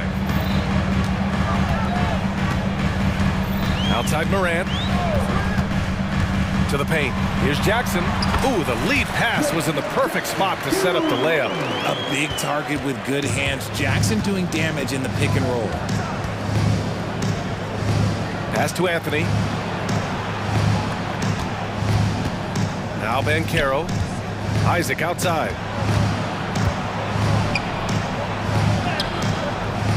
And it's Bain with the rebound. And so it's Morant who brings up the ball for the Memphis Grizzlies. Here's Clark. Oh, Clark with the slam. And that's how you lead a team, literally. Here's Orlando. And in last year's playoffs, Memphis falling to the Lakers in 6, RJ. Yeah, it was a bit of a disappointing season for the Grizzlies. They were the 2 seed, but injuries to Brandon Clark, injuries to Steven Adams, that just put them in a position that was not there for a postseason run. So it's the Grizzlies now, following the bucket by the Magic. Pulls it. Morant, the pass to Smart. Back to Morant. It's Smart on the wing. Down to 5 on the shot clock. Outside Morant. Over Suggs. Rebound by the Magic. You love to see guys challenge one another like that. Advantage to the defense that time. And the whistle on the shot. Got some contact there. Misses the shot, but he'll shoot 2. And there's the whistle. Foul on the Memphis Grizzlies. And he drops the first. Unlike a lot of drafts, Grant, there wasn't a clear first overall pick in 2022 for the Magic. Yeah, but I do think they nailed it, taking Paolo Banchero, a 6'10 playmaker. Banchero was Rookie of the Year, and he's certainly a player you can build around. Now here's Morant. The 3 is up, and he's in the books. Now 1 for 2. That play is Morant's ball-handling talents pretty much in a nutshell. Fast, smooth, and very effective. Anthony finds Isaac. Puts the move on, and he sinks the layup. Oh, nice feed. On time and on target. Here in the first, just under 2.5 minutes played so far. Outside Morant, down low. Boy, that foul looked intentional. Not exactly what you'd expect here. Yeah, I know. It just doesn't make sense given the situation. I mean, I'm just not sure what he was thinking right there. I mean, he needs to get his head in the game. Now here's Morant. Pass to Clark. And he was fouled. And they're not happy with the call here. Coach has given the signal. He's going to use his challenge. Probably a good idea in such a close contest. And even with the coach's challenge in place, we've seen so many of these personal fouls. The previous play is under review. There's no doubt there's going to be a gray area in a lot of these calls. But at least we have the option to take a second look, so the officials can be sure they get it right. After review, the ruling on the floor stands. And they've made their decision. The call will stand. And as much as it hurts to lose a challenge, I think Coach would challenge that call again if he could. He really disagreed with the foul, and he's still peeved. And he makes a first.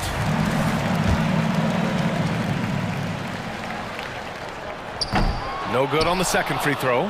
Well, Richard, since 2011, the Grizzlies have been very competitive, only missing the playoffs 3 times.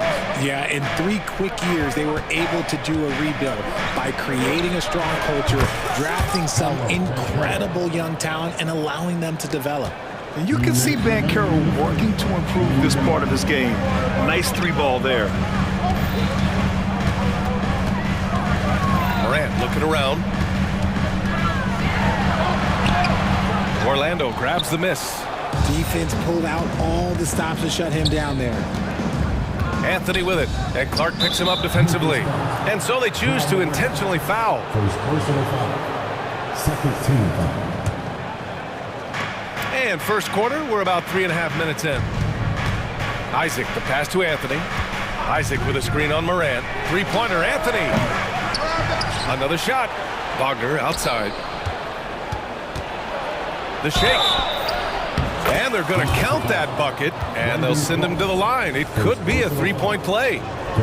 Just taking it right to the rim, and no one was there to greet him. Easy possessions like that literally are just a gift. You just dream of them. He'll gladly take those. Now here's Morant. The three ball. It's rebounded by Banchero. Banchero's got 4 rebounds now. Isaac outside. 1:06 left in the opening quarter. Wagner with a screen on Morant. 6 on the shot clock. Suggs with the bucket. And I like the shot selection. Suggs recognizes when to look to score inside. Not sure why he committed the intentional foul. No purpose. I think everyone's a little confused, but weird plays happen. The three from Bain. And another miss by Memphis. Orlando leading. And so they foul intentionally. Desmond Bain. Second personal foul. 14 foul. And the first one at the line is good. And what I like about Suggs is that he does many things well, and that's because he plays with so much confidence. For Memphis, they've gone just 3 for 7 here at the start. Out of bounds, it'll be Orlando's ball.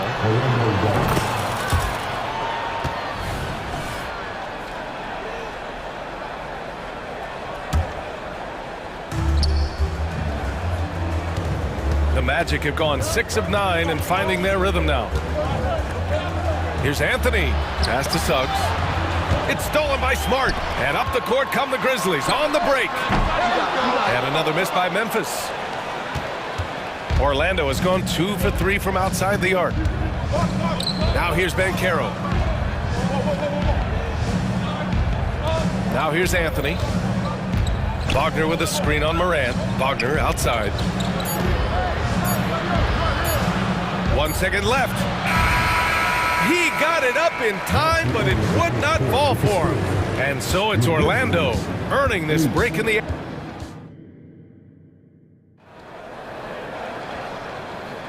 And if you're just tuning in, we've got a wide margin on the scoreboard, but plenty of time left for a comeback. And a moment here to take a look at the scoring breakdown for the Magic. Oh, boy, they've been driving deep into that defense early on, and it's paid off. Great penetration from the perimeter so far. And the other thing you notice is how determined they've been to get into the paint and get buckets around the rim. All right, this is how the floor looks for the Magic starting the second. In the backcourt, it's Anthony and Suggs. Isaac and Wagner make up the forwards. And it's Banchero in at the pivot spot, manning the middle. And it's out of bounds. They say it was last touched by Clark. 6 to shoot. Wagner with a screen on Morant. Anthony, the pass to Wagner. And you sometimes hear players grumbling about their roles or lack of touches. How prevalent is that behind the scenes out there? Oh, it's everywhere. This is one of the key things that coaches have to navigate. That's what's the ego. Getting players grumbling or not to accept the roles that they are given. And that is the hardest part of coaching because every player believes he's a star, and rightfully so. Here's Wagner after the basket by Memphis. Quarter number 2 with just over a minute of play. Clark outside. Takes the 3. Buries it from 3. Clark's got 6. His three-point shot looks so pure. The defense allowing him to get comfortable out there. Here's Suggs. Anthony finds Wagner. Back to Anthony.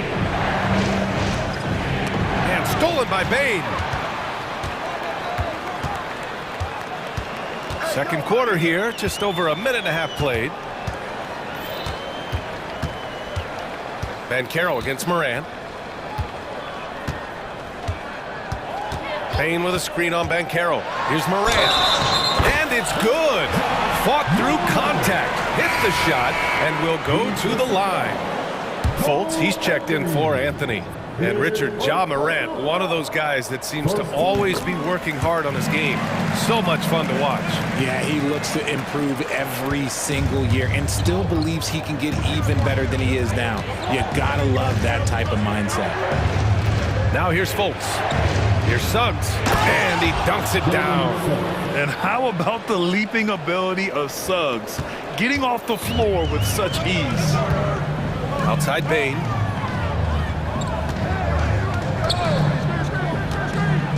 Back to Morant. With the D right on it. Morant gets his.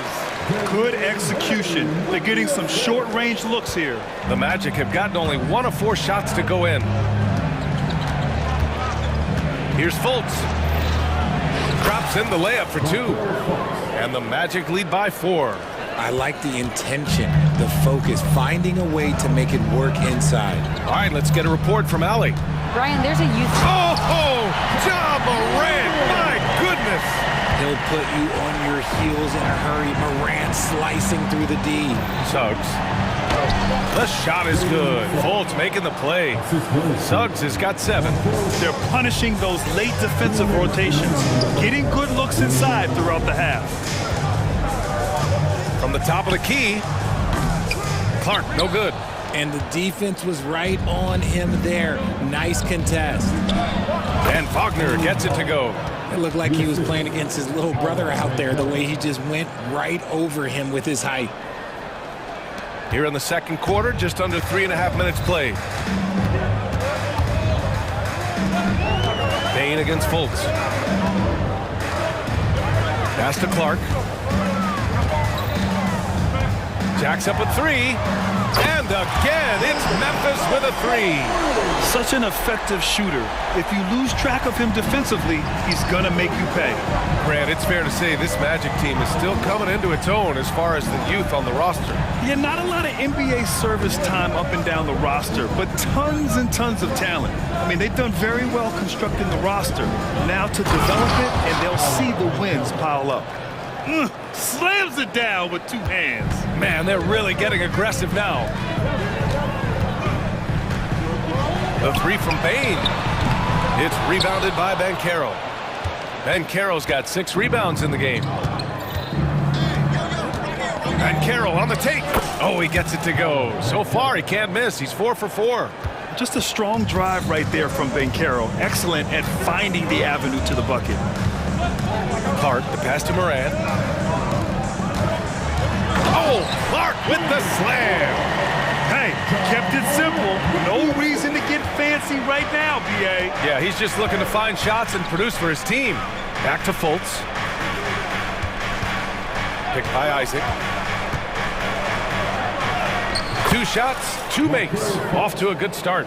Used the pick to perfection and got all the way to the rim. Outside Morant. Smart outside.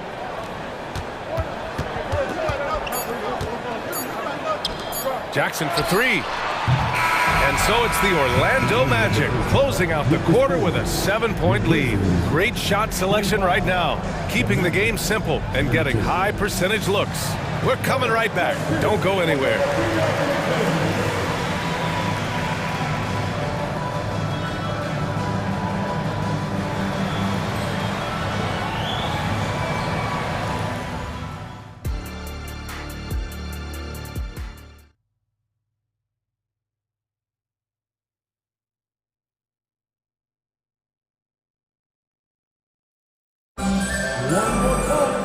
And we played through the first half. Plenty of basketball left in this one. Well, you look at Brandon Clark. What a contribution here. Through the first 2 quarters, he's been on fire. Explosive offensive performance. If they don't change their approach in the second half, let's just say his success will continue. Marcus Smart out there with Brandon Clark. Then there's Derrick Rose. Then it's Jackson. And it's Bain in a shooting guard. That's the lineup in the game for Memphis. Puts up a 3. And it's Orlando with a rebound. Isaac's got 5 rebounds in the game. Orlando calls timeout.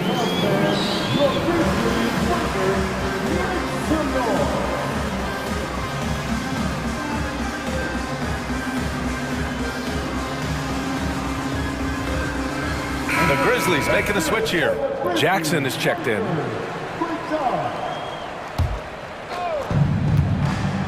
Orlando leading. Harris outside. The kick out to Banchero. Bain against Harris. Pass to Suggs. Harris, a screen on Smart. Here's Suggs. Oh, and he brings it down with a two-handed jam. So cunning and effective in screen and rolls. I really like watching Suggs operate in these sets.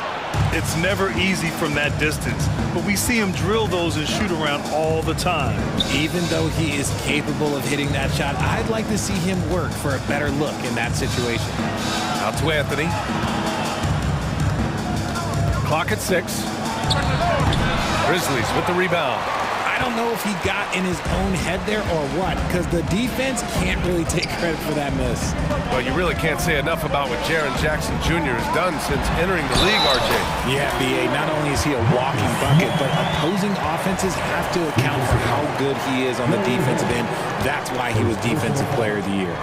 Richard, if you think about Smart, he's such a dependable player at both ends of the floor. Especially on the defensive end, he is a lockdown guy. When he won Defensive Player of the Year in 22, he was the first guard to do it in 26 years since Gary Payton. That tells you the type of impact he can have. And he did that so well in college. Suggs sharing it well in the league, too. Smart on the drive.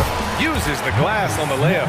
Breakdown for the defenders, and you can't ask for an easier bucket than that. And it's Anthony with the ball for the Orlando Magic.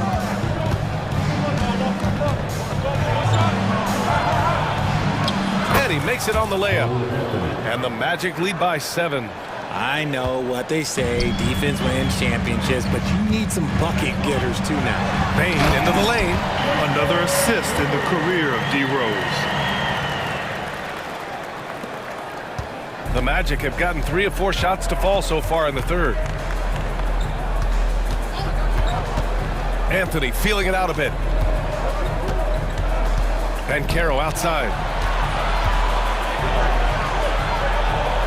Banchero uses his size down there. Yeah, when it's all clicking, Banchero is dangerous. Look at what he's done so far. Kicks it out to Bain. From downtown, the shot is good, and the assist by Rose. Rose has got 3 assists now in this one. For Orlando, they've gotten 4 of their first 5 shots to go since the break. On the wing, Suggs, defended by Smart. Here's Houston, and he banks in the layup. I like their approach here. Suggs really makes the effort to get his guys set up well. Here's Rose. Kicks it out to Smart. Out of bounds. It'll be Orlando's ball. Horrible mistake right there. You hate to see unforced turnovers like that. Timeout call. Memphis. Now on the court, here's your high squad. Get loud and let them hear.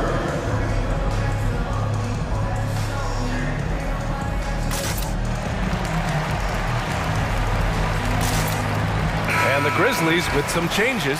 Williams comes in for Desmond Bain, and it's Ja Morant in for Rose. The Magic have got 5 of 6 shots to fall so far in the third. A chance here to catch up with Ali from the sideline. Well, before his one season at Duke, Paolo Banchero tattooed the message, "No pressure," on his left forearm. He said, quote, "There's going to be noise, but at the end of the day, you got to go out there and hoop against 5 other guys. So it's like, quote, what really is it if it's just basketball?" That's a good point. No big deal. Thanks, Ali. 1:35 left in the third. Jackson with a screen on Fultz. To the middle. And the dunk by Jackson. The strong finish from Jackson Jr. He goes up with power inside the paint. The Magic have gone 6 of 7 and appearing confident in this half. Fultz finds Isaac.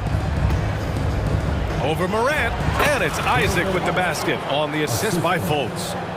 Isaac's got his second basket of the game. Memphis trailing here. Outside Morant. Oh my! John! Dropping the hammer. Okay, I see you, Ja, flexing a little bit of muscle, showing off that athletic ability. Okay. And stolen by Williams. And they go to the intentional foul. Now a timeout called by Orlando. And something fans don't always get to see. Some of the closely guarded secrets that happen in that huddle. And we see it so often. One little tweak to the game plan and everything falls into place for a team. Orlando making some changes. Paolo Banchero, he's checked in for Carter. Suggs comes in for Harris. And Cole Anthony subbed in for Fultz.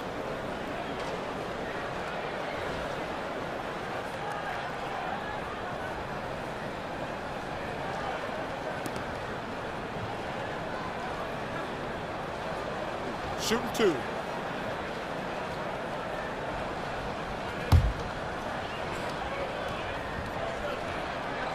The free throw drops for Morant. In an era where so many point guards are three-point shooters, Ja Morant, you know what? This man is built different. He's more of a throwback. Ja wants to apply pressure by driving, not shooting threes. And here's Anthony. Pass to Wagner. And he drives in. And it's flushed down. A nice jam. Just outstanding distribution. This is the kind of team chemistry that you love to see. Orlando's foul. Jalen Sutton. His third personal foul. 14 foul. At the line for Memphis. The free throw drops for Morant. 2 shots. And so he hits both. 30 seconds left to play in the third quarter of basketball. Anthony against Morant. Anthony with a bucket. Anthony's got 6 points. When it's this close, every bucket matters. You need good looks. Timeout called. Memphis. Bain, he's checked in for Ja Morant. Now into the lineup for your Grizzlies, number 22. The Grizzlies have gotten 7 of their 9 shots to fall. Quality shooting in the second half. Anthony against Bain. Pass to Smart. Protecting the rim has to be their top objective right now. I'm sure coach is going to give them an earful about that. He can't be happy with that soft interior D.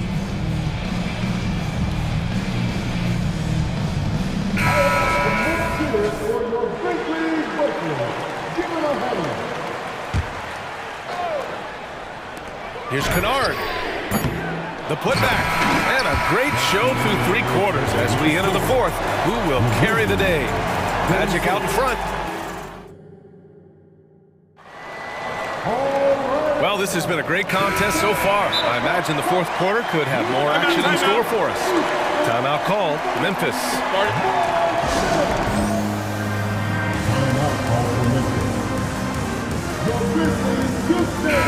And let's swing it over to the sideline and hear from Allie. I was able to listen in on what Taylor Jenkins had to say to his team. She likes the way they're finishing inside. Coach said when we get close, we are golden. They can't stop us in there. Let's keep pounding it as long as we can. Great work, Allie. Thanks. Fourth quarter on the court for the Magic. In the backcourt, it's Anthony and Suggs. Isaac and Wagner make up the forwards. And it's Ben Carroll in at the 5, roaming the paint. Outside Morant, pass to Clark. Good, and the setup by Morant. And you see the unselfishness from Morant, wanting to share that ball with any open teammate. Here's Wagner. There's the triple. Gets the 3 to fall. This is just fun. These teams are trading threes back and forth. This is today's NBA. Hey, we see this kind of exchange more often than not. Pass to Bain, and he commits the intentional foul. First personal foul. First team foul. Fourth quarter just getting started. 1 minute in the books. And that one's good. Morant. Oh, Morant sinks the answer with authority. He's feeling the competitive fire after that last tray. Anthony, the pass to Wagner. Back to Anthony.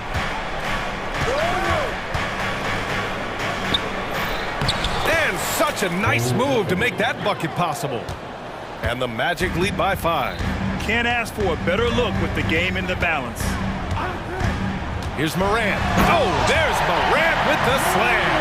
And this is what John Morant does best. When he finds his rhythm on offense, he is almost impossible to guard. Pass to Suggs. Stolen by Bane.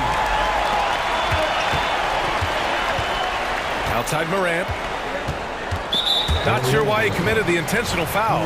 No purpose. I think everyone's a little confused, but weird plays happen. And here's Morant outside. And again, it's the Grizzlies from deep. And what a comeback. Do they have enough left to maintain this energy and get the win? They've played with a lot of heart to get back in this, and now they've got the other side on their heels with the game winding down. And that one drops for him. And this is just typical of him. Always making an impact at crucial moments in the game. And his team needs every bit of his production if they want to pull this one out. It is neck and neck here in the final period. The Magic have got all 4 shots to go in this final quarter. Pass to Isaac. Anthony outside. And here's Isaac. Here's Suggs. Hounded by Morant. Isaac with a screen on Morant. 5 on the clock. Oh, he powers right through the defender for the... And here comes the coach's challenge.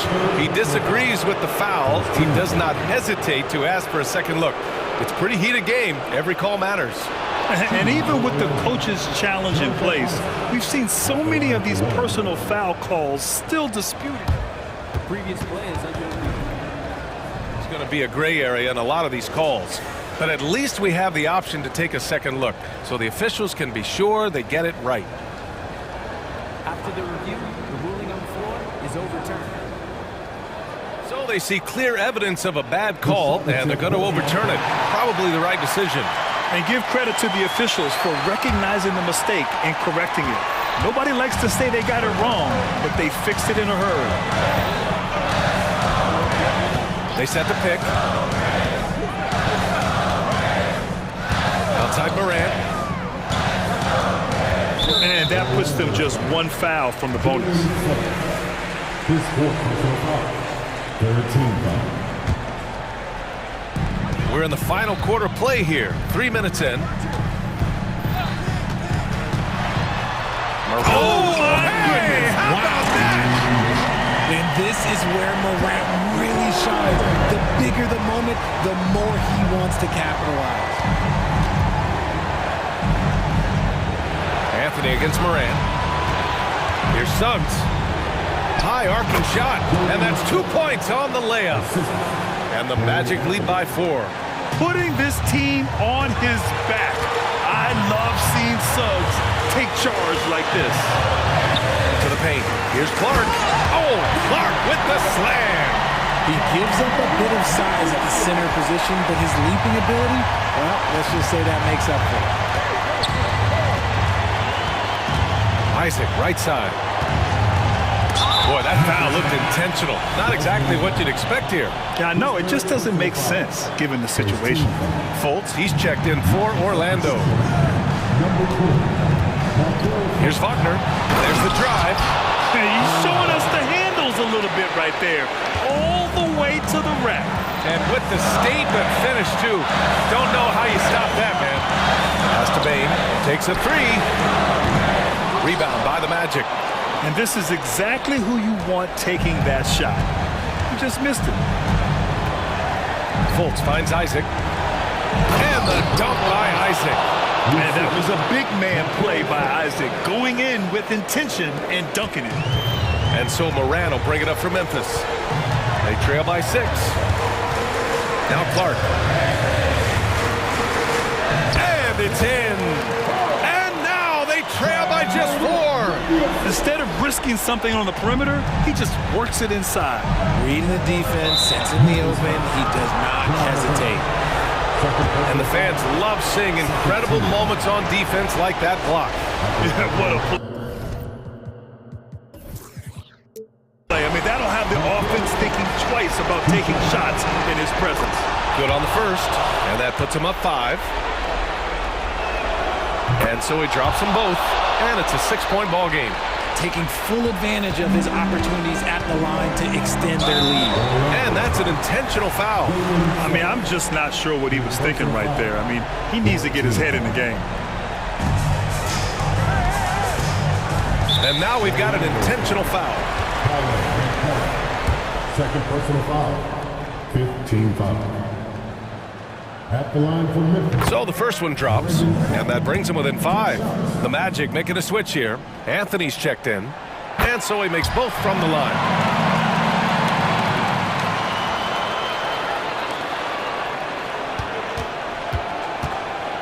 Two points here could be the only cushion they need, Grant. Hard to say. Crazier things have happened in this league. And Marcus Smart picks up the foul. That's his first foul of the game. We're in the bonus now, and they'll go to the line. He gets the first, and that puts him up 5. And so both free throws good, and it's a 6-point ball game.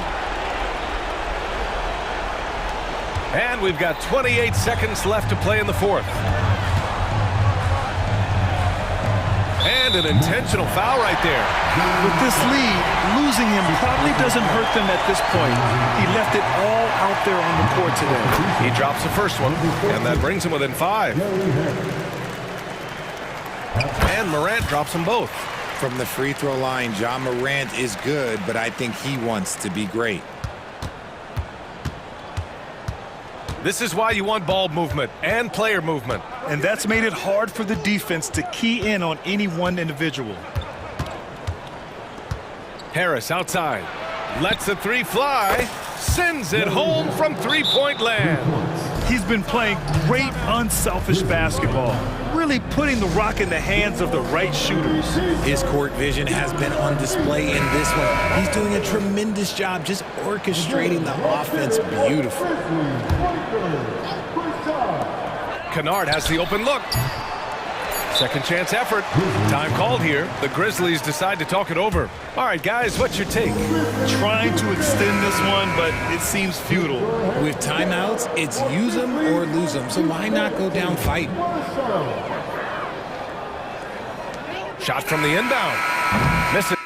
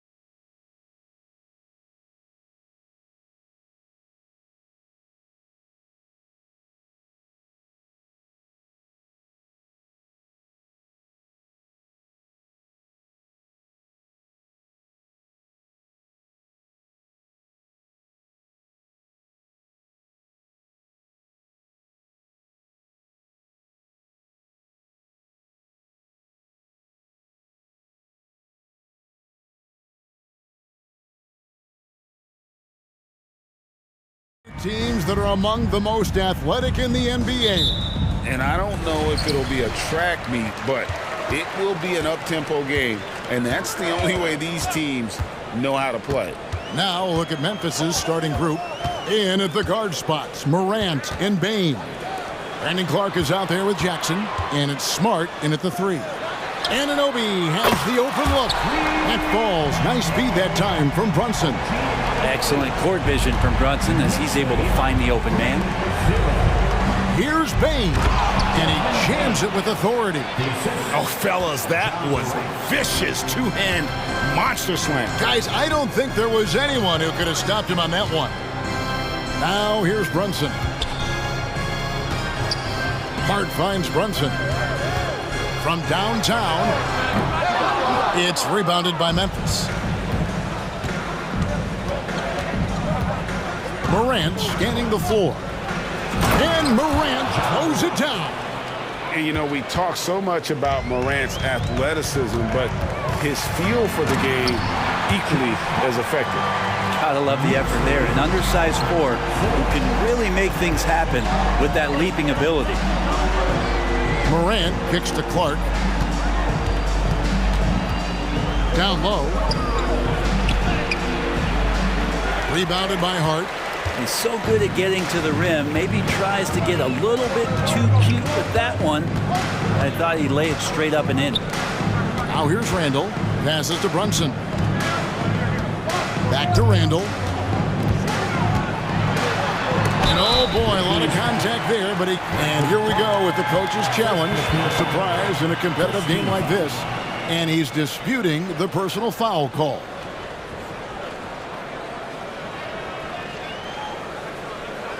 And this is the time now where the officials can review in closer detail what constituted the original personal foul. Getting the previous play is under review to determine.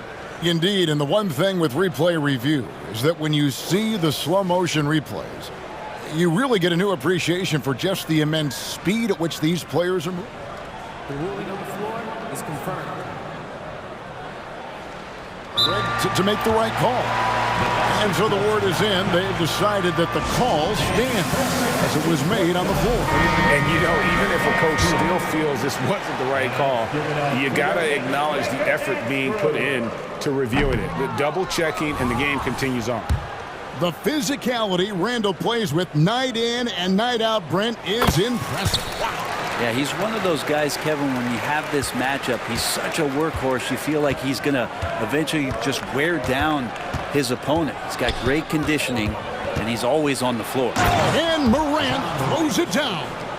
You got to close off those avenues to Morant. Once he gets in one, he is focused on dropping the hammer. Nailed from three-point land. And they don't want to get in a habit of giving him open looks from three. First quarter still, but not who you want to leave open. Now, here's Bain, and it's blocked. And so it looks like the Grizzlies will retain possession here.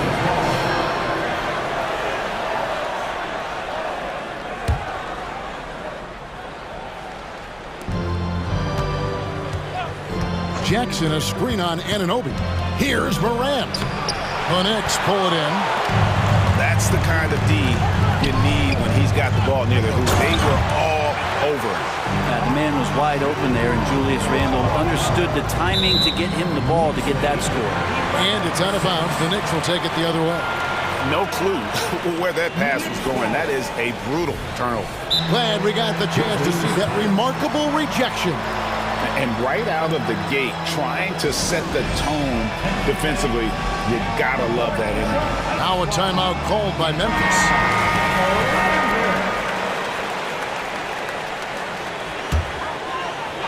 And a little over 2.5 minutes gone here in the first. Here's Hart. Back to Anunoby.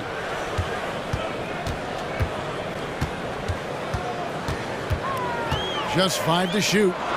Here's Achua. Terrific assist, a nice finish. Solid play all around. Yeah, another nice bucket down low. They've really been able to work the ball into the post effectively here so far. Now here's Morant.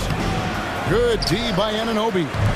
And that was almost a block. Still did enough to alter the shot. Yeah, altering the shot, just as long as there's a miss, that kind of energy not wasted. Back to Achua. Pass to Hart, and it's Desmond Bain with the foul. That is his first foul of the game. And we're approaching about 3.5 minutes played in the first quarter. Here's Hart. Blocked again. Well, this is where measurements don't tell the whole story. Clark is a tremendous shot blocker despite having an average wingspan. Now here's Morant. Bain, and he slams it one-handed. And that's a little lack of fight at the defensive end. Absolutely. At least on that slam, you're right. That's one way to let a team back in the game. You have to credit the aggressiveness offensively because that's when you make a play when you really need it. Good, and Smart gets the assist. Morant's got 6. This is where Morant is so dangerous. The open court, he knows how to exploit a defense. They set the pick. On deep, Brunson. Back to Anunoby. Over to the wing. Shot clock at 6. Brunson the pass to Hart. Tries again. And the layup is good. Second effort there from Hart. No guard better at getting to the boards than Josh. And it's Jackson with the ball, bringing it up for the Grizzlies. It's a 5-point game. Randall grabs the board. Yeah, you won't see him miss many dunks unless you've got somebody right in his face, as was the case there on that possession. The shot's good from Brunson. Brunson sizing up the defense and really good at operating in the pick and roll. And here's Morant. 6 points for him. The kick out to Bain. Rob. Randall right side. 4 seconds left. And there are the Knicks with another bucket. Displaying intensity right off the opening tip, especially on the offensive end. Yeah, if you walked in at any point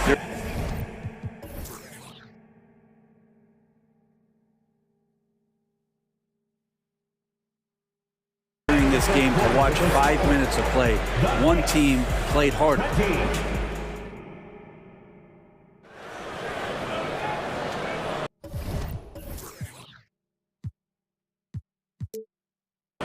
And welcome back to the second quarter of action. Plenty of basketball left to play, but this one has been one-sided so far. And some stats here, guys. The scoring breakdown for the Knicks. Absolutely dialed in from beyond the arc so far in this one. The defense is surrendering the long-range shot here early on. Getting to the inside is really important, but it's how close you can get to the basket. It feels like these guys are all around the rim in their attack tonight. So the Grizzlies 5 right now. In at the guard spots, Morant and Bain. Jaren Jackson is out there with Brandon Clark. And it's Smart in at the 3 spot. And there's no doubt Morant near the top of the list of elite scorers in this league. Randall with a screen for Brunson. It's Hart on the wing. Some nice passing by New York here. 5 to shoot. Shot's good by Achua. When it comes to the essential components of a winning team, GA, how much importance do you place on veteran leadership? Kevin, I think it's important. You want a few guys in the locker room who've seen it all. Players who can keep the ship steady if the team kind of goes awry or has a tough stretch. Randall a screen on Smart. Pass to Anunoby. Randall with a screen for Anunoby. Here's Achua. The dunk by Achua. Scraping and clawing, doing everything he can to grow that lead. Emphatic on the putback stuff. Team's having a tough time containing him, attacking all the way there. And now we've got some time to check in from the sidelines. You got for us, DA? Thank you, Kevin. Well, Jaren Jackson Jr. is a prolific shot blocker, but blocks aren't his goal. He He said, I'm playing the game to not foul, but make it as hard as I can. If I block it, then cool. Avoiding those whistles is key. John Morant says of Jackson, his defensive presence is big time for us. We're a totally different team with him out there on the floor. Kevin? They are indeed. Hey, DA, thank you. Hey, Greg, gritty is a word that is often used to describe the Grizzlies team. And I think it applies to this unit as well. These guys are all tenacious and hungry. They play every game with a healthy chip on their shoulder. They love to compete. A reminder to the defense, Hart will drive if you give him that kind of room. Morant against Anunoby. Morant kicks to Bane. And it goes out of bounds. That one off Hart.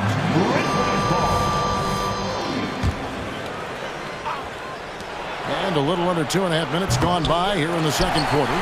Gritty defender, Hart making those skills known on that possession. Anunoby is screen on Smart. And Hart has it in the corner. And there's the pass to Anunoby. Just 5 on the clock. Randall. Here's Brunson. That's in. Coming off an assist from Randall. Randall's got 3 assists in the game. Bane with the screen on Anunoby. It'll go, and the New York lead is cut down to 10 on the bucket from Morant. And no problem for Morant that close to the hoop. Once he gets inside, he makes it look easy. Brunson with a clean look. Drops in the tray. Brunson's got 13. Another good play. This is how they built the lead, calling on the right guys at the right time. Basketball IQ is something that gets talked about, but its importance to a team showing up here, running plays that turn into scores. And just over 3.5 minutes played here in the second quarter. Back to Randall. Passes it to Achua. Here's Anunoby. And Anunoby slams it in. And the penetrating ability of Anunoby. Confident when it comes to attacking the defense. Smart trying to break free. And the shot goes down. He's got 9. Such a critical part of how their offense is going to flow. Things are only working when he seems to be on the floor. Randall finds Hart. Now here's Brunson. Launches it. That one, no good. Morant with it. He's got 12. An intentional foul committed, but for what purpose, Greg, I'm not sure. A scene of confusion right there. I can't imagine why he thought it was a good idea to foul there. Williams, he's checked in for the Grizzlies. Rose comes in for John Morant. And this is where Smart has really improved. The game's slowed down for him. He's playing under better control. Nice pass. And down it goes, jamming that one home. And credit the screen for giving him the space he needed to get to the rim. For sure, GA allows him to come in with the sledgehammer. Yeah, well, I settle for the layup when you can attack the rim and rise up like that. Smart against Brunson. And the foul on Marcus Smart. That is it.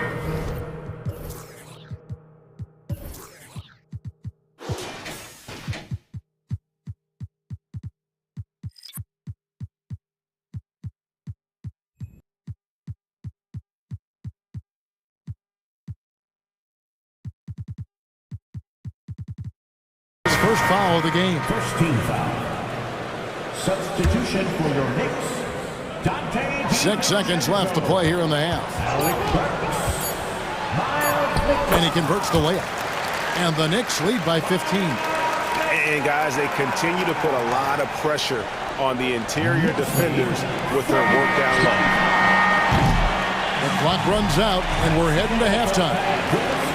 It's the Knicks up by 15. And a chance now to send it over to David Aldridge standing by. Thank you, David. We'll be back after halftime for the start of the second half momentarily.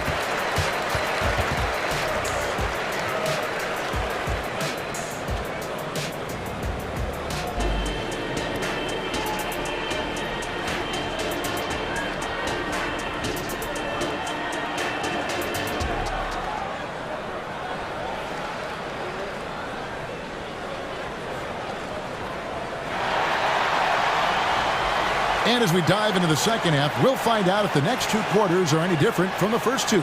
So far, it has been a runaway. You know, Jalen Brunson has been exceptional here, guys. Wow. Yeah, and the bulk of his damage so far has come from the perimeter. A lot of threes early on. Yeah, he keeps tracking down those spots behind the three-point line and finding some open opportunities. They've got Hartenstein. Dante DiVincenzo, he's out there with Bogdanovich. Then there's Alec Burks. And it's McBride in at the point. That's the 5 for New York right now. Here's Smart. Drives to the hoop. Yes, and it's Rose with the assist that time. Love it when Rose looks to share the ball, especially when his teammates are open like that. They set the screen. Kicks to Bogdanovich. Dishes it to Burks. Pass to Hartenstein. Some nice passing by New York here. Fast break Memphis. Fouled in the act of shooting. Gets the bucket anyway, so a three-point play chance for him. And you love to see Rose operating as a playmaker first and foremost. Julius Randle's checked in for the Knicks. About 1 minute played here in the second half. Pass to DiVincenzo. He dishes it to Randle. Randle with a screen for DiVincenzo. Randle passes to Burks. Back to Randle. And Randle throws it down. Randle with a great effort there, up and athletic and at the rim. Clark outside. Poked away. The kick out to Rose. Outside, Smart. It's tipped. Burks looking around.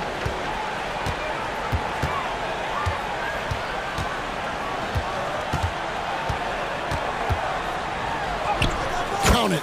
Burks has got his second bucket.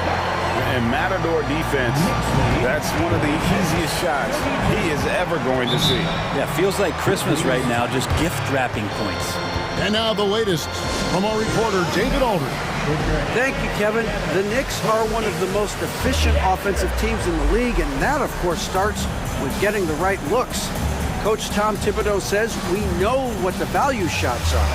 If you don't have one, how can you help create one? Whether that's attacking the rim, screen off the ball, do things that can help us create the shots that have high value.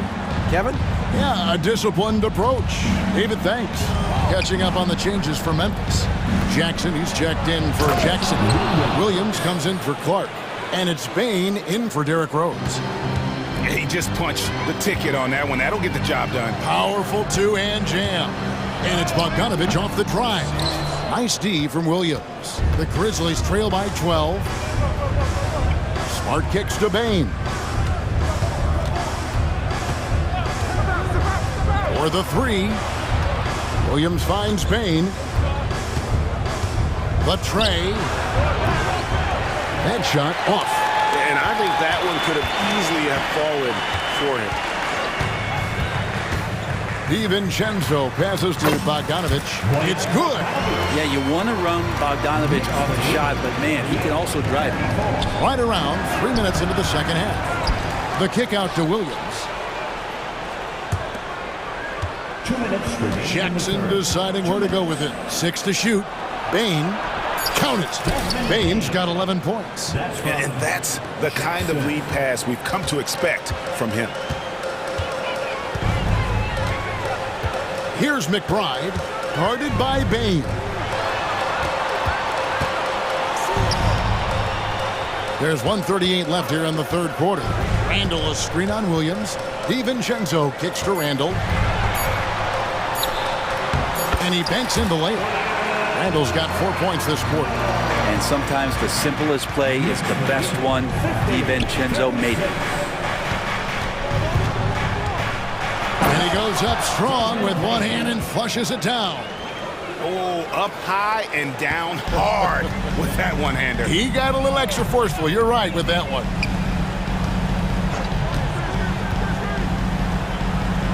Randle passes to Bogdanovich. Bogdanovich sets the pick for DiVincenzo. Back to Bogdanovich. Well-timed pass, and he goes straight to the bucket for the layup. For all the work he does on the perimeter, you can't forget about Bogdanovich inside. Here's Williams. Laid in with a nice touch off the glass. That's nice vision there. You see that pass, you make the feed before the defense has a chance to react, and that opens up a much better opportunity to score. Burks kicks to DiVincenzo. Burks sets a screen for DiVincenzo. Burks dishes to Bogdanovich. Takes it inside. Williams with the defensive effort. There's a 4-second difference from the shot clock to the game clock. Ring shot on the way. Randall grabs the board. Randall's got rebound number 5 here tonight. Now the pass to McBride. Banked in off the glass. And the Knicks lead by 14.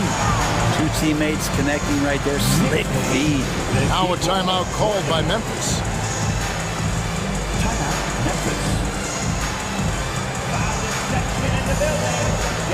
So both teams making some changes here. Let's give it up for your next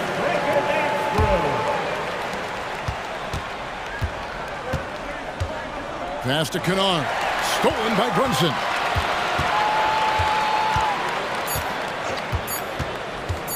Over Williams. Brunson, good. Brunson's got 15 points. That's a tough distance to master, but Brunson making that mid-ranger look good. And so it's the New York Knicks and a chance right now to show you our State Farm assist of the game. Just true artistry right there. I mean, great decision on where to go with the ball, and how about the perfect delivery. Yeah, those are the kind of plays that you want to put on a canvas. Just beautiful basketball. And as we head into the fourth, we'll see if there's a comeback in the works or if it's more of the same from the first 3 quarters.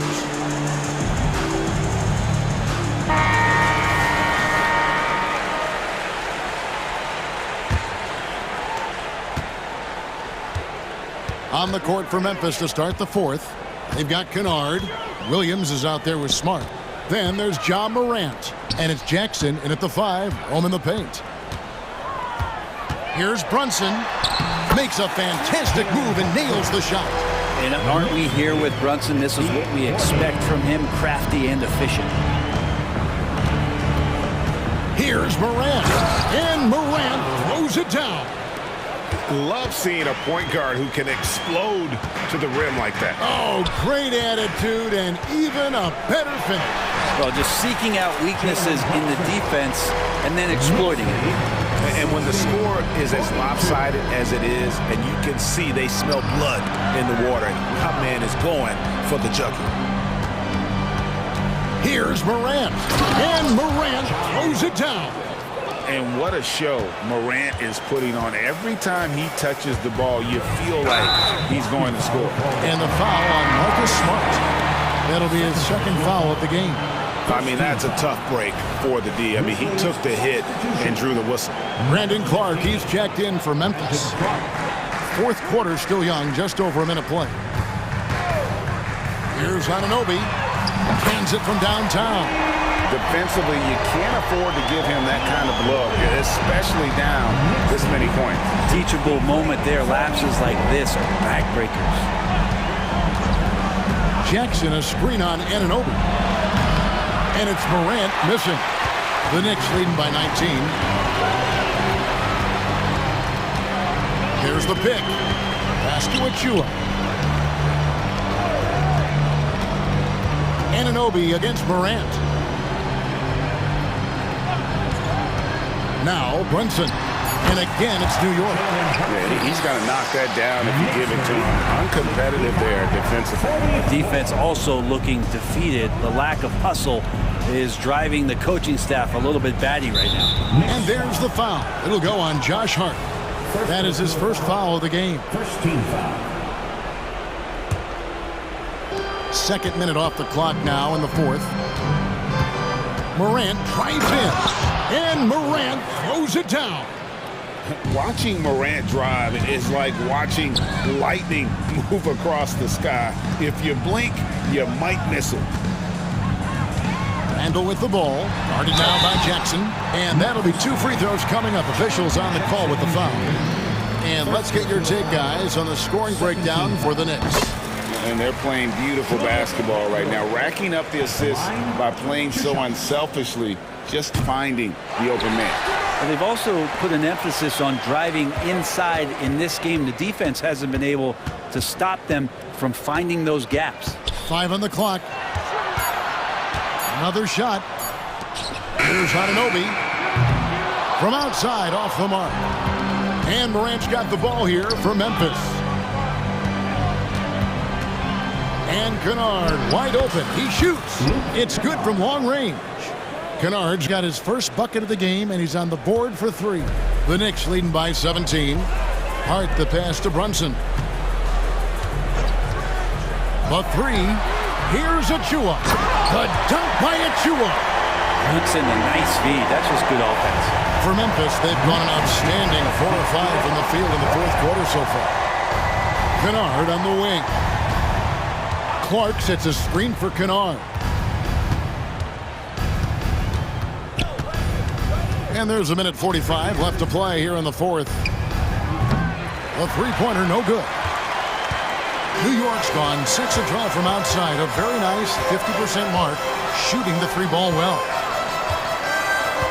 Back to Brunson, stolen by Smart. And this is going to end in a lopsided victory. I love the tenacity and aggressiveness, as well as the ability to close. You really got to give it up here for the Knicks. Tonight, they seem committed to the 3-point shot. That was the bread and butter. Fortunately, they made enough of those, but sometimes it was quantity over quality. And what a tremendous standout performance it was for Jalen Brunson. Just an outpouring of points from him. Nobody could do much to keep him from dropping it in. Achua kicks to Brunson. There's the screen. High, arcing shot, and the layup is up and in. Brunson's got 10 points in just the second half. Incredible job, Brunson, just measuring off that floater. Kennard for 3. Good, and the nice assist from Morant. Kennard's got a couple of 3-pointers now in the 4th for Memphis. Smart against Brunson. To the inside. Here's Randall. Out to Brunson. Anunoby a screen on Smart. Brunson goes in, and the shot goes in. Impressive job by the players, coaches, and don't discount the impact of these fans. Awesome to see they're out. Well, at this point, they're just trying to get back in sync. You want to play a good brand of basketball. Consistency definitely is a key to some of the playoff performing teams, and tonight they just did not find it in this contest. Making every effort to put this game on ice. I love that the guys are staying aggressive late in this ball game, just not wanting to let go of the rope. And yes, it's good. For a guy who's still working on his range, love to see Smart attacking on the interior. Here's Brunson. Over in the corner, Randall. With the shot. Misses there.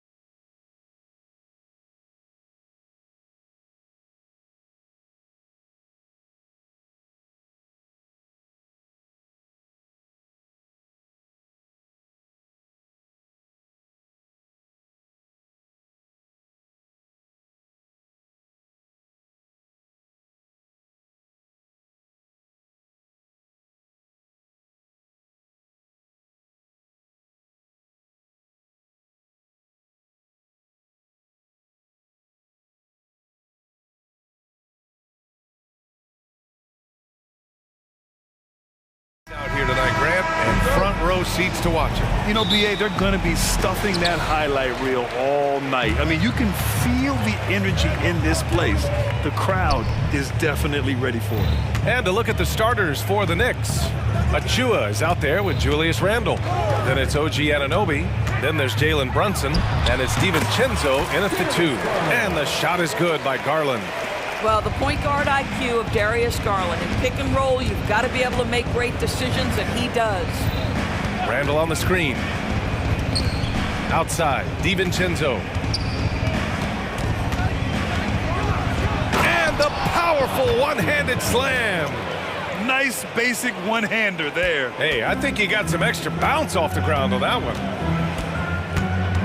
Mitchell, the pass to Mobley. And Mobley throws it down. Well, he may be a top scorer, guys, but Donovan Mitchell is not selfish. What a pretty pass. Brunson, a good look. Cans it with nobody near him. There's no quitting this guy. He just gives you great effort, and he continues to give you great production. You know, Doris, looking at this current Knicks team, you think they are poised for a big run? Well, if you look back at their history, the Knicks have had a lot of players past their prime. This version of the Knicks is a lot younger, and I like what they've done with their roster. So, are they poised for a big run? We'll see. Now here's Allen. Out to the wing. And Mobley throws it down. Well, just quick with the decision-making. Smart pass by Darius Garland. Achua with a screen. Pass to DiVincenzo. Beyond the arc. And the rebound goes to the Cavaliers. Here's Okoro. Now here's Garland. DiVincenzo covering. Garland, no good. The Knicks have gone 2 of 3 from the floor. Outside, DiVincenzo. Unloads. Again, the Knicks. Good for 2 more. I love this approach. Getting him involved early, and it's already paying off. They know that if this guy goes off, their chances of winning rise exponentially. Doris, a tough way for the Cavs to go out last year. Something to build on, though. Oh, there's no doubt, B.A. This is the first time back in the postseason since the LeBron days. They've improved every year, and the expectation is you take your lumps and you go further the next year. Now here's Brunson. Pass to Achua. Brunson taking his time here. Let's go with a 3. The rebound by Allen. The Cavs have gone 3 of 4. Off to a nice start. Mitchell, the pass to Allen. Mitchell into the lane. Oh, and Mitchell powers it home. Well, why did Donovan Mitchell win the dunk contest? Case in point right there. Brunson misses. And it's Allen with the ball for the Cavaliers. They lead by 4.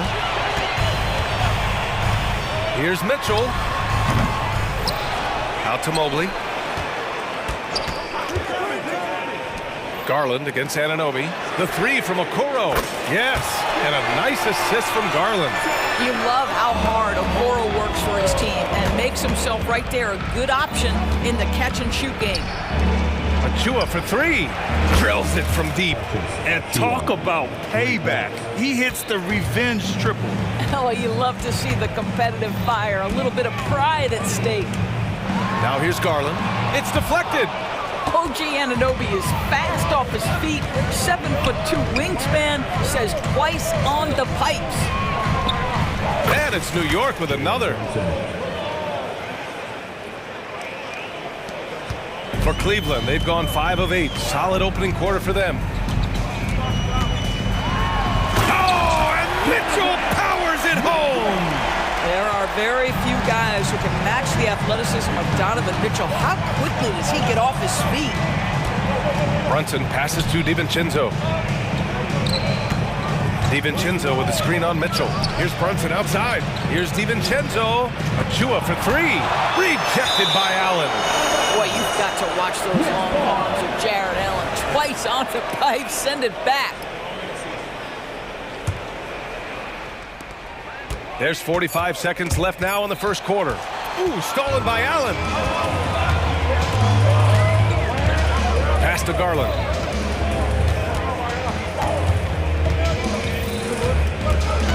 Back to Allen. And it's Allen who slams it home.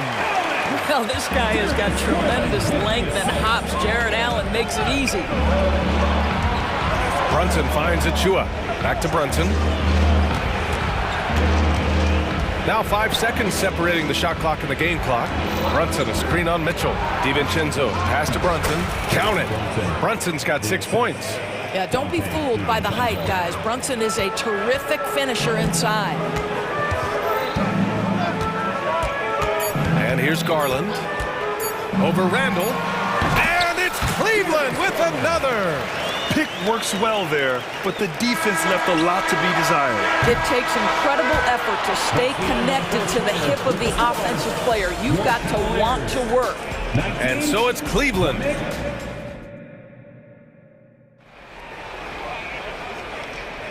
And for those of you just tuning in, second quarter action is where we are. All right, guys, let's get your take on the scoring breakdown for the Cavaliers. Well, we've seen them take advantage of the lanes given to them so far.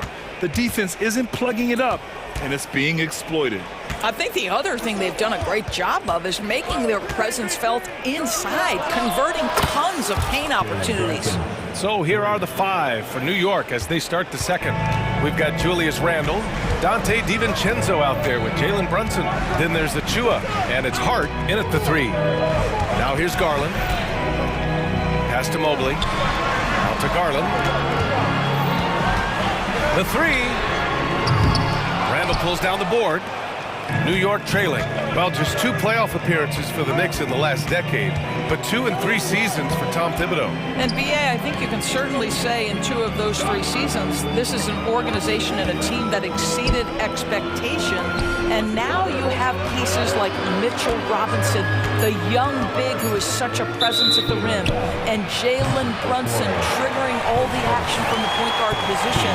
Boy, you add another piece or 2 and look out for the New York Knicks. Randle on the screen. Brunson passes to Randle. Uses the glass to finish the layup. You get to see on display how Jalen Brunson has become this dynamic force offensively. Nice use of the pick and roll. Allen a screen. And it's Garland on the drive. 2 points. That one goes. Garland's got 8 points. This is what we call highly efficient play. Working off the screen, getting to the cup. Sinks it from distance. That's just outstanding floor awareness from Jalen Brunson. It doesn't matter if he's at the 1 or the 2. He always makes the right play. Now here's Garland. Give him 8. And it's Allen who slams it home. And an excellent job distributing the ball tonight. You can really see his feel for the game. And that's been his role pretty much from the opening tip. Get the ball to guys where they can score it. The Cavaliers leading.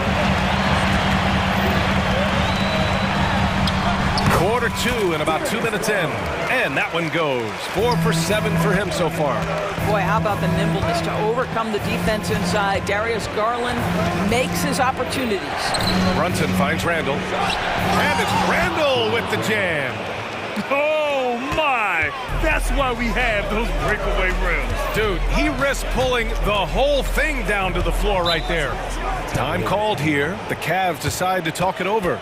Well, Grant, you've been the up-and-comer, but you've also played the role of the veteran. What's the key to that latter stage? You know, B.A., your contributions as a veteran are felt just as much with your leadership as they are with your numbers. So sharing what you've learned with those younger players on the way up is so important. Mitchell's checked in for the Cavs. Porter Jr. comes in for Darius Garland. Hartenstein, he's checked in for New York. Anunoby comes in for DiVincenzo. And Brunson's got the ball here for New York. Trailing by 4. Pass to Randle. Anunoby with it. Randle is screen on Porter. Anunoby for 3. And the 3-pointer goes. Boy, just tremendous concentration on deep range. OG Anunoby is really coming along as a shooter. Hart against Porter. 2 minutes remaining in the first half. Hart pulls it in. New York has gone 3 of 4 from outside so far in the second quarter. Pass to Hartenstein. Hartenstein a screen. To the wing on the left. Here's Brunson outside. Mobley grabs the board. For Cleveland, they've gone 4 for 6 here in the second. And Doris, the feeling around the league is Evan Mobley could win Defensive Player of the Year multiple times. You know, BA, I think that's on point. And the reason it is because his effectiveness is not limited to shot blocking. This guy is excellent both on the ball and in help situations. Yes, he blocks a ton of shots, but the fact that he alters even more is as impactful. And he does this all at such a young age without getting into serious foul trouble. Look out, league. Evan Mobley is going to get better and better. Now here's Mitchell. Grown man points from Donovan Mitchell. Okay, Jared Allen, we see you making that look for a big man. That's a pretty pass. Brunson on the drive. Good. 5 for 9 shooting so far. The defense kind of opened up for him, and he took full advantage. The Cavs have gotten an impressive 6 of 8 shots to fall in the second. Mobley down low. He's covered by Harden. Mobley, no good. Let's see if they want to go 2 for 1 here, Grant. Hey, looking at the clock, I'd say yes. Cleveland calls timeout. Well, we see the young star talent for the Cavaliers, Doris, but where do they need to improve? I think the big challenge is making sure you have quality depth. The East obviously has changed. It is so much tougher than it had been in the past. The back end of that rotation is proving so significant to your success. For the Knicks, Achua's checked in for Hartenstein. Bogdanovich comes in for Julius Randle. And it's Burks in for Brunson. And Burks gets it to go. You give Alec Burks a little daylight. This guy is ready to fire. Mitchell against Anunoby. The slam by Donovan Mitchell. It's like he's doing pull-ups on the rim. Looked like a schoolyard playground right there. Burks passes to Bogdanovich.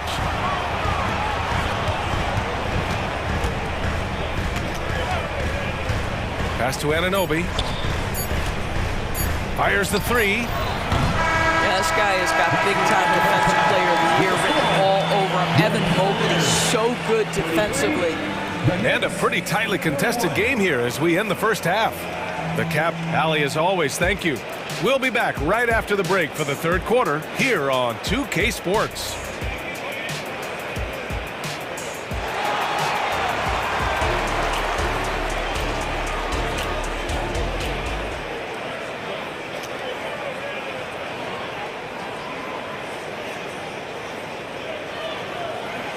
Second half of basketball is upon us, and we may be in for an exciting finish based on how close of a game we've seen so far.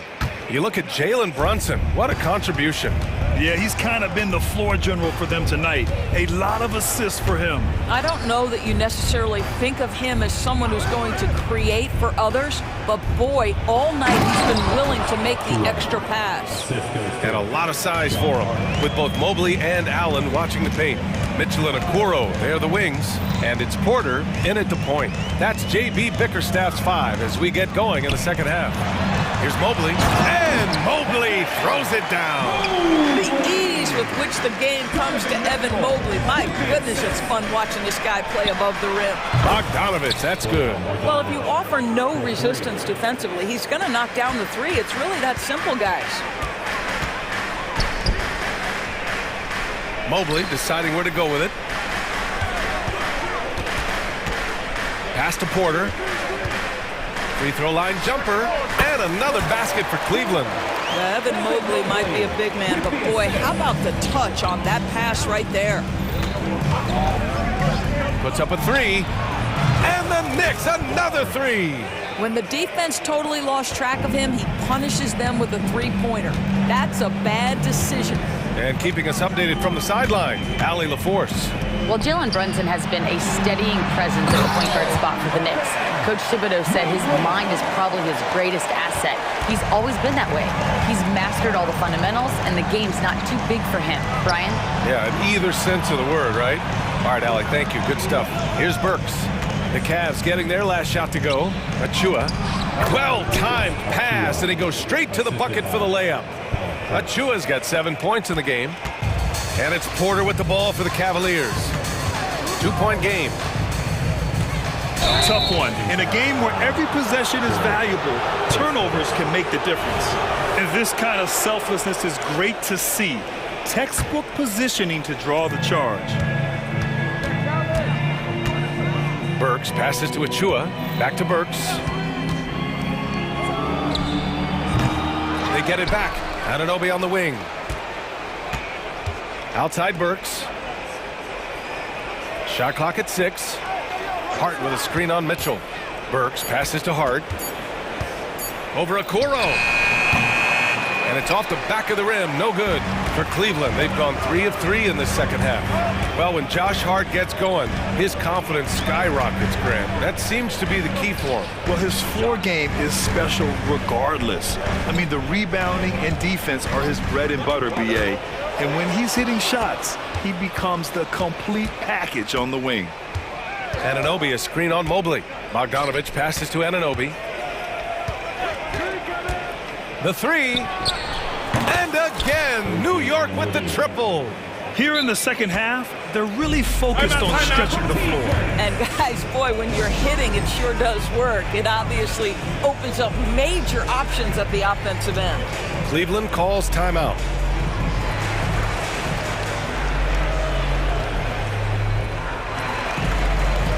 For the Cavaliers, Karis LeVert comes in for Mitchell, and Garland is subbed in for Porter Jr. The Cavs trailing. Here's Garland. Oh, a special move before that shot. He's got 12. Well, that's the ball handling skills of Darius Garland on full display. This guy is skilled at creating opportunities. Hartenstein a screen. Pass to Hart. It's stolen by Garland. And now the Cavaliers on the break. Here's LeVert, and it's good. 2 points. Baskets like this demonstrate who Karis LeVert is. This guy is a fighter. Free throw no good for LeVert. For New York, they've gotten 5 of 7 attempts in the third quarter. Here's Hartenstein. Allen defending. Hartenstein a screen. Inside. And he takes the fantastic lead pass up strong for the slam. Huge size disadvantage for the defense. Might as well just get out of the way. Here's Garland. Pass to Allen. Mobley outside.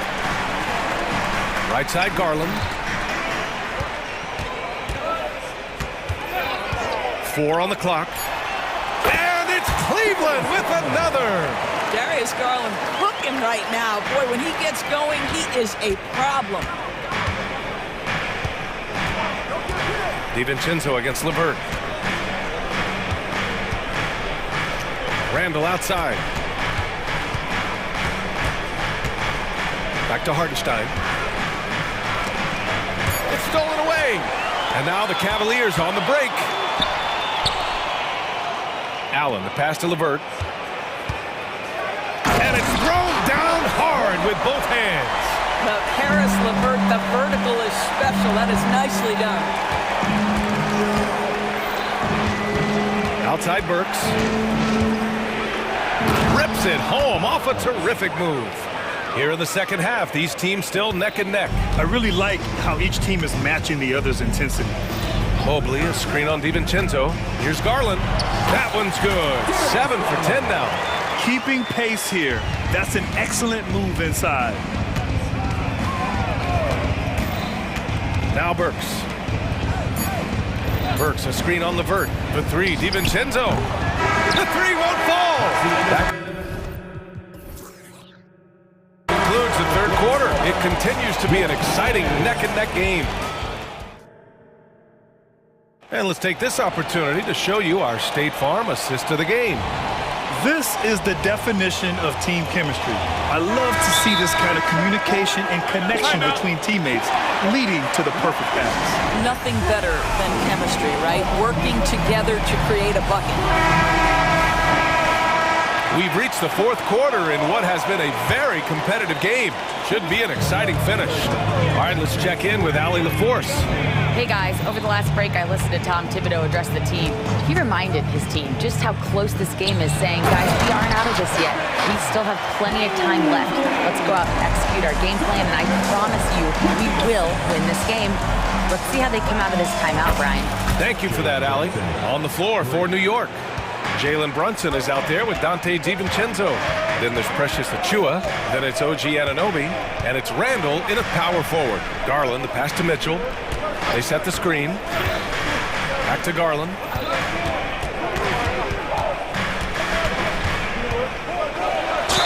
And the foul is called. And in a game this close, they're going to challenge the call. Coach does not agree with it, and he wants him to take another look at the monitor. People were worried that this would slow the action down. The NBA was smart to adopt this challenge policy in 2019. You know, one thing this does for a coach is let his players know he's got their back. After review, the ruling on the floor is overturned. So they see clear evidence of a bad call, and they're going to overturn it. Probably the right decision. And give credit to the officials for recognizing the mistake and correcting it. Nobody likes to say they got it wrong, but they fixed it in a hurry. Just 5 to shoot. Cleveland calls timeout. I don't think this timeout is just to give the guys a breather. Coach is looking to switch things up. And as you know, it's what comes after that gives you some sense of what has changed. 4 on the clock. Double team on Mitchell. From the arc. Oh, nice D from Anunoby. The Knicks shooting at around 66%. They're on fire. Outside Brunson. Jalen Brunson playing big right now. Jalen Brunson right now attacking without hesitation. His foot is on the gas pedal. Mitchell with the ball. DiVincenzo picks him up. Okoro passes to Garland.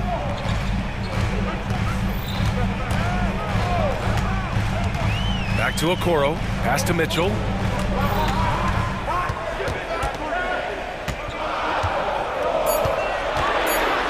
Mitchell, wow! Put that in the dunk contest. Well, if you don't stay in front and you allow him room to drive, you will pay the consequence. Donovan Mitchell with authority. Brunson passes to Randall.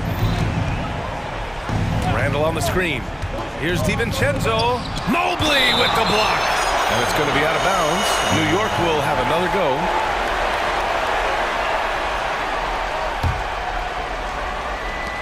Pass to Brunson. 6 to shoot. Randall outside. Brunson assertive on the take. He hits it just before the shot clock expires. Yeah, that's just an innate awareness that the clock is putting you under duress. Jalen Brunson calmly delivers. Cleveland calls timeout. Last quarter of play, about 2 minutes in now. DiVincenzo against Garland. Oh, that's his 8th make of the game. He's only missed 4 so far. With a tough road ahead, they worked hard to get a good shot. Left side Brunson. Randall finds Brunson, and now they decide to foul intentionally. I mean, I'm just not sure what he was thinking right there. I mean, he needs to get his head in the game. And it's out of bounds. The Knicks able to retain possession here.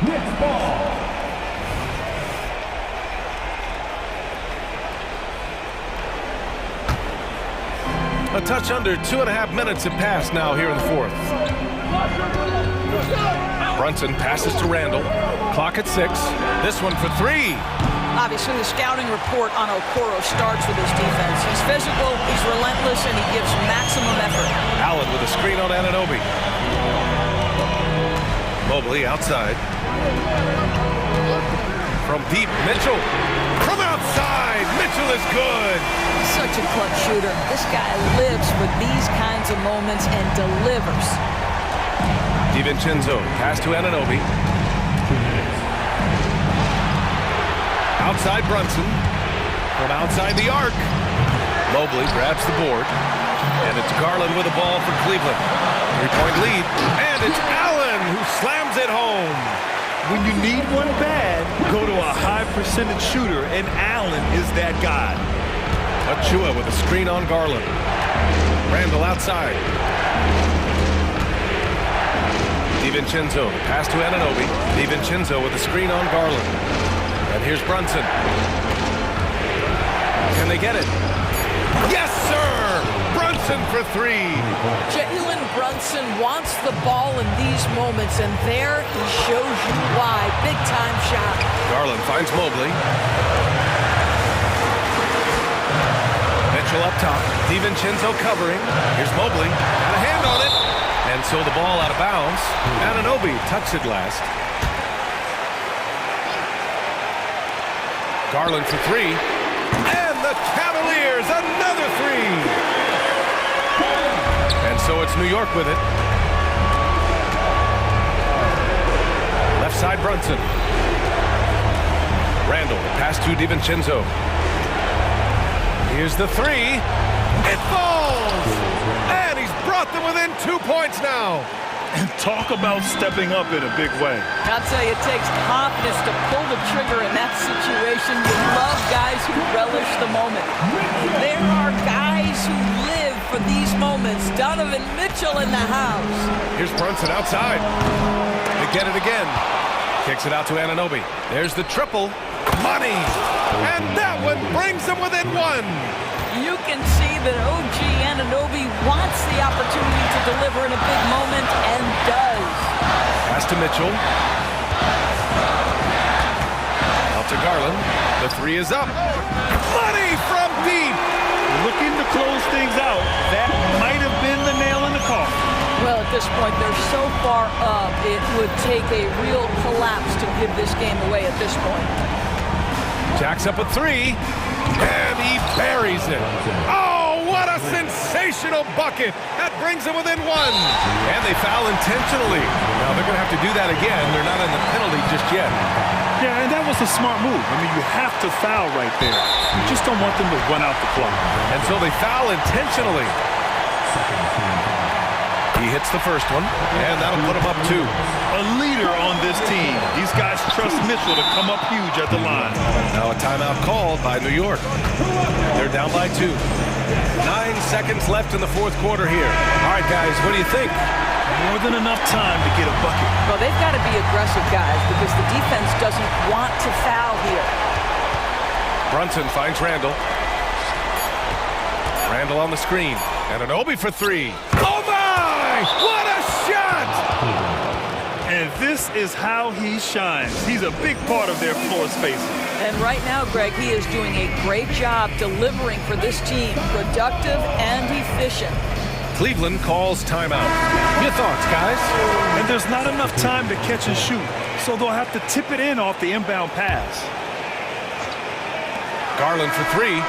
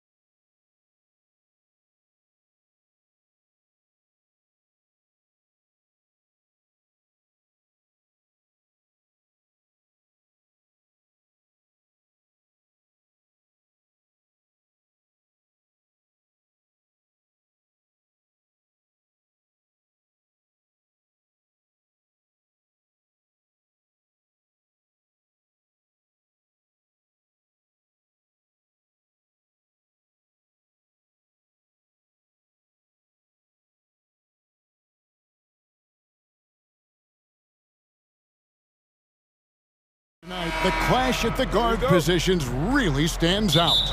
No question about it. Both teams rely heavily on their backcourts to get it done, and I'm interested to see which backcourt brings it tonight. Look at Cleveland's starting group, and their two big men out there, Mobley and Allen. At the guard positions, it's Garland and Mitchell, and it's Okoro in at the 3 spot. And the fireworks begin. Should be an amazing show tonight. How good is it to see the first one go through the net? And so it's Mobley with it. He'll bring it up for Cleveland. Here's Garland, and he finishes nicely on the layup. Always good seeing a guard like Garland score inside. George looking around. And he gets the whistle. 2 free throws coming up. And Greg, you talk about rim protection. Cleveland can really shut down the lane, can't they? Yeah, I mean, they have the personnel to do it. Big front court and quick guards who can keep ball handlers in front of them. I'll tell you, he doesn't give points away. Excellent job from the line. Garland against George. And that one clearly a foul. Gets the whistle, and 2 shots coming up. That one on George. And the Clippers, one of the more efficient three-point shooting teams, Greg, in the NBA. And Kevin, really over the last decade, that's been one of their most consistent traits.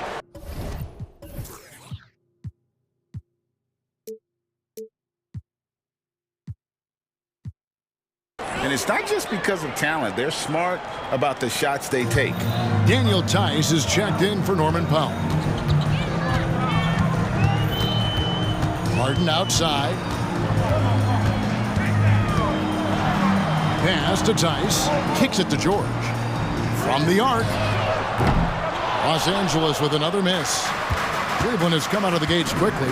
4-point game. George against Garland. Yes, that goes in. Garland's got 6. And what you like about Garland, his ability to make the adjustment inside. Here's George, and there's the drive, and George went.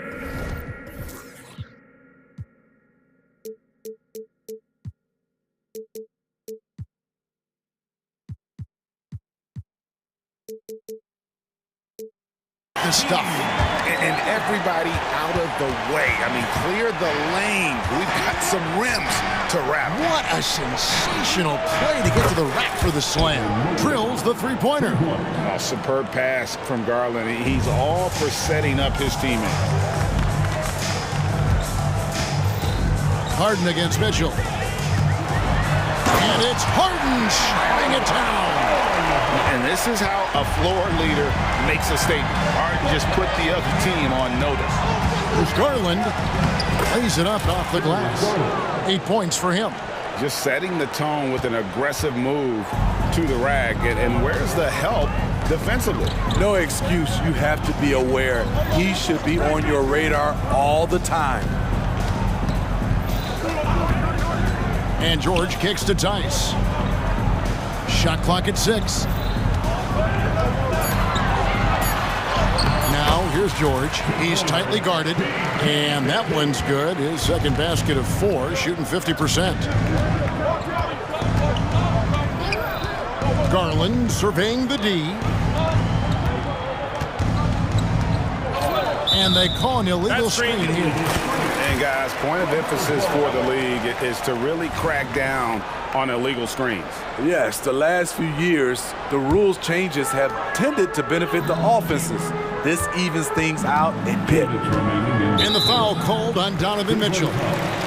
That's his first foul. First personal foul. Second team. A 3 from George.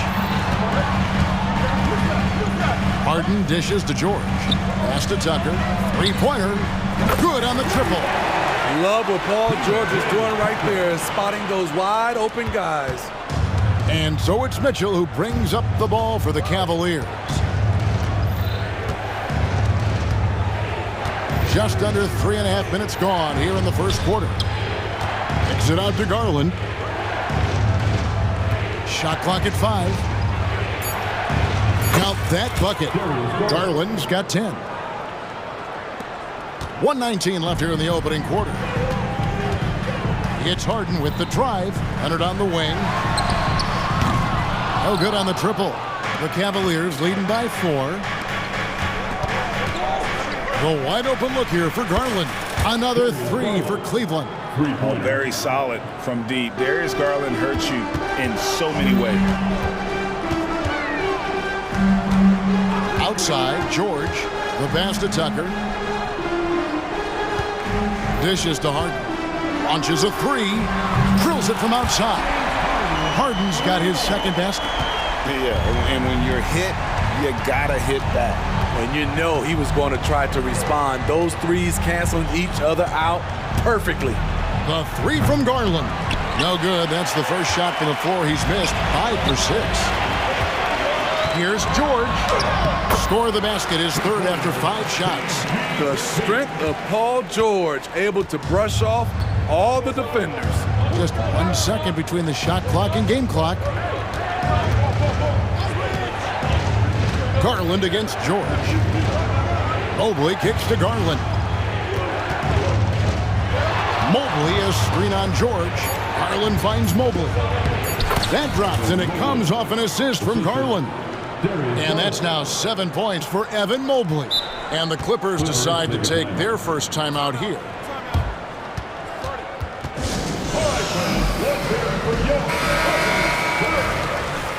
Cavalier substitution, number 9, Craig Porter. The 3 from Harden. That one, no good. Doesn't register as a block, but he did everything you want defending that shot. You know what he did? He timed it well and did a good job. Darius Garland has been leading the charge for the Cavaliers. He put together quite a quarter, 13 points in all. And he looks to be planning for more. We'll get right back to the action when we return.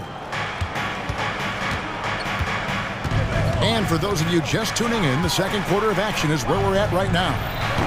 And a chance to catch up on some numbers here. Scoring breakdown for the Cavaliers. Establishing a paint presence early in the game, it really helps and pays big dividends down the line because it frees up your perimeter.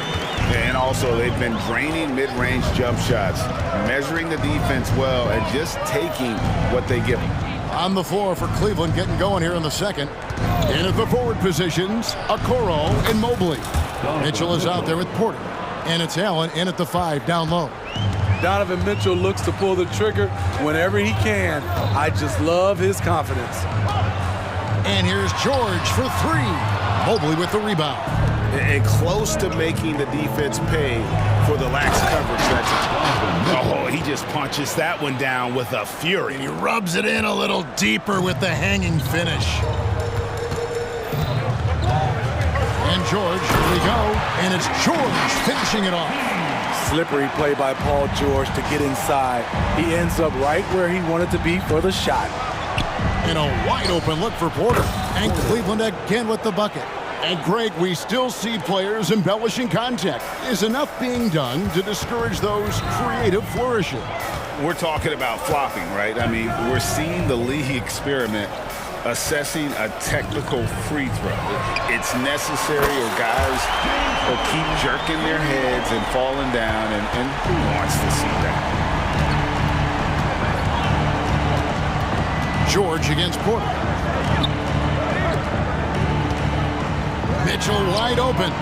And a great assist by Allen as that one goes in. And that was a little payback for what happened on the other end. Mitchell showing the range. And it's George missing. The Cavaliers leading by 7. On the wing, Mitchell. Defended by George. Porter outside. Another 3 for Cleveland. And if you look at this first half, overall, they've just had the better shot selection. What they have done is ran their plays all the way through until they get something they like. And the Clippers call time here. Russell Westbrook's checked in for Los Angeles. Then for the Cavaliers, Karis LeVert comes in for Mitchell, and it's Garland in for Porter. It's Harden with the drive. Score the basket. His fourth. He's only missed one of his 5 shots tonight. Crafty off the dribble. And the moment Harden gets an angle on you with his strength, it's over. Garland with the bucket. Garland's got the lead up to 10 now for Cleveland. And they keep hammering away at him inside, forcing the ball into the paint. And Tice gets it to go. Wow, the vision of P.J. Tucker made that play possible. Garland against Leonard. Westbrook with the steal.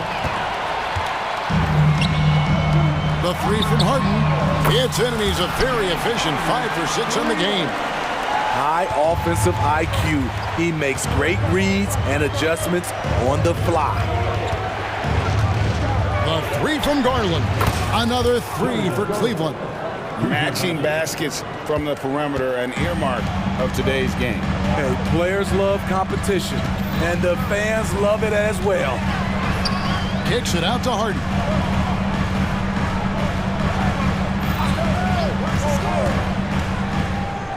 Clock at 6. Takes a 3. Here's Tice.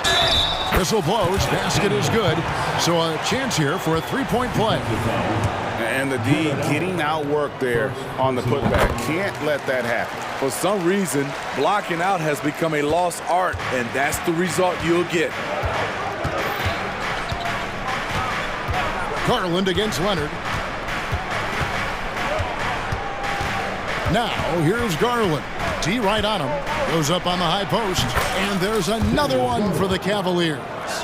And I like seeing Garland use that mid-range area. He is so effective, and it puts so much pressure on the defense. Passes it to Tice. Back to Harden. Tice sets a screen for Harden. Trains the three-pointer. Harden's got 11 here in this quarter alone. The numbers are talking. Harden with a huge night, showing great versatility. Garland with the bucket. Man, he's been on point, not forcing things, getting the most of his looks within the flow. Harden right side.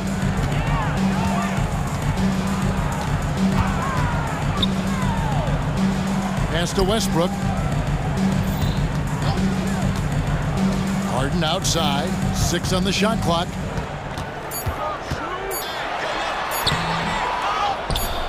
A second chance effort. A 3-ball. And the last second attempt doesn't fall. Darius Garland has been leading the charge for the Cavaliers. And of everything he's doing well, it's his scoring that you point to first. Already 22 points in this game.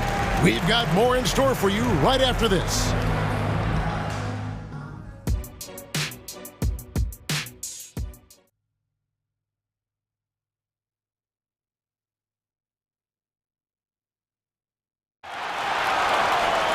And after a fairly even first couple of quarters, the second half could turn out to be a great one as both teams try to gain an edge. We're seeing a tremendous game here, guys, from Darius Garland. Yeah, it's been a great performance from him, really staying focused on quality shots. And many of those quality shots have been jumpers, a very high percentage of those in the first half. So with George on the bench, here's who Tyronn Lue's going with. We've got Harden. P.J. Tucker is out there with Daniel Tice. Then there's Kawhi Leonard. And it's Westbrook in at the 2-guard.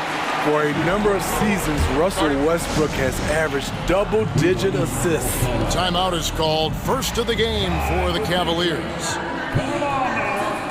And the Clippers making a change here. George is checked in. Into the lineup for your Clippers. And so it's Mitchell who brings up the ball for the Cleveland Cavaliers. They've led by as much as 10. Gets an open look and hits. Mitchell's got 10 points. Clippers trail by 5. Outside, George. And a miss there on the triple. Cleveland's gone 6 of 8 on three-pointers in the game, an outstanding 75% mark. LeVert kicks to Mitchell. Allen, a screen on George. Mitchell passes to Allen. And a lot of contact on that one, so he'll shoot 2 here. And his teammates love it. When Allen is aggressive, trying to score, really puts pressure on the opposing defense. And Allen drops them both. And if you're just joining us, we've played over a minute here in the third. Here's George. That's good, and it's Leonard with the assist. 14 points for Paul George. Keeping them on their toes out there. Paul George agility is on display. To the paint, stolen by Tucker. And here's George. He's got 14. Just over a minute and a half have passed here in the third quarter. And he makes good on the layup. 16 points for him. This is what they want from Paul George. Non-stop offensive energy. Leonard against Mitchell.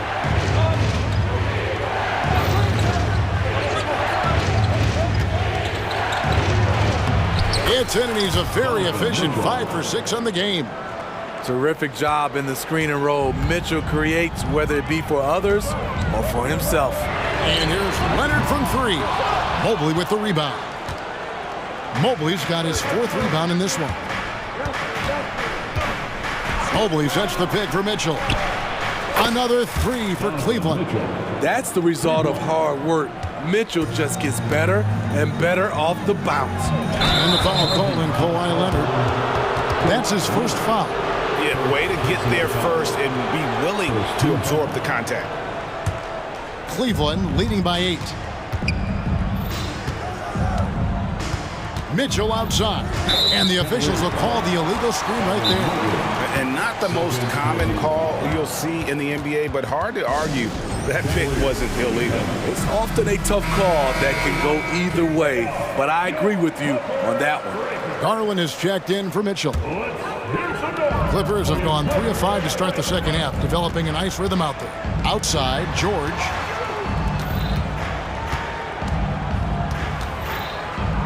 Pass to Tucker. George against Clippers, and the call on the shot that sends him to the line. In a league full of scores, Paul George still stands out. There's a versatility to his shooting game that just makes him exceptional. Good on both. 3 minutes gone now in the third quarter.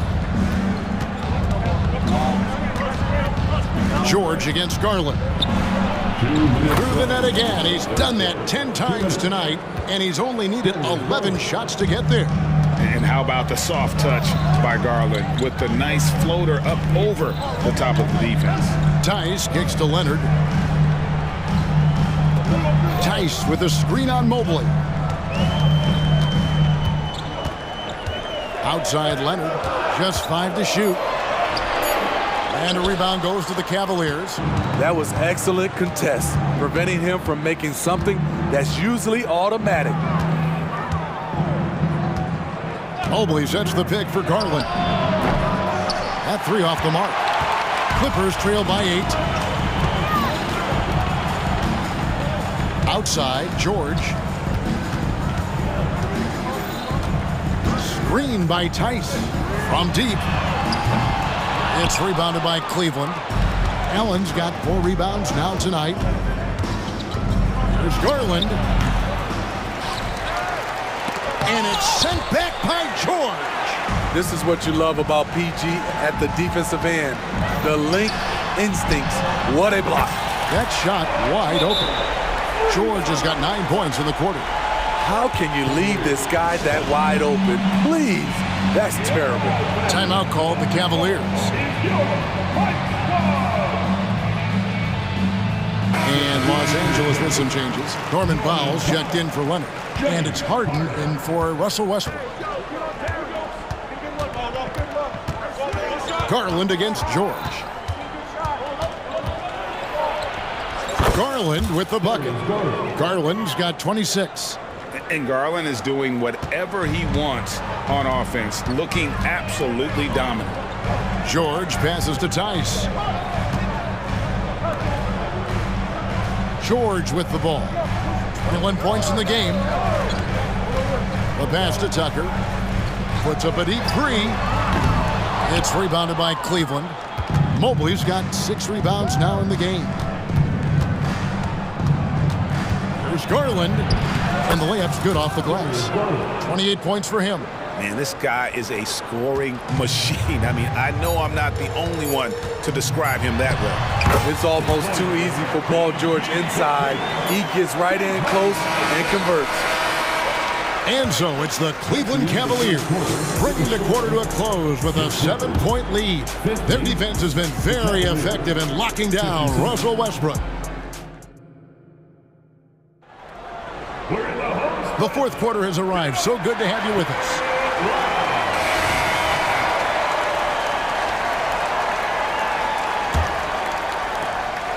Clippers trail by 7. And Cleveland looking at who they've got to start the fourth quarter. At the guard positions, it's Garland and Mitchell. The big men on the floor for Mobley and Allen. And it's Okoro in at the small forward position. There's Garland. That one goes. Count it. Garland's got 30 points.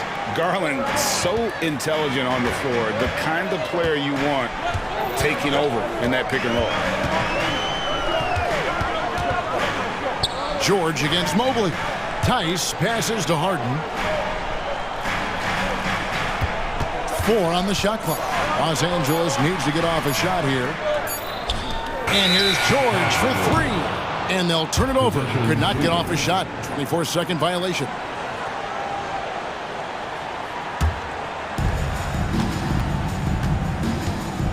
George against Garland. Tries the spin move. Mitchell outside. Oh, that's blocked. And that'll be Cleveland as it goes out of bounds. Cavaliers retain possession. Powell with the steal. The 3 from George. Sinks the triple. George has got 26. Always a threat to get to the rim. This time, Paul George pulls up and buries it. Takes it off the glass. And the Cavaliers lead by 6. Yeah, nothing too fancy. Just getting the job done when they need to. Make every possession count. Pass to Tucker. Back to George.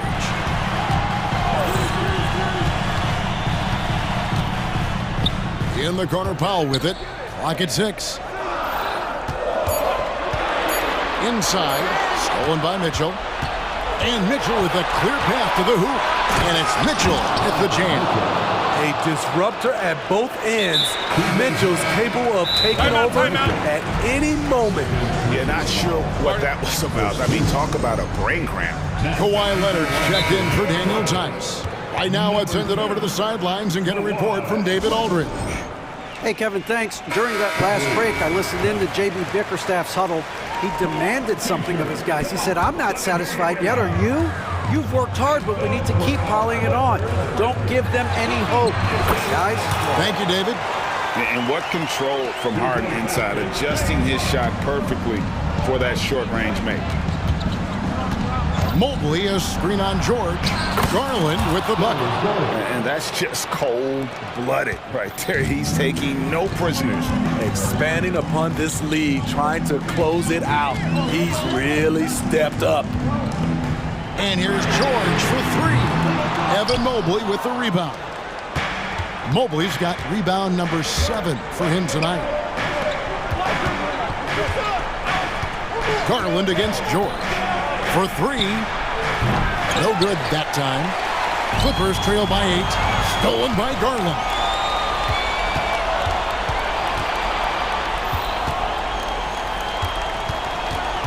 Mitchell in the corner. Garland with the screen for Mitchell. Outside Garland.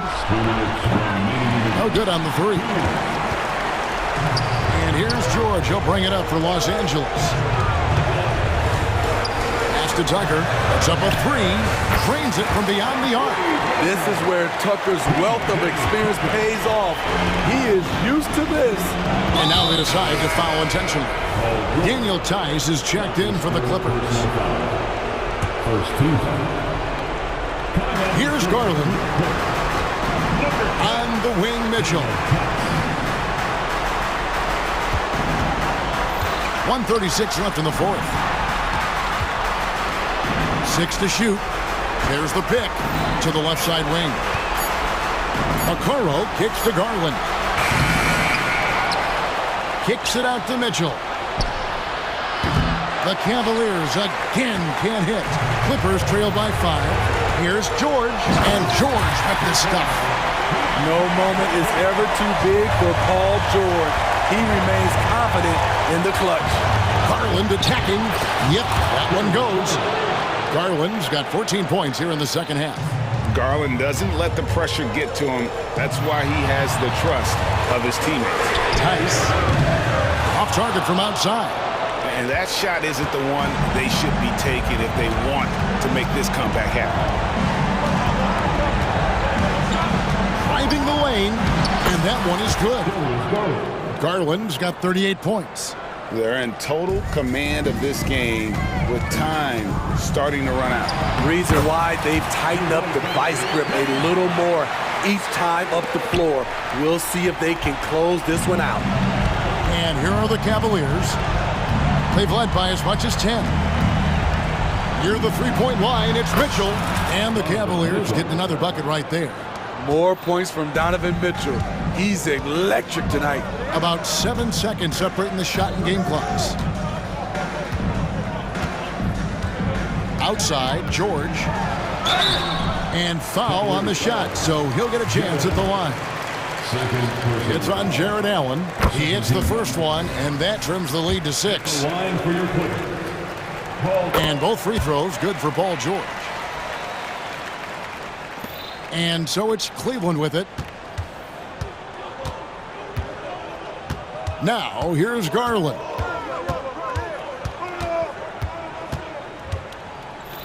Pass to Mitchell. Jacks up a three. That's good, and it's Garland with the assist. He can do incredible things. He can also help you win by simply being reliable. And the Clippers call time here. They're behind by 8. Just 2 seconds left in the fourth quarter. Guys, your thoughts? And I don't think they'll be able to climb out of this hole. I just think they have to focus on the moment. Don't worry.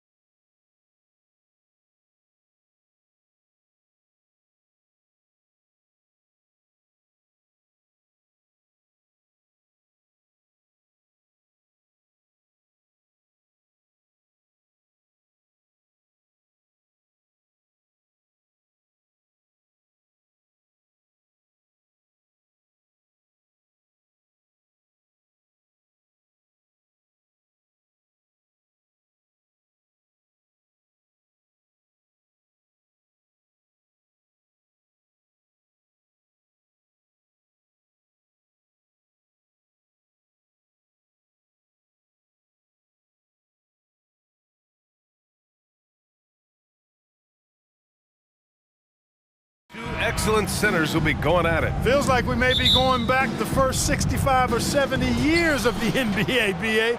I mean, we've become a three-ball dominant league in terms of style of play. Tonight, you'll see what basketball used to be, a game dominated by the centers. And the starting lineup for the Magic. In the backcourt, it's Anthony and Suggs. Isaac and Wagner make up the forwards. And it's Ben Carroll in at the 5, down low. Anytime you can get Harden to look down low, that's good offense. Anthony outside. Gets his second attempt to go. Now he's 1 for 2. Just taking it right to the rim, and no one was there to greet him. Well, this early, they should be showing a lot more energy on defense. It's not there. Now here's George. Yep, that one's good. Whatever the defense gives, that's what he takes. A sign of a skilled offensive player. Anthony outside. Banked it in off the glass. Kept moving and found an opening. Staying active, Anthony grinding for that bucket in tight. You know, when it comes to Cole Anthony, Grant, we knew he'd be a good NBA player. Let's face it, we've heard about it from his dad for years as he's joined us on the media side. BA, that's the truth. But who knows, maybe one day he'll end up in our industry as well. Maybe he's got the bloodlines to be pretty good on the mic like his old man. The Clippers have gone 3 of 3 so far from the floor. Into the lane, and the jam by George. George, a devastating finisher with momentum behind him. He doesn't let anything get in his way on the drive. He's right to the rack. Ooh, took him no time at all to get that one. Anthony's got 7 points in the game. Gotta fight harder to get over those screens. Well, I'm going to credit the screen. I mean, that's a good, strong pick he lays there. Power it home! Oh, wow. Yeah, you know, George really enjoys being in the air. I mean, this guy has great body control and bounce, and his slams at times can be absolutely sick. Isaac with a screen on Leonard and Carroll. And talk about a star from day one, Clark. Paolo Banchero. You know, BA, I love this kid's game. He's got great confidence, terrific body. He's relentless, plays with a lot of energy, and offensively, there's not much he can't do. I mean, he rebounds, he competes on defense. Boy, I like a lot about this young man's game. You know, he gets to the line quite a bit, and I know Paolo Banchero would like to see his percentage from the line creep up, and I think it will. Boy, that defense smothered him in there. Love the intensity. Ben Carroll the screen. Oh, Ben Carroll throws it down. Really easy to appreciate Isaac. I mean, a solid teammate who's always ready to share the sugar. Leonard attacking. Ooh, and Leonard throws it down. BA, the one-hand dunk just looks so fluid. Yeah, absolutely. Even smooth when he's powering it home like that. Part of what makes him unique, guys, that combination of power and polish. Powell outside. Out to Leonard.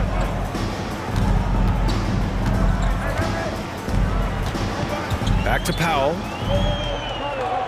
Leonard with a screen on Anthony. 5 to shoot. Here's Powell. And that's good. His first bucket of the game. When they get their opportunity to punch it inside, they don't hesitate. Here's Anthony. Pass to Suggs. Banchero against Leonard. And Banchero gets it to go. Banchero's got 6 points. Gutsy play that time from Banchero inside against pretty physical defense, too. Magic foul. Game set. First personal foul. First team foul.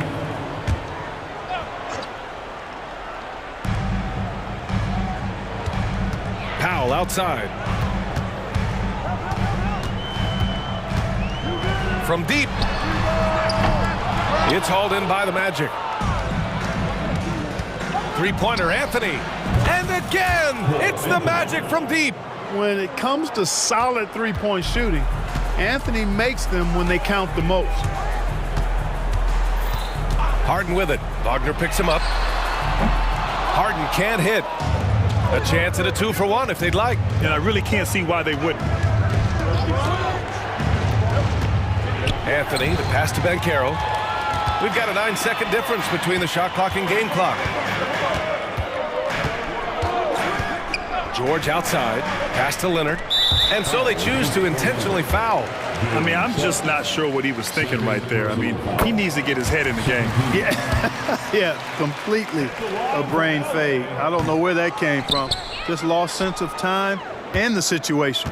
And you know, guys, I mean, he is a solid free throw shooter. And, of course, Leonard has everything in his game. And they go to the intentional foul. First personal foul. Second team foul. Wagner, the pass to Anthony. He takes it in with 1 on the clock. Lays it up and banks it in. He's got 12. This has been Anthony's night for sure. Everything going exactly right for him at the offensive end. And so it's Orlando.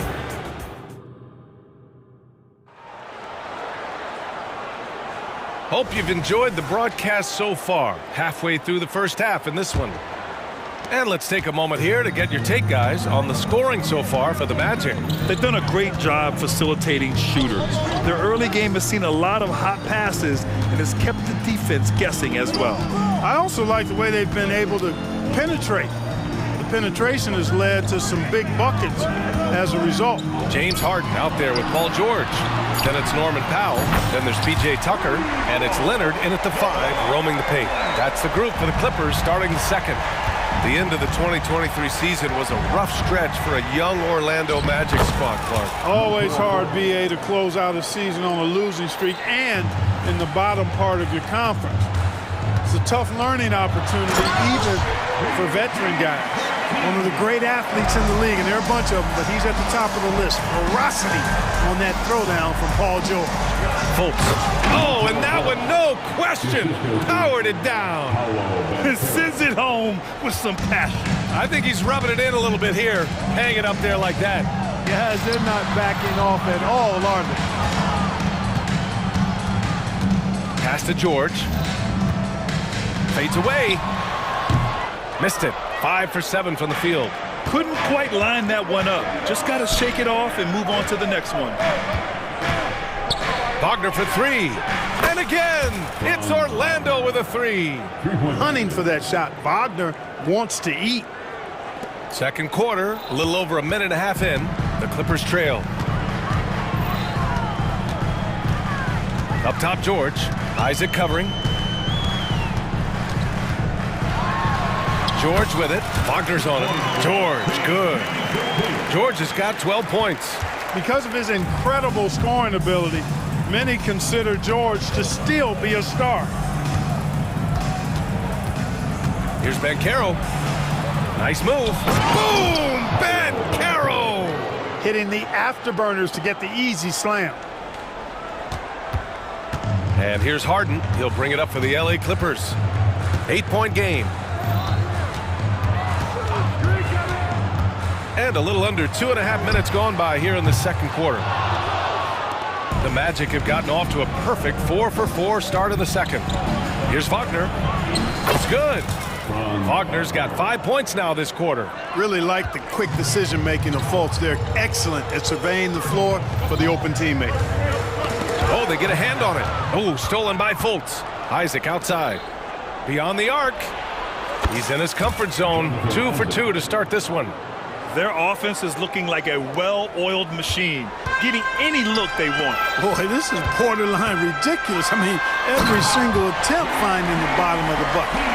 Playing from behind, it's amazing he chose to dunk with that high a difficulty rating. Yeah, no question. That was a stellar move with plenty of swagger.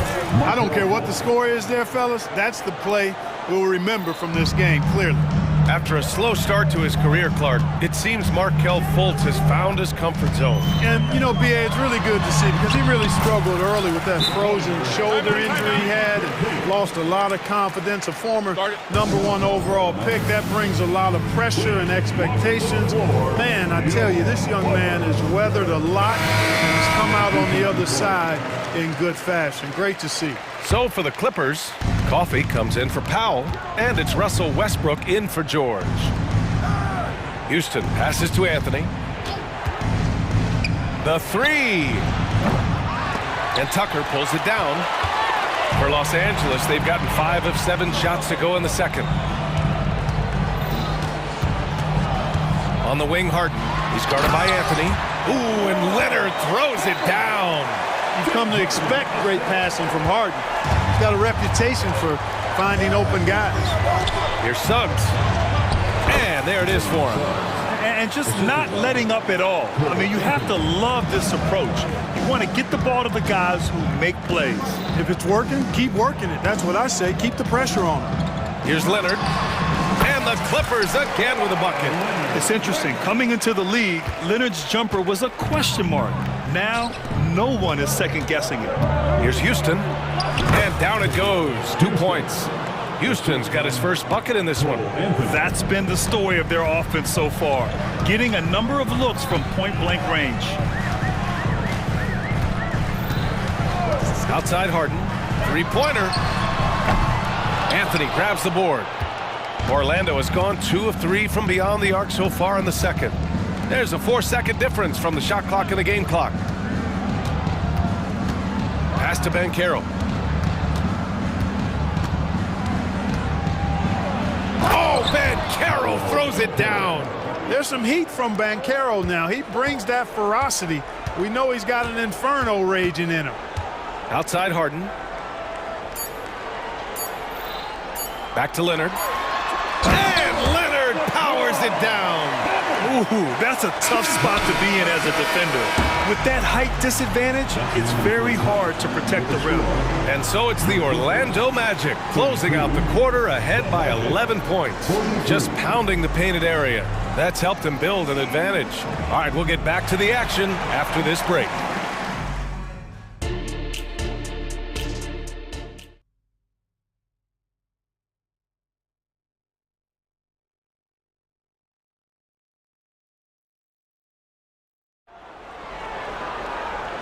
And with a big gap on the scoreboard, the second half begins with very different goals for these teams. One side trying to mount a comeback, one side trying to protect their lead.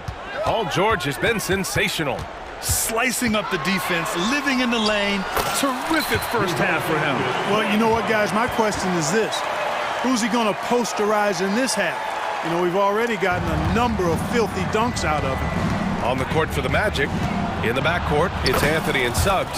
Then there's Banchero. Then it's Gary Harris. And it's Houston in at the power forward. The Clippers shooting the ball incredibly well tonight. 73% from the floor.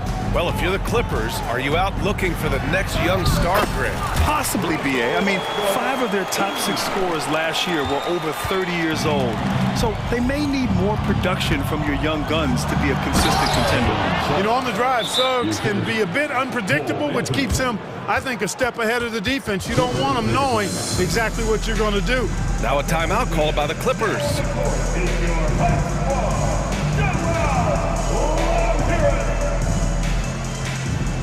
Powell, he's checked in for Los Angeles. Paul George comes in for Harden. Franz Wagner checked in for Orlando. Isaac comes in for Harris. And here are the Clippers now. They trail by 11. Powell for 3. Gets the 3-ball to go. Powell's got 5 points. Simply one of the better passers around. Westbrook's so good at finding his guys. And Carroll with it. Picked up by Powell. And Anthony gets it to go on the assist from Banchero. A great move. I mean, the defense has no response. Yeah, if that's a harbinger of things to come, he's looking at having a very big second half. Westbrook, the pass to George. Foul against Orlando. Jalen Suggs. That's his 3rd personal foul. First team foul. First minute and a half of basketball played here in the 3rd quarter. Powell. And Powell with the stuff. Now, BA, you know they would love for him to get more of those opportunities. Well, that would cut into the deficit quickly if he does. Well, I like the way he capped off that drive. The one-hand hole punch. And trust me, when the D's slow to react, he'll be the first guy to make them pay. Boy, the defense looks shell-shocked. I mean, they're on the ropes right now, on their heels. For 3, George. It's rebounded by Banchero. And here's Anthony. He'll bring it up for the Magic. Oh, got that bucket in no time at all. 9 points in the game. Well, Clark, is it just me, or have we seen a little bit of a resurgence in zone defense in the NBA the last 2 years? Yeah, I think you're spot on there. It is a little more used and a little more part of the toolkit of coaches now in the NBA zone defense. Is in part because teams are stretching you out with the three-point shot from every position and every spot on the floor. And so it's a nice wrinkle to perhaps stretch it out defensively by playing zone, where you have guys covering those perimeter spots from an area standpoint instead of just an individual man standpoint. Orlando's gone 6 of 8 from the three-point line in this matchup. Anthony outside. Just over 2.5 minutes gone by in the second half. Here's Wagner driving to the basket, and the shot goes. Wagner's got 7. Well, part of the game plan was to neutralize the crowd. Hey, guess what? Mission accomplished. And what's been impressive is that it's not been any one player. It's been a collective effort, contributions from everybody. A moment to hear from Ali LaForce. Well, the modern NBA game is very perimeter-oriented, and big man Ivica Zubac was talking about it. He said, quote, they want to push it. There's a lot of space for guys to work. The talent in the league is incredible right now, and the NBA wants this to be an offensive game, so it is what it is. Brian, the old-school big man, must adapt or else. The game has changed so much. Good stuff, Ali. Thank you. Showing you the vertical that time. Paul George throwing it down. For Orlando, they've gone a perfect 7 for 7 and looking strong in this third quarter. You know, over his career, Paul George has racked up more than his fair share of accolades, Grant. Well, he's a fixture at All-Star Weekend, that's for sure. Now, he's made the All-Defensive team more than a few times. He's had an outstanding career. Los Angeles has gone 1 of 4 here in the third from range. Westbrook finds George. And that one comes off the assist by Westbrook. George has got 4 points this quarter. A great assist. Nice work from Russell Westbrook. Orlando calls timeout.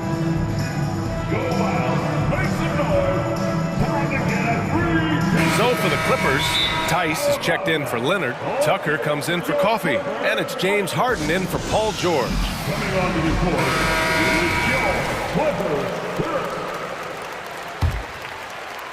And here are the Magic now.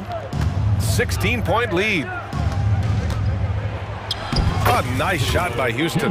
Houston's gotten his second bucket. Part of the job description as a guard, but Anthony relishes the chance to get his teammates good looks. Outside Harden.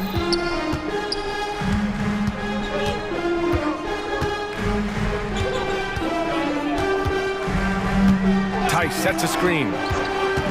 Just 4 to shoot. Oh, and makes it with the kiss. Harden's got 6. Harden is a guy that seeks out contact, and he's really adept at finishing through it. Pass to Houston. Fires from deep.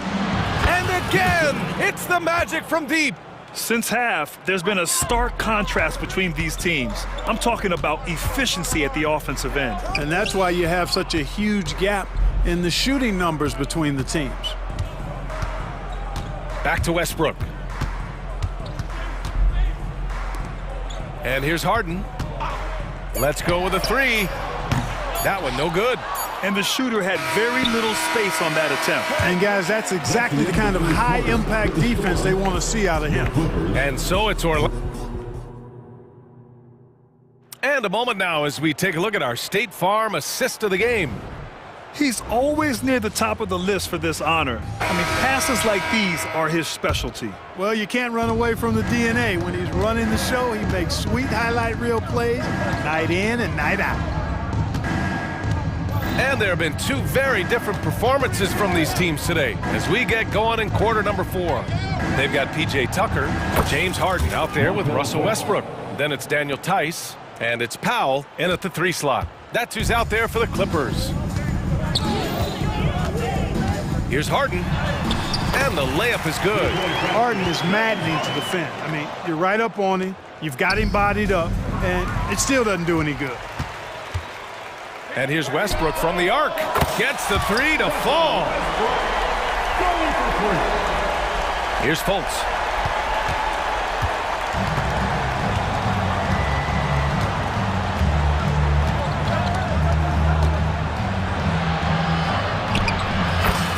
ticks off the clock here in the fourth.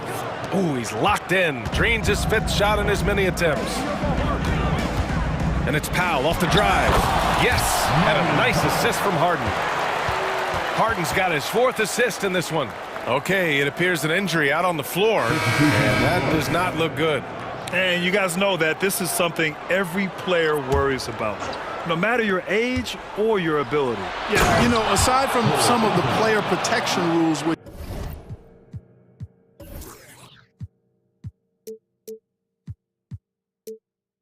have been of benefit, a lot of it just comes down to what the body can withstand. Now here's Harden, tightly guarded. Leonard outside. The three is up. Rebound by the Magic. Isaac's got 4 rebounds now. The three from Banchero. And again, it's the Magic from deep. And that's how Banchero creates driving lanes. That shot right there, knocking it down, opens the floor for him. Connects from downtown. George has got 23. That's how you up the ante. Come right back at him. A little back and forth from long range. I love it. That's a terrific answer there. And just shredding apart the defense with his passing. He's helping to pace this offense so well. You know, numbers don't always tell the story, guys, but his assist totals do paint the picture here. I mean, he's got everybody involved.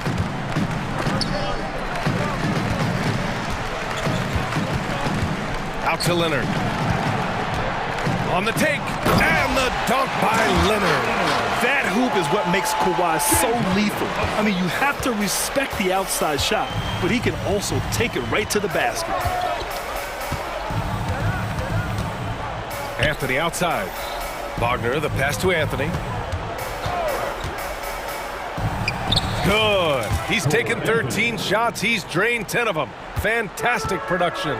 Clever call by Anthony there, using the pick and roll to create an opening. Harden surveying the D.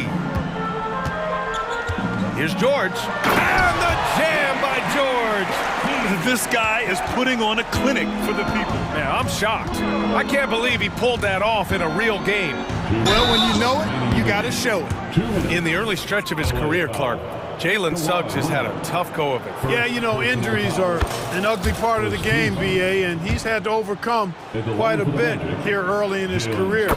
Such a promising young talent. But I do believe when you look at the long road in front of him that he's going to show you how special a player he is. Oh, got that one up quick. George has got 12 points in just the second half. Cannot let George get his feet set out on the perimeter. He'll bury it. Right here. Here's Wagner, and he slams it in one-handed.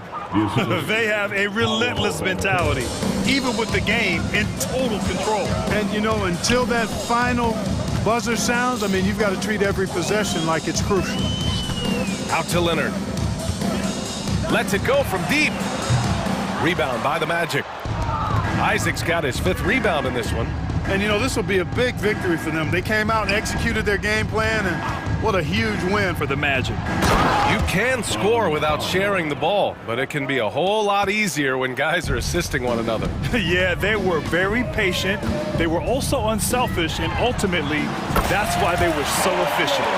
And one player just stole the show tonight, doing everything for his team. A monster night for Cole Anthony. Gotta respect the leadership he showed today. Made great reads and distributed the ball accordingly. You see the quickness there from Anthony, beating everybody to the spot. George for 3. Oh, and another 3 for the Clippers. It's nice they found their rhythm here, but the clock is just not their friend. Now they're playing with urgency, huh? They could have done it much earlier before the game was out of reach. Stepping up and nailing an important shot to put this away. And, you know, this run shows what kind of attitude this team has. I mean, the win is there. Go get it. Leonard can't get it to go. And the Magic with possession. The 3 from Banchero. And again, it's Orlando with a 3. They really came in with the right mindset today. I can guarantee you their flight home will be filled with some smiles. Yep, to have a stress-free win on the road, very satisfying. The fans are already headed for the exit. And one move ahead of the defense, a solid pick. And then the monster dunk to complete the play. Well done. Boy, picture-perfect teamwork that time, guys. One guy sacrificing for the other. That's how you succeed in this league. Van Carroll finds Wagner. Fires for three. Van Carroll, no good. George scanning the floor. That one's good. Well, he's still battling.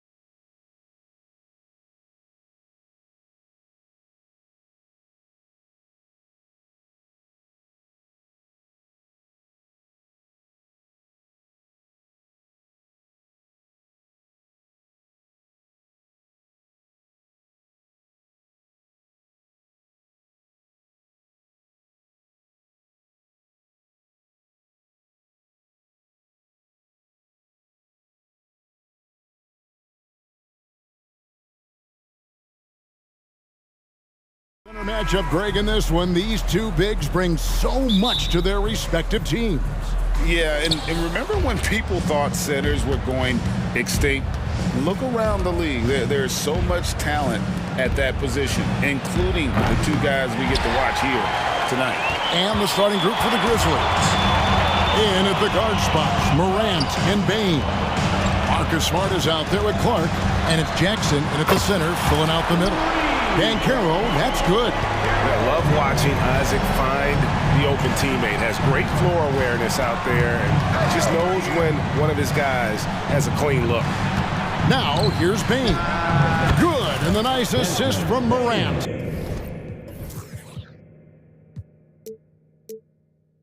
Poor design there defensively. They know he's a knockdown shooter from that spot.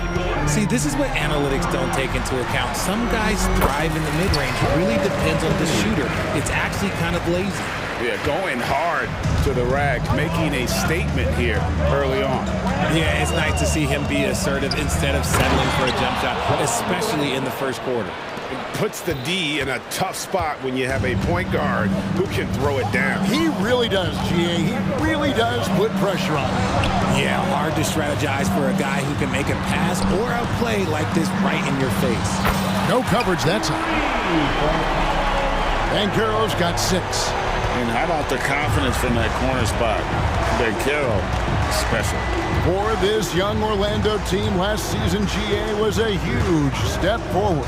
A 12-win improvement, taking a giant step forward offensively. The top 5 scorers, all under 25 years old, a very bright future in Orlando. And that's an intentional foul. Yeah, not sure what that was about. I mean, talk about a brain cramp. Here's Anthony.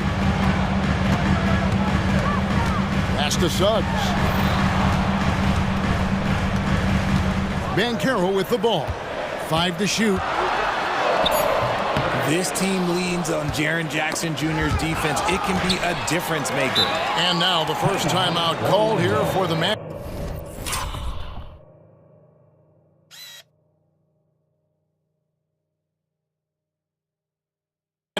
Every time out, a chance to review the lineups, matchups, or call a play. I'm sure all of the above is in order, and you can never be too content.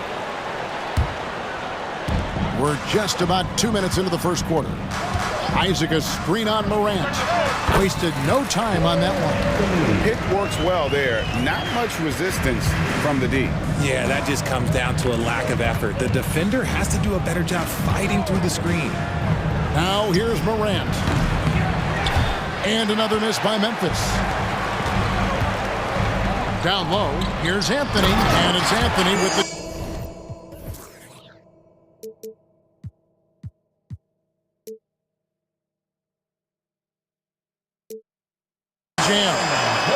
And this is why Suggs was a top 5 pick. Jalen's got tremendous playmaking ability.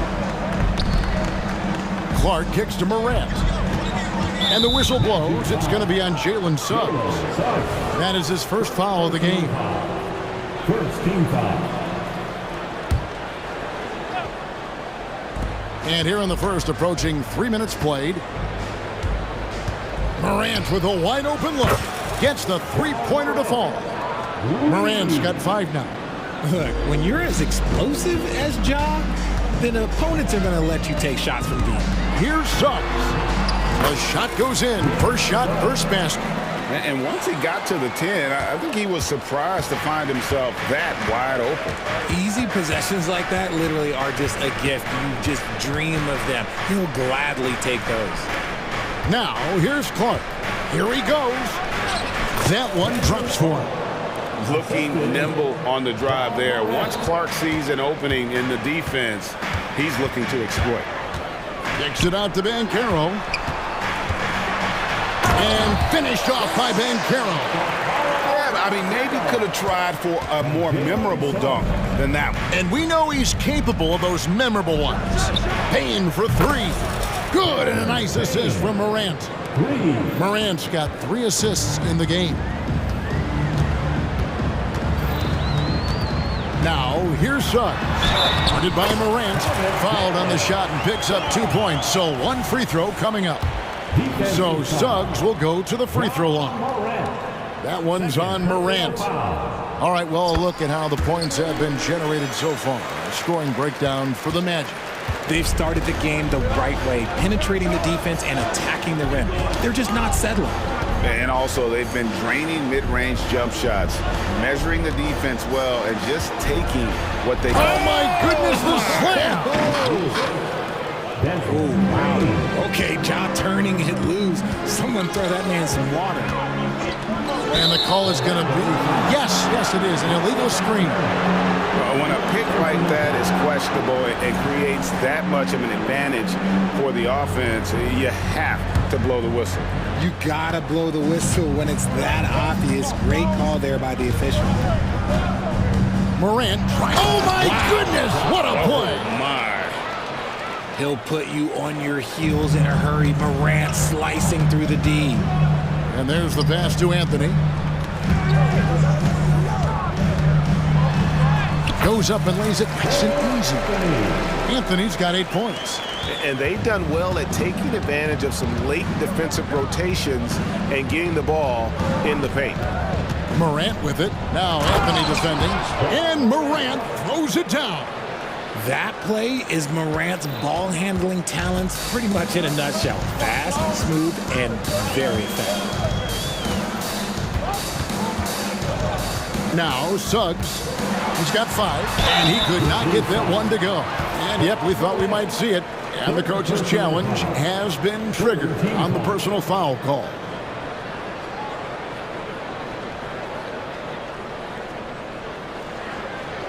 And I think when it comes to some of the more difficult calls to make, personal fouls can be tough. The action is so fast. The previous play is under review. The wonders of technology. We've seen replay reviews so effectively, and involving the coaches by being able now to challenge like this is something a lot of people have been hoping for. The ruling on the floor is confirmed. And so the word is in. They've decided that the call stands as it was made on the floor. And, you know, even if a coach still feels this wasn't the right call, you got to acknowledge the effort being put in to reviewing it. The double checking, and the game continues on. That's also good. So he hits both free throws. And, you know, Jalen Suggs has had to deal with some huge expectations, but he's got a great attitude and always works hard to live up to it. Yeah, you won't see him miss many dunks unless you've got somebody right in his face, as was the case there on that possession. A free-flowing first quarter. Great scoring through 1. Magic lead by 5.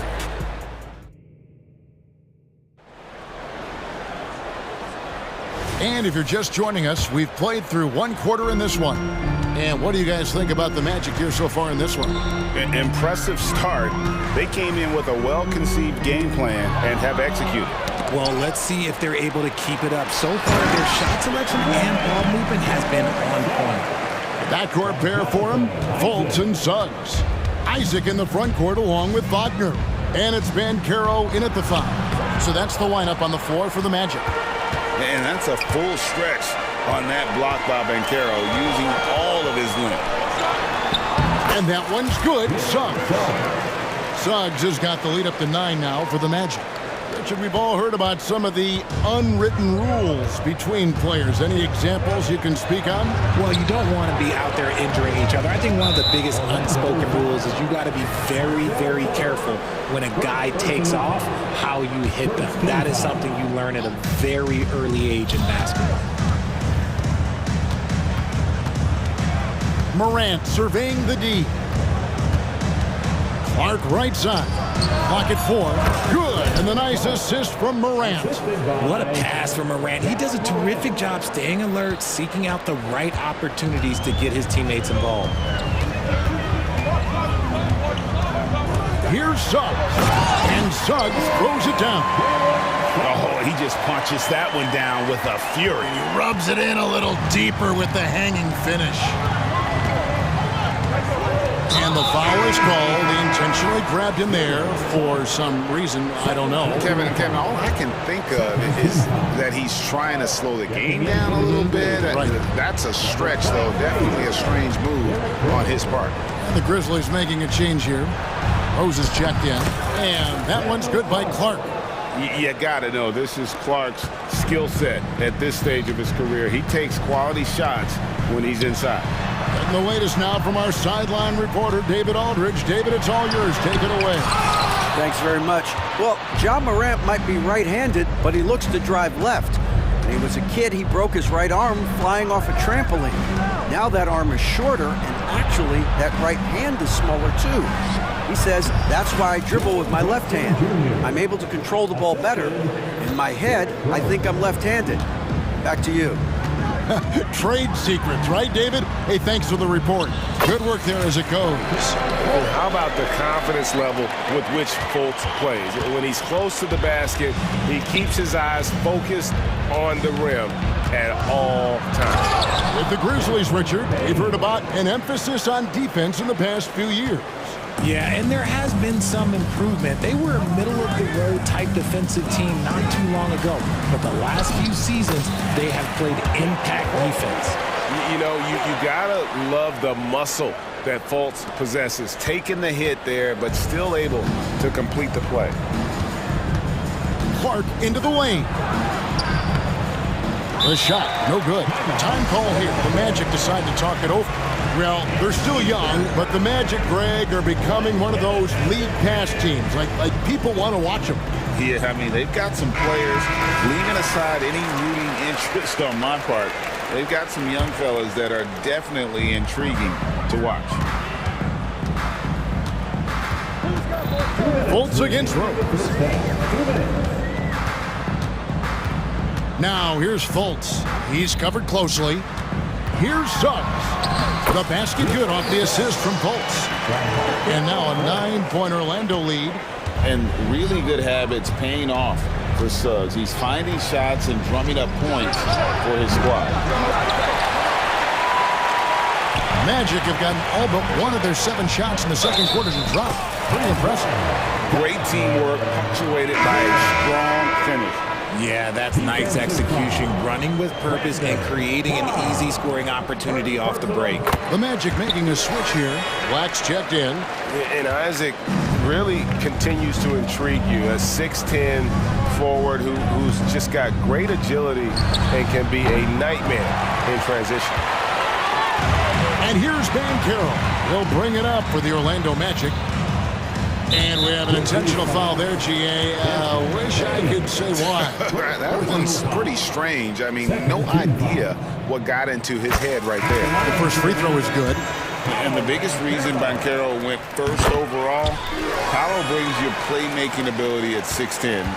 He's got a very rare skill set for that size. Kennard, he's checked in for the Grizzlies. Morant comes in for Rose. The 3 from Morant. That's no good. He is 5 of 11 shooting from the field for the game. Drives to the hoop. Black the pass to Banchero. Shoots the 3. Another field goal for him. 4 for 6 shooting tonight. Well-rounded effort, and they show no signs of letting up. Yeah, not just an impressive showing on offense, but on defense as well, executing their game plan perfectly. And he gets it to go as they call the foul. He's on his way to the line for one more. The agility, the athleticism. Morant sometimes, I don't know, he just seems unstoppable to me. He's getting his first free throw attempt of the game here. And last season, he made good on about 3 out of every 4 free throw attempts. And last time I checked, I think that's 75%. Wagner, a screen on Morant. Fultz kicks to Wagner. Here's Banchero. And again, it's the Magic from deep. He's found his rhythm from deep, and you can see the confidence. And, of course, it helps space the floor, which gives this offense more room to operate. Clark into the lane. He gets it in there. Clark's got 8 points. Nice ball movement there. Delivered the pass right on time. And it's Orlando's ball. They're on a 17-7 run. Fultz against Morant. Isaac outside. Takes the 3. And again, it's the Magic from deep. And he's got a quiet confidence about him, doesn't he, guys? I mean, he's thinking about shooting the ball as the pass is coming. The Grizzlies shooting their second and third shots at the line right here. Definitely an area where they can improve. Only 73% as a team from the line last year. And the first one drops. And that one goes in. 2 from the line that time. Anthony looking it over. Paolo Banchero getting it done for the Magic. He's been a major threat from three-point range. Got 2 of them to fall in that quarter. And don't go away. We'll be right back.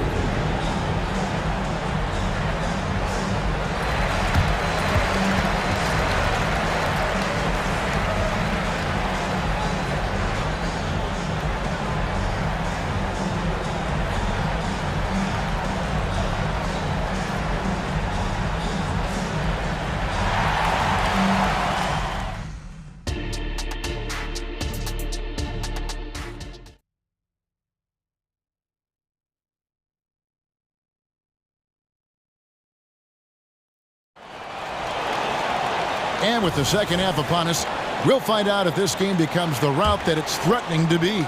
You know, Paolo Banchero, guys, has been exceptional. Yeah, he's just been raining down on him from deep here. Talk about dialed in. If I'm his teammate, I keep feeding the hot hand, especially since he's been on fire from deep also. Kicking off the second half, here's Taylor Jenkins's 5. We've got Brandon Clark. Morant is out there with Luke Kennard. Then it's Jaren Jackson. And it's Smart in at the small forward. Morant. It's been all about Ja tonight. Can score in so many different ways. Magic leading by 16. Here's Banchero. And again, it's the Magic from deep. This is why I love his game. You really have to admire his tenacity. Morant drives in. Clark with a wide open look. Good, and a nice assist from Morant. Morant's got 6 assists in the game. Kicks it out to Banchero. Banchero, a screen for Harris. Outside Anthony. Here's Banchero. The shot from the low post is good. 21 points for Paolo Banchero. And how about the footwork and body positioning of Banchero makes him so tough to guard down low. An intentional foul committed, but for what purpose, Greg? I'm not sure. A scene of confusion right there. I can't imagine why he thought it was a good idea to foul there. Jalen Suggs is checked in for Gary Harris. Right around a minute and a half played here in the third quarter. Here's Smart, and he drops in the layup off the glass. Look, we know Marcus Smart wants to get in close and get that high percentage finish. Over in the corner, Banchero. On the wing, Isaac. Snatched away. And slam dunk by Clark. That's a double whammy, guys. That's right. A great defensive play, then the emphatic stuff. Once he poked it away, you knew what was on his mind. And a key guy for this offense, Luke Kennard. One of the best shooters in the game, can do it off the catch and off the bounce. Rarely misses a free throw, and when he doesn't have a good look, he makes the right play. It's time now to hear from our Hall of Fame reporter, David Aldridge. What's the latest, David? Thank you, Kevin. This young Magic team is building, and they're anchored by the talent in their front court. Franz Wagner, Paolo Banchero, and Wendell Carter Jr., who said, as a team, our potential is through the roof. I think the biggest thing for us is being injury-free. That will give us the best chance to be very special. Kevin? Special indeed. All right, David Aldridge, thank you. On defense, Isaac using all of his height and wingspan, and it really creates a situation where the offensive player is uncomfortable.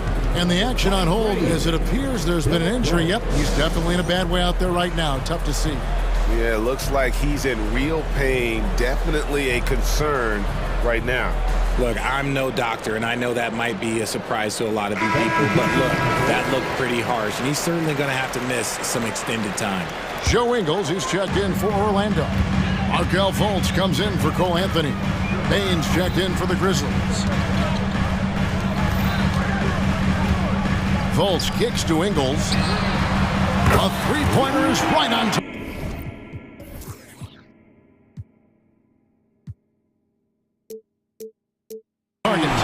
Ingles has got himself on the board with 3 there. Fultz is not just looking to score the ball, he also is equally engaged in terms of facilitating for his teammates. Kennard, the pass to Bain. It's deflected, and it's out of bounds. The Grizzlies able to retain possession here.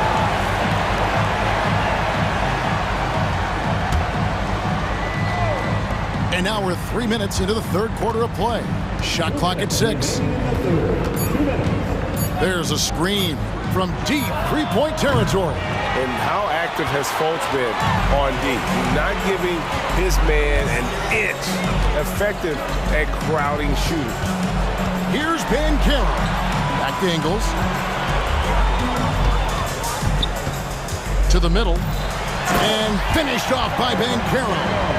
And can you always depend on him or what to lead you to the right place with that pass? Money. Puts up a deep 3. And another miss by Memphis. He missed that one, but I've seen him drill shots from that distance in warm-up. Even though he is capable of hitting that shot, I'd like to see him work for a better look in that situation. Yeah, really good defensive play to cut him off there and square up. Getting another opportunity here to see that powerful rejection. And guys, they'll think twice about attempting that shot again. That was a big-time rejection. Oh, how about using the rim to get some true hang time? You know, he just wanted to make sure the landing was softer than the takeoff. And contact on the shot, so he'll be shooting free throws here. Oh, Bankero earns his points there. If he has to get them at the line, then that's what he is more than willing to do. That free throw, good from Bankero.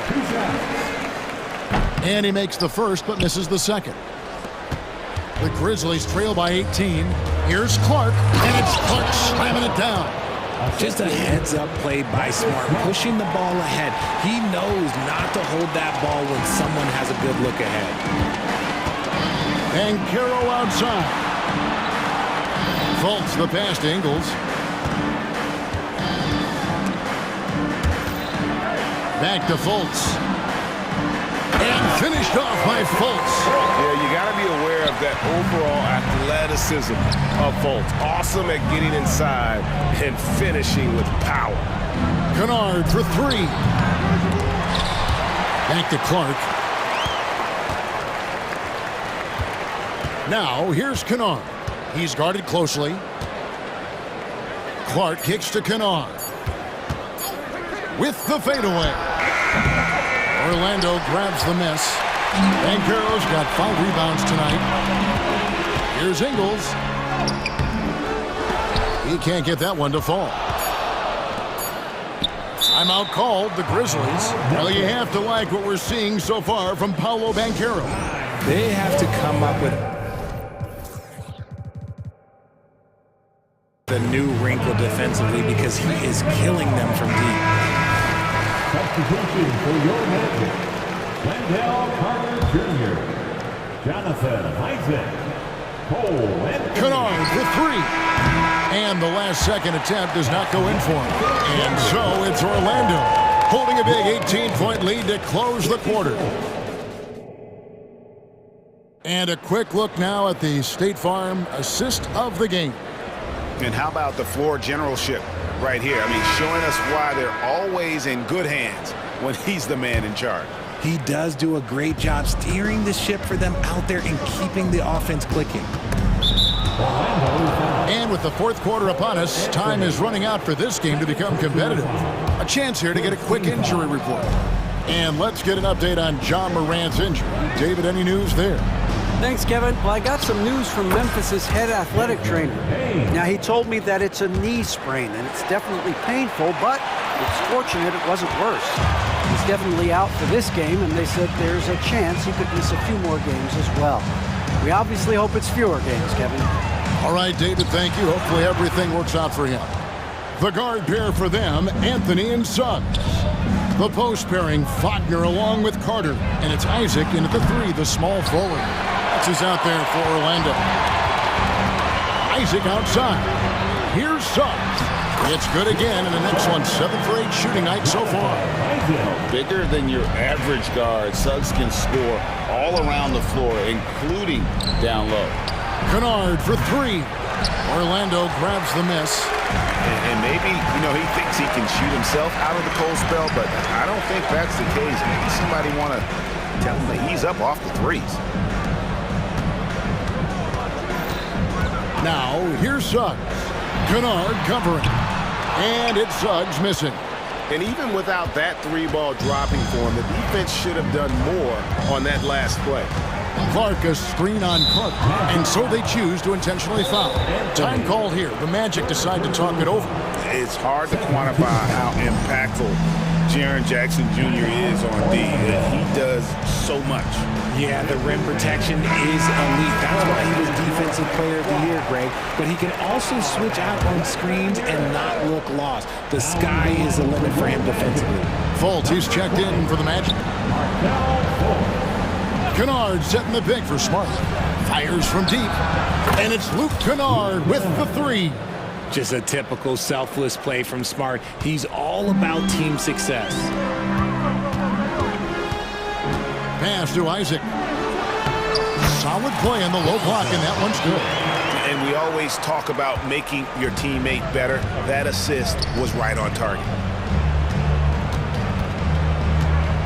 Kennard on the wing. To the inside. Nice shot by Smart. And he has to build on this because we can see where him being a ghost out there has gotten him so far. Suggs with the ball. Wagner finds Isaac. And it's good for 2. 10 points for Jonathan Isaac. And Isaac is rapidly becoming a load for the defense. He utilizes that huge frame to get the shot he wants in the paint. And the whistle blows. It's going to be on Jalen Suggs. And that'll be his 3rd foul so far. And now only 1 away from being in the penalty. And the Magic making a change here. Van Carroll's checked in. And so the ball's out of bounds. Wagner touched it last. Grizzlies making a switch here. Jackson's checked in. A little over 2.5 minutes have passed here in the 4th quarter. Good, and Smart gets the assist. Nice ball movement there. That's how you break down the defense. And here is Suggs. Connects from 3-point range. Suggs has got 5 points now this quarter. And if he's knocking down threes with consistency, Suggs almost impossible to check. Gets it to fall. The bucket from Bane. And that's a great piece of work to get to the hoop there. Just tore the D to shreds. Here's Suggs. Good for the basket, number 9. He's only missed 2 shots from the floor all night. Relentless in their approach, even with the game firmly in hand. No let up with these guys. They're going for the throat now. Straight power, homie. I mean, he ripped it down with both hands. Absolutely a resounding dunk. This is it to Isaac. Fultz with the ball. Guarded now by Clark. Such a wide open look. And the Magic lead by 19. And so just rolling to the finish line now in what has been a very confident-looking performance for the Magic. And the big difference here was accuracy from 3-point range.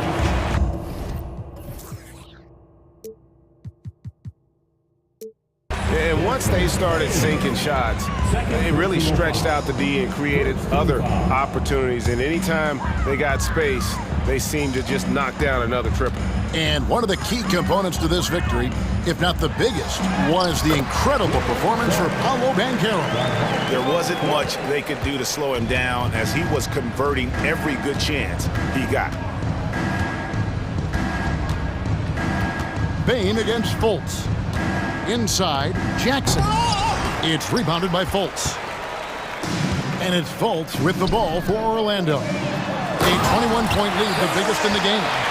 Saw the opportunity to put this away and did not turn it down. And that score probably slams the door for any would-be comebacks. And look, they put this one to bed. Well, I guess we could give him credit for not getting discouraged. They're still playing hard. He's doing his job out there. Vaults the pass to Banchero. Vaults against Bain. Back to Banchero. And finished off by Banchero. And you can sense that these fans, these players, they are ready to celebrate. It's always nice to perform like this, especially in front of the faithful home crowd. And there it is for him. Look, it's always great to get into a rhythm, but do it when it matters. It's a shame, really. If they had been playing like this last quarter, they might be in a different situation right now. Here's Fultz.